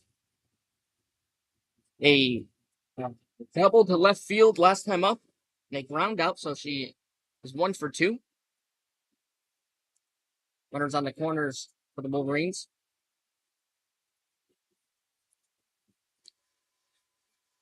Pitch low. Count is to 1-0. Car with 10 RBIs on the season, 3 home runs, batting average of 288.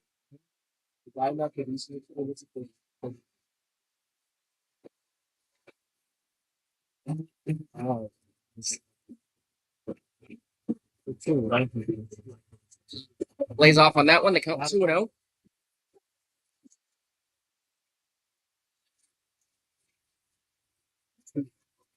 Here's the 2-0 pitch from Mulk. In the middle, right down the middle, a little high. Count is now 3-0, 1-0. The teams are made of.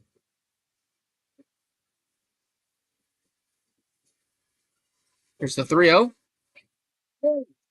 From Tyler's patience at the plate allows her to work the box. The bases are loaded once more for Michigan. Ball. Giving up the base on balls. The second walk of relief. Out comes the Ohio State head coach. Got things over with Mulk. Infield will converse as well. See what happens with Mulk.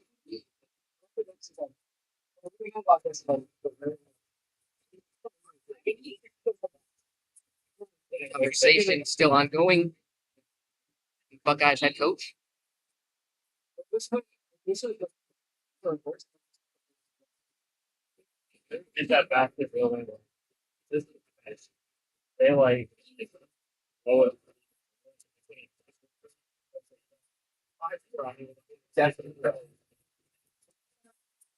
Uncover.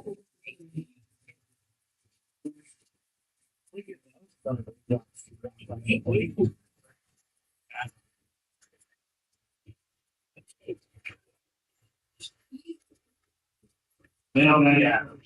Well, I think it's 7 years. As Erickson is the batter for the Wolverines, bases are loaded after that mound visit. Mulk is still in the game. Ball tip off the end of the bat by Erickson.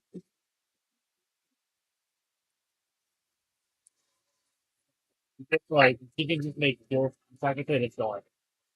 That's what it. I mean, with only one out, Bonnie's got it on. Here's the pitch. 0-1 count. Hit right into the glove of Mulp. Going to the home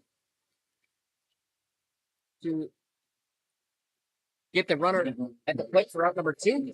If it's up to the home, he's still going. Advance the runners, and then Erickson reads it first.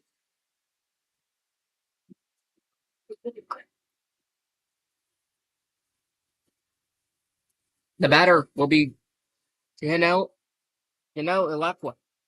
Second baseman for Michigan had a 2 for 2. Had a RBI single to center field last time up and singled in the second inning as well.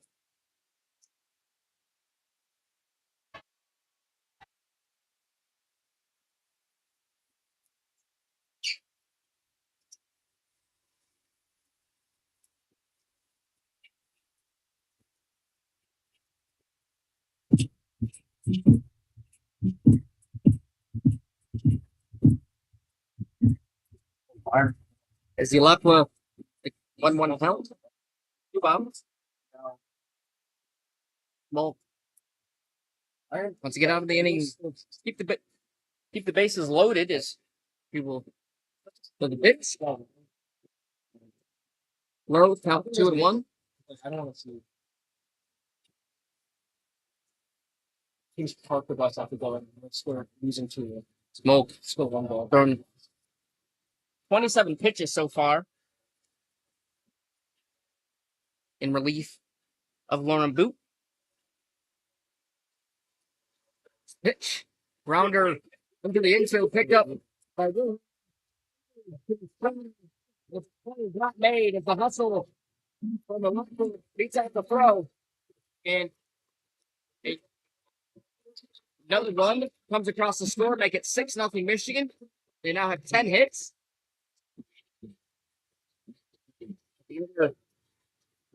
Good single. Very nice single that time. As the run comes across the score.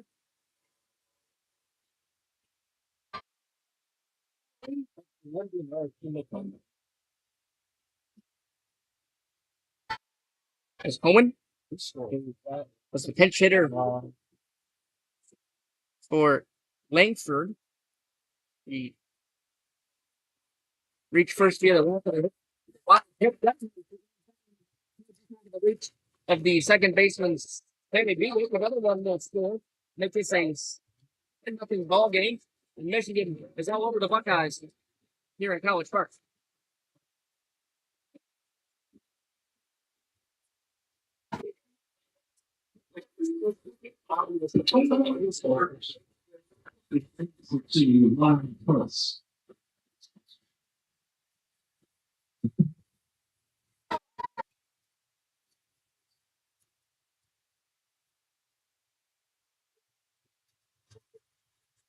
Putz be the batter for Michigan.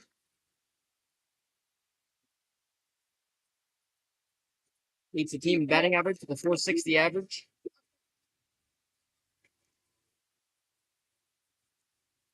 With Putz coming up to the plate, the Wolverines have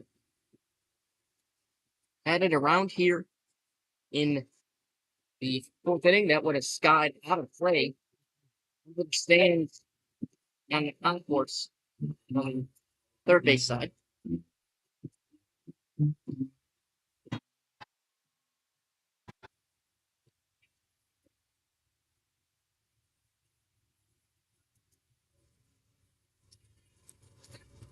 CO2. Low. Count was 1-2.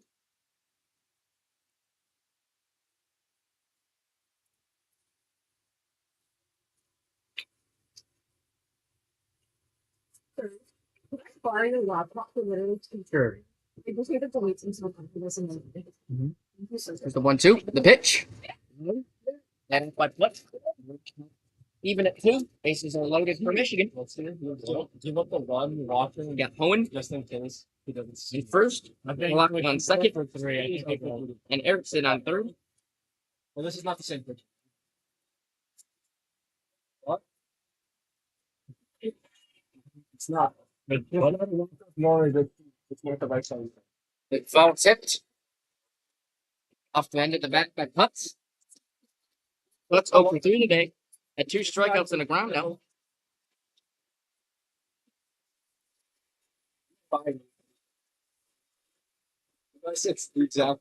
And I said, it's like, oh, we are. It's not in Rosemont, Illinois. This is not Rosemont, Illinois. Not a long time. The 2-2 pitch with 2 outs. Putts hits that. He puts that ball in. And the challenge. Center field coming on the score. And well, from third base. And also, Erickson, in second, is now a 9-0 ball game for Michigan. Next back, RBS singles, the Wolverines. Keep it going. Keep the inning going, excuse me, for them. And it's second time this inning, Ellis Stevenson will be at the plate. For Michigan, she grounded out to shortstop in her first time up this inning. Looking at her 4th plate appearance as Stevenson grounds to Wilhelm. Tammy Bewick at second, and the inning is over after Michigan tallies 4 runs on 5 hits, or 5 runs on 5 hits, excuse me, as they now lead at 9-0. We'll be back for the top of the 5th inning. Excuse me, the bottom of the 4th inning. On WMUC Sports, keep it right here.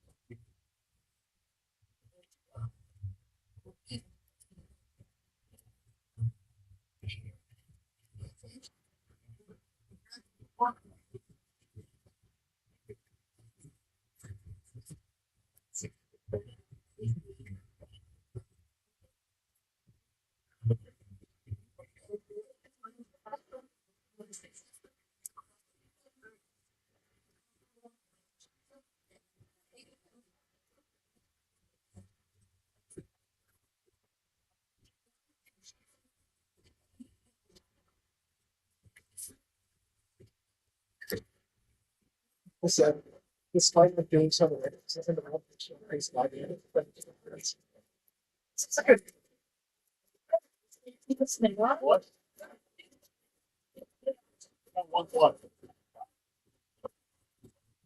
Okay, the same. So, like, you guys said, despite that, so, like, it's even the wolf, Joker's Bible, they were trying to like, it's the best thing, like, I mean, you know, right?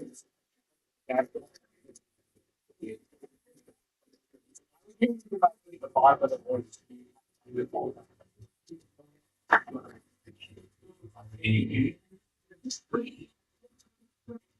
I've got somebody being firefighting.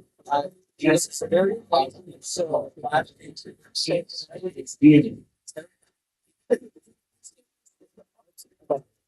Yeah, it's usually done here. Yeah, I can finish out this game, and then, like you said, tear down and get to build it. Appreciate it. Yep. Sorry about all this. Welcome back to College Park. Bottom of the 4th inning underway. 9-0 score. Michigan out in front. Sammy Bewick was the batter. She grounded out to the third baseman Erickson, side across the diamond to Ramey for out number 1. Batter is Kiki Estrada, first baseman, popped out to the third baseman Erickson in the first plate appearance.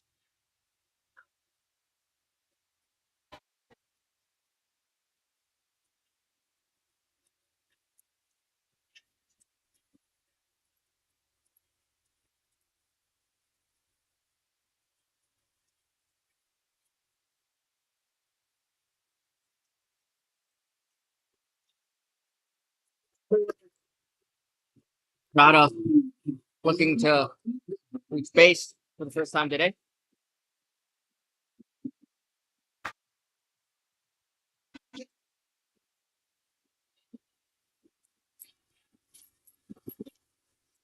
Pitch. Estrada fouls it off the end of the bat. Try it again. Count remains 0-2 with one out.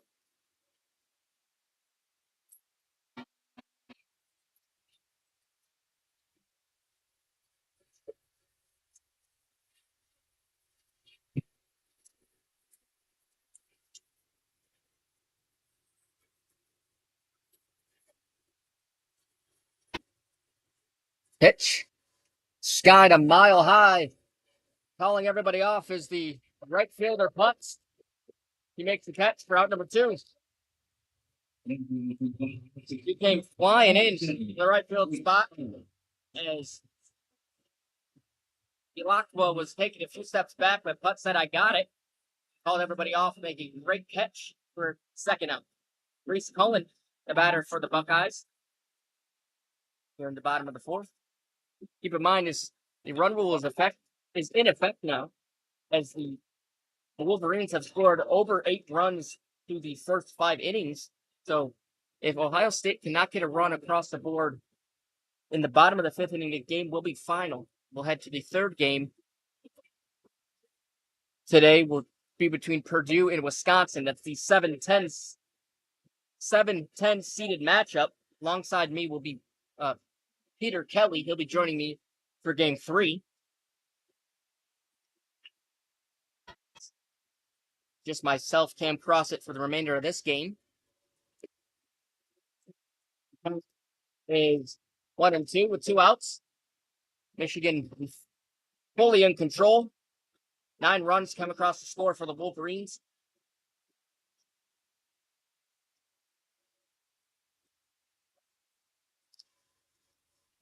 Tip in the glove for Cullen, and we head on top of the 6th inning.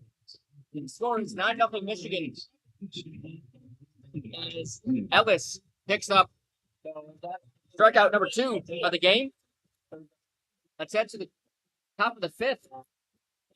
As mentioned, Michigan out in front, up by 9. Keep it right here on WNBC Sports.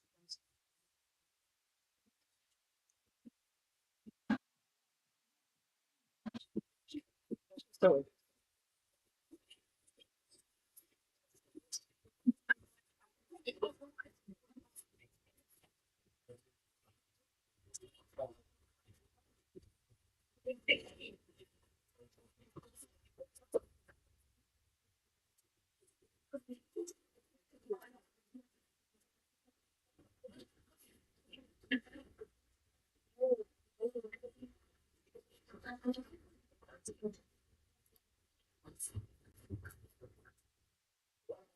Definitely one of those like It's working now. I think I'm just going to take it off.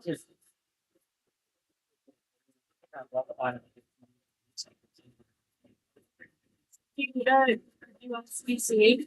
Yeah, but you're using it. I would have done them with me. I have a US.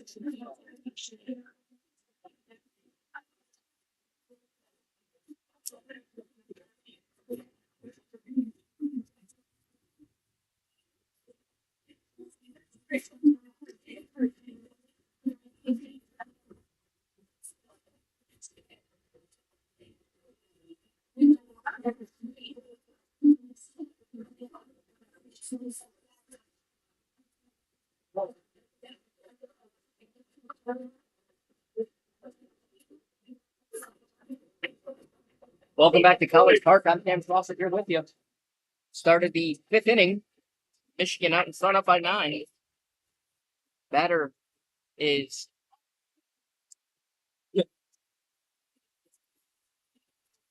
Janisa Conway, the center fielder, but last time hit a single to center field. He is 1 for 2 today. Marks a walk in the 1st inning, now to the second baseman. 2nd inning, and then lastly in the 4th inning, she had a single to center field. As both still in the game for Ohio State, after giving up 5 runs in the last inning, which broke the game wide open for Michigan. It's Conway with a half swing there. Kind of 1-1.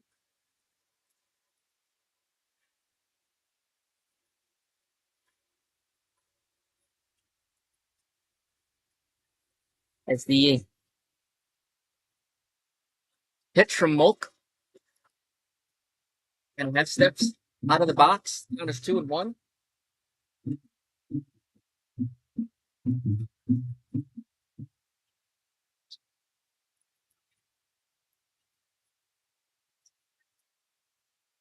Pitch. Conway slices that one in play. Takes a one hop in right field for a base hit. So Conway is aboard with back-to-back singles. This time to right field. He goes the other way. 2 for 3. They bring up Lily Vellamont, the catcher, who is 2 for 3. Had a solo homer in the 3rd inning, a single to left field back in the 4th inning. Mulk still in the circle for Ohio State. Throw her 40th pitch of the game just now, as she's given up 4 hits on 5 runs, had 1 walk or 1 strikeout. Vellamont, as just mentioned, had a homer and a single to left field. 12 hits for Michigan today. On 9 runs. On the other side, Ohio State with just 3 hits and 0 runs, 4 errors.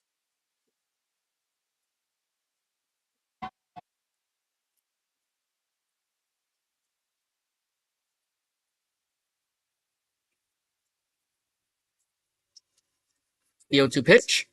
Bellamont grounds that one to Wilhelm across the diamond to Estrada. Trying to go back the other direction to get Conway at the base, but he decides to hold the ball in the glove at first, so just a 1 out there. That soft grounder. Maddie Ramey, batter for Michigan. Ramey reached on an error last time up, had a strikeout and a walk.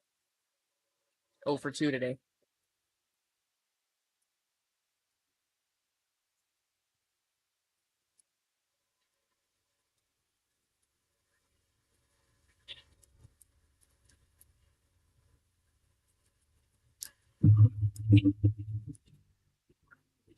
As mound visit, time is called by the catcher, Reese Coley. Going to go out to talk to her pitcher, Mulk, on the mound. Joanna Mulk. Pitch count upwards near 50 so far, just through 3 innings. In relief of Lauren Booth.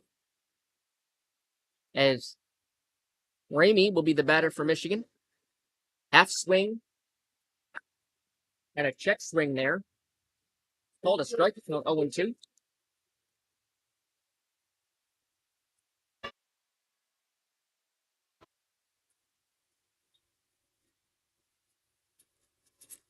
Pitch. That one is fouled off the end of the bat by Ramey in front of the Michigan dugout. Estrada picks it up, throws it back in play.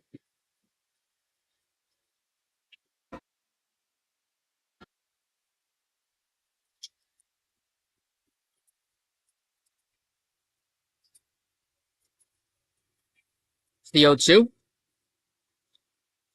Pitch. Gets Ramey a swing and miss for out number 2. That is Mulk's second strikeout for relief outing.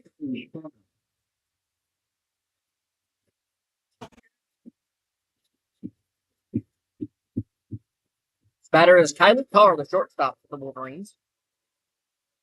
Carr, 1 for 2. Lead off 2-bagger. Last time up. Ground out to Mulk, who flips underhand to Estrada to retire the side. This is the last chance for Ohio State. They trail by 9. Keep it right here on WNUC Sports. We will move these on 1 error, he's 1 left on base. We go through 5 receivers. Ohio State, 0.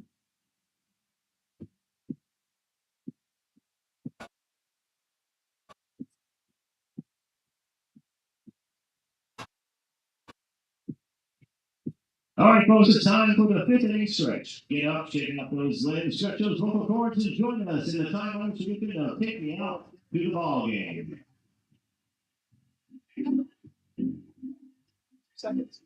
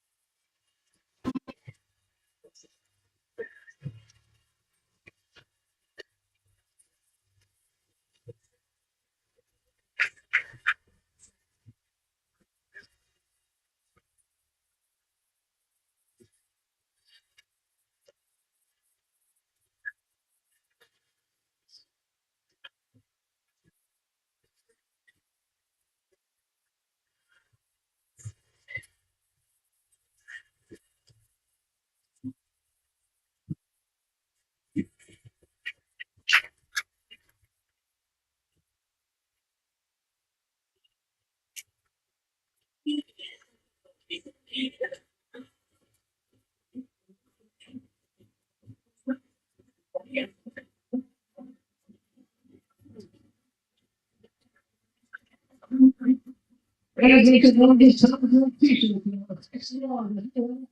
T-shirt.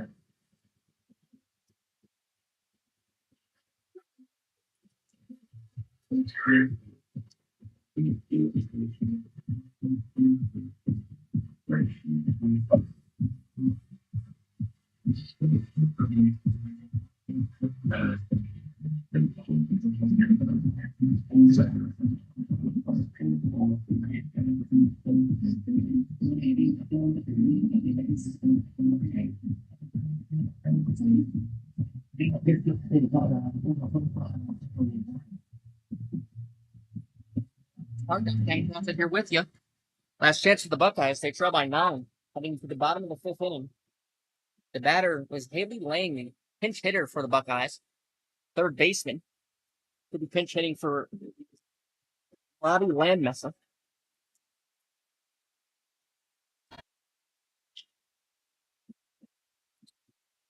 As that one is in there for a single to center field off the bat of Lang. He is 1 for 1. Outing for the Buckeyes today. Batter will be designated player is Easy, Neil. Neal. 1 for 1 today. Just on a single the first time up in the second inning. The pitcher is Gabby Ellis. She is still in the circle for Michigan. Only thrown 57 pitches so far today for Ellis. No runs, had 4 hits, having a great afternoon at on the mound. And she slow roller to Erickson. Strong throw. Hustle by Neal. Beats out the throw by Erickson. She's aboard. So Ohio State a little rally. Runners on first and second here in the bottom of the 5th. They know what's at stake. The back-to-back champions. A lot of continues. They at least want to get it a little bit closer than they are now. You know, not having a run so far here in the game. That's exactly not what they expected at all going into this game. You know, being the back-to-back Big Ten champions. And also facing this Michigan squad, you know, even the team going into this, it was on paper a 9-8 seed game. If you look at things now, you're not gonna. You would say this is more like a 12 seed, something along those lines. It's not the way Ohio State had in mind, and just a lot of the credit is due to Ellis, the pitcher for Michigan, and she is having a great day on the mound for the Wolverines. The batter is Skylar Lyman. 0 for 1 today. Center fielder. Pull out to the center fielder last time up. The 3rd inning. And it's 1-1. Michigan fans are still in attendance and cheering on their Wolverines to a 9-0 advantage. And if Michigan, presumably they will hold on this one, they will face the Cornhuskers of Nebraska tomorrow. First pitch beginning at 1:30 p.m. Nebraska enters this one as the number 1 seed in the tournament. We already have the first matchup of the day tomorrow between Washington and Indiana beginning at 11 a.m. The pitch from Ellis, taken for a ball to count 2-2.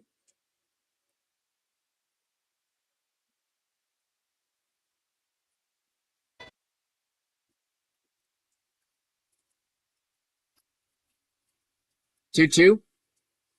Pitch. Lyman skies it. Straightaway center field. Turning back on it is the center fielder, Conway, who makes the grab at the wall. They keep the runners at bay for the first pitch. Got a grab there by Conway. Number 2, Hadley, Parisian. Now the lineup is due over to the top of the orders. And Hadley, Parisian. 0 for 1 today. A line out for the shortstop. So he gets the walk.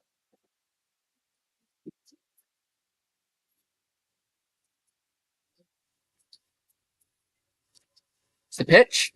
Friesen fouled it off in front of the Michigan dugout. Looking to keep the inning alive. Now round into a double play. So Friesen will finish this off. The count 0-1. 12 hits across the board for Michigan on 9 runs, 5 hits on no runs for Ohio State. Friesen skies it. Coming over is the left fielder Stevenson for out number 2. One of those played at third base. And the last chance for the Buckeyes.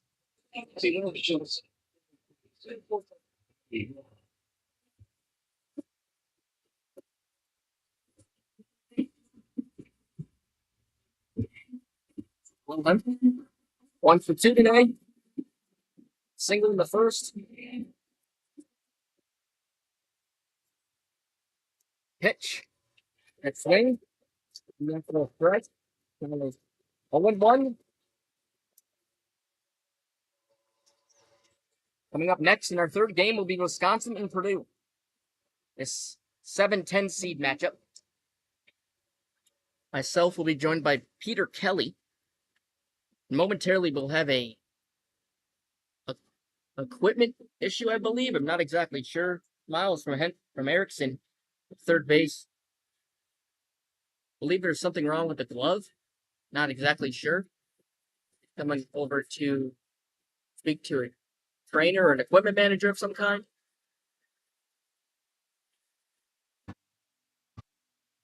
And I actually think it's a shoe problem. It does have the glove in her hand. It's just a tape job for Erickson. Is something else about bothering her. Tape the right leg. Back at third. The inning will continue with 2 outs. 0-1 the count to Wilhelm.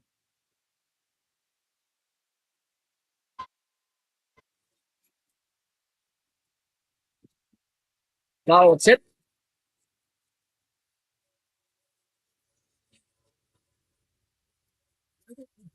The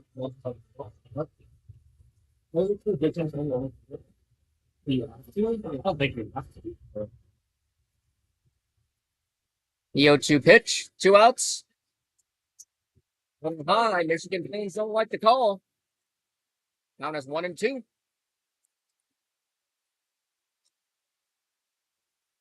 Wilhelm and the Buckeyes down to their final out. Possibly their final pitch. Here's the 1-2. Fouled into the stands by Wilhelm.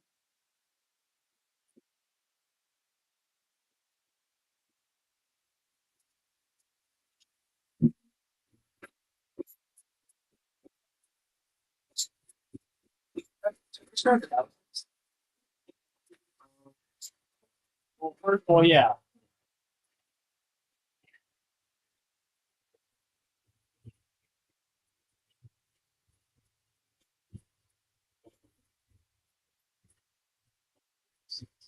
Called. Yeah. Both players on the top step of the dugout. for Michigan and Ohio State. Wilhelm in the batter's box, 1-2 count, 2 out. The pitch followed off in front of the safety netting, and that was good thing the safety netting is there because that was shot out of a cannon by Wilhelm, and that one was headed into the seats along the third base side.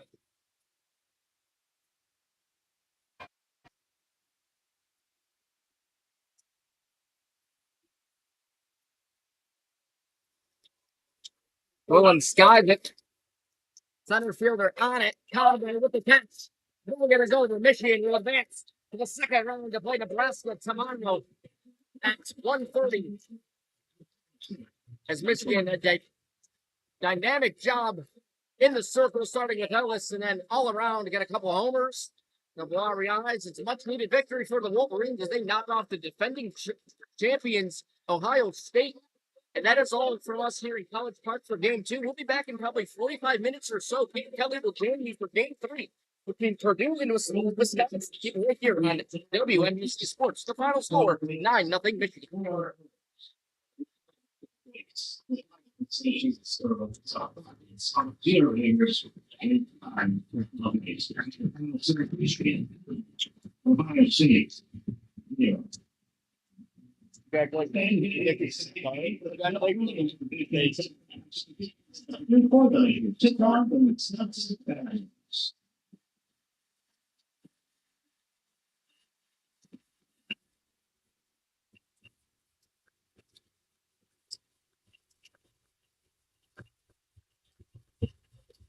Basically, it's a short. Everything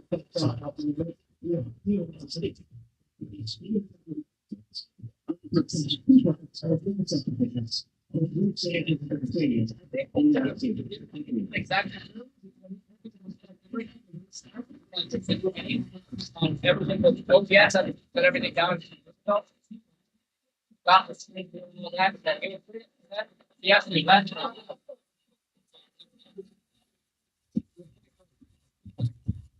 I think Andy must have. He set it all up this morning. I don't know if it was put in correctly or not, but I don't think so. Yeah, I feel bad. I feel really bad actually. But I offered him the rest of the game, and he didn't want it. Yeah, it is. Coming back this week. Not today. So that's not as bad, is it? Okay. Plug everything. That sucks. Yeah. That's too bad. No, it does. And I felt really bad. I mean, I offered him the rest of the game. Yeah. Yeah.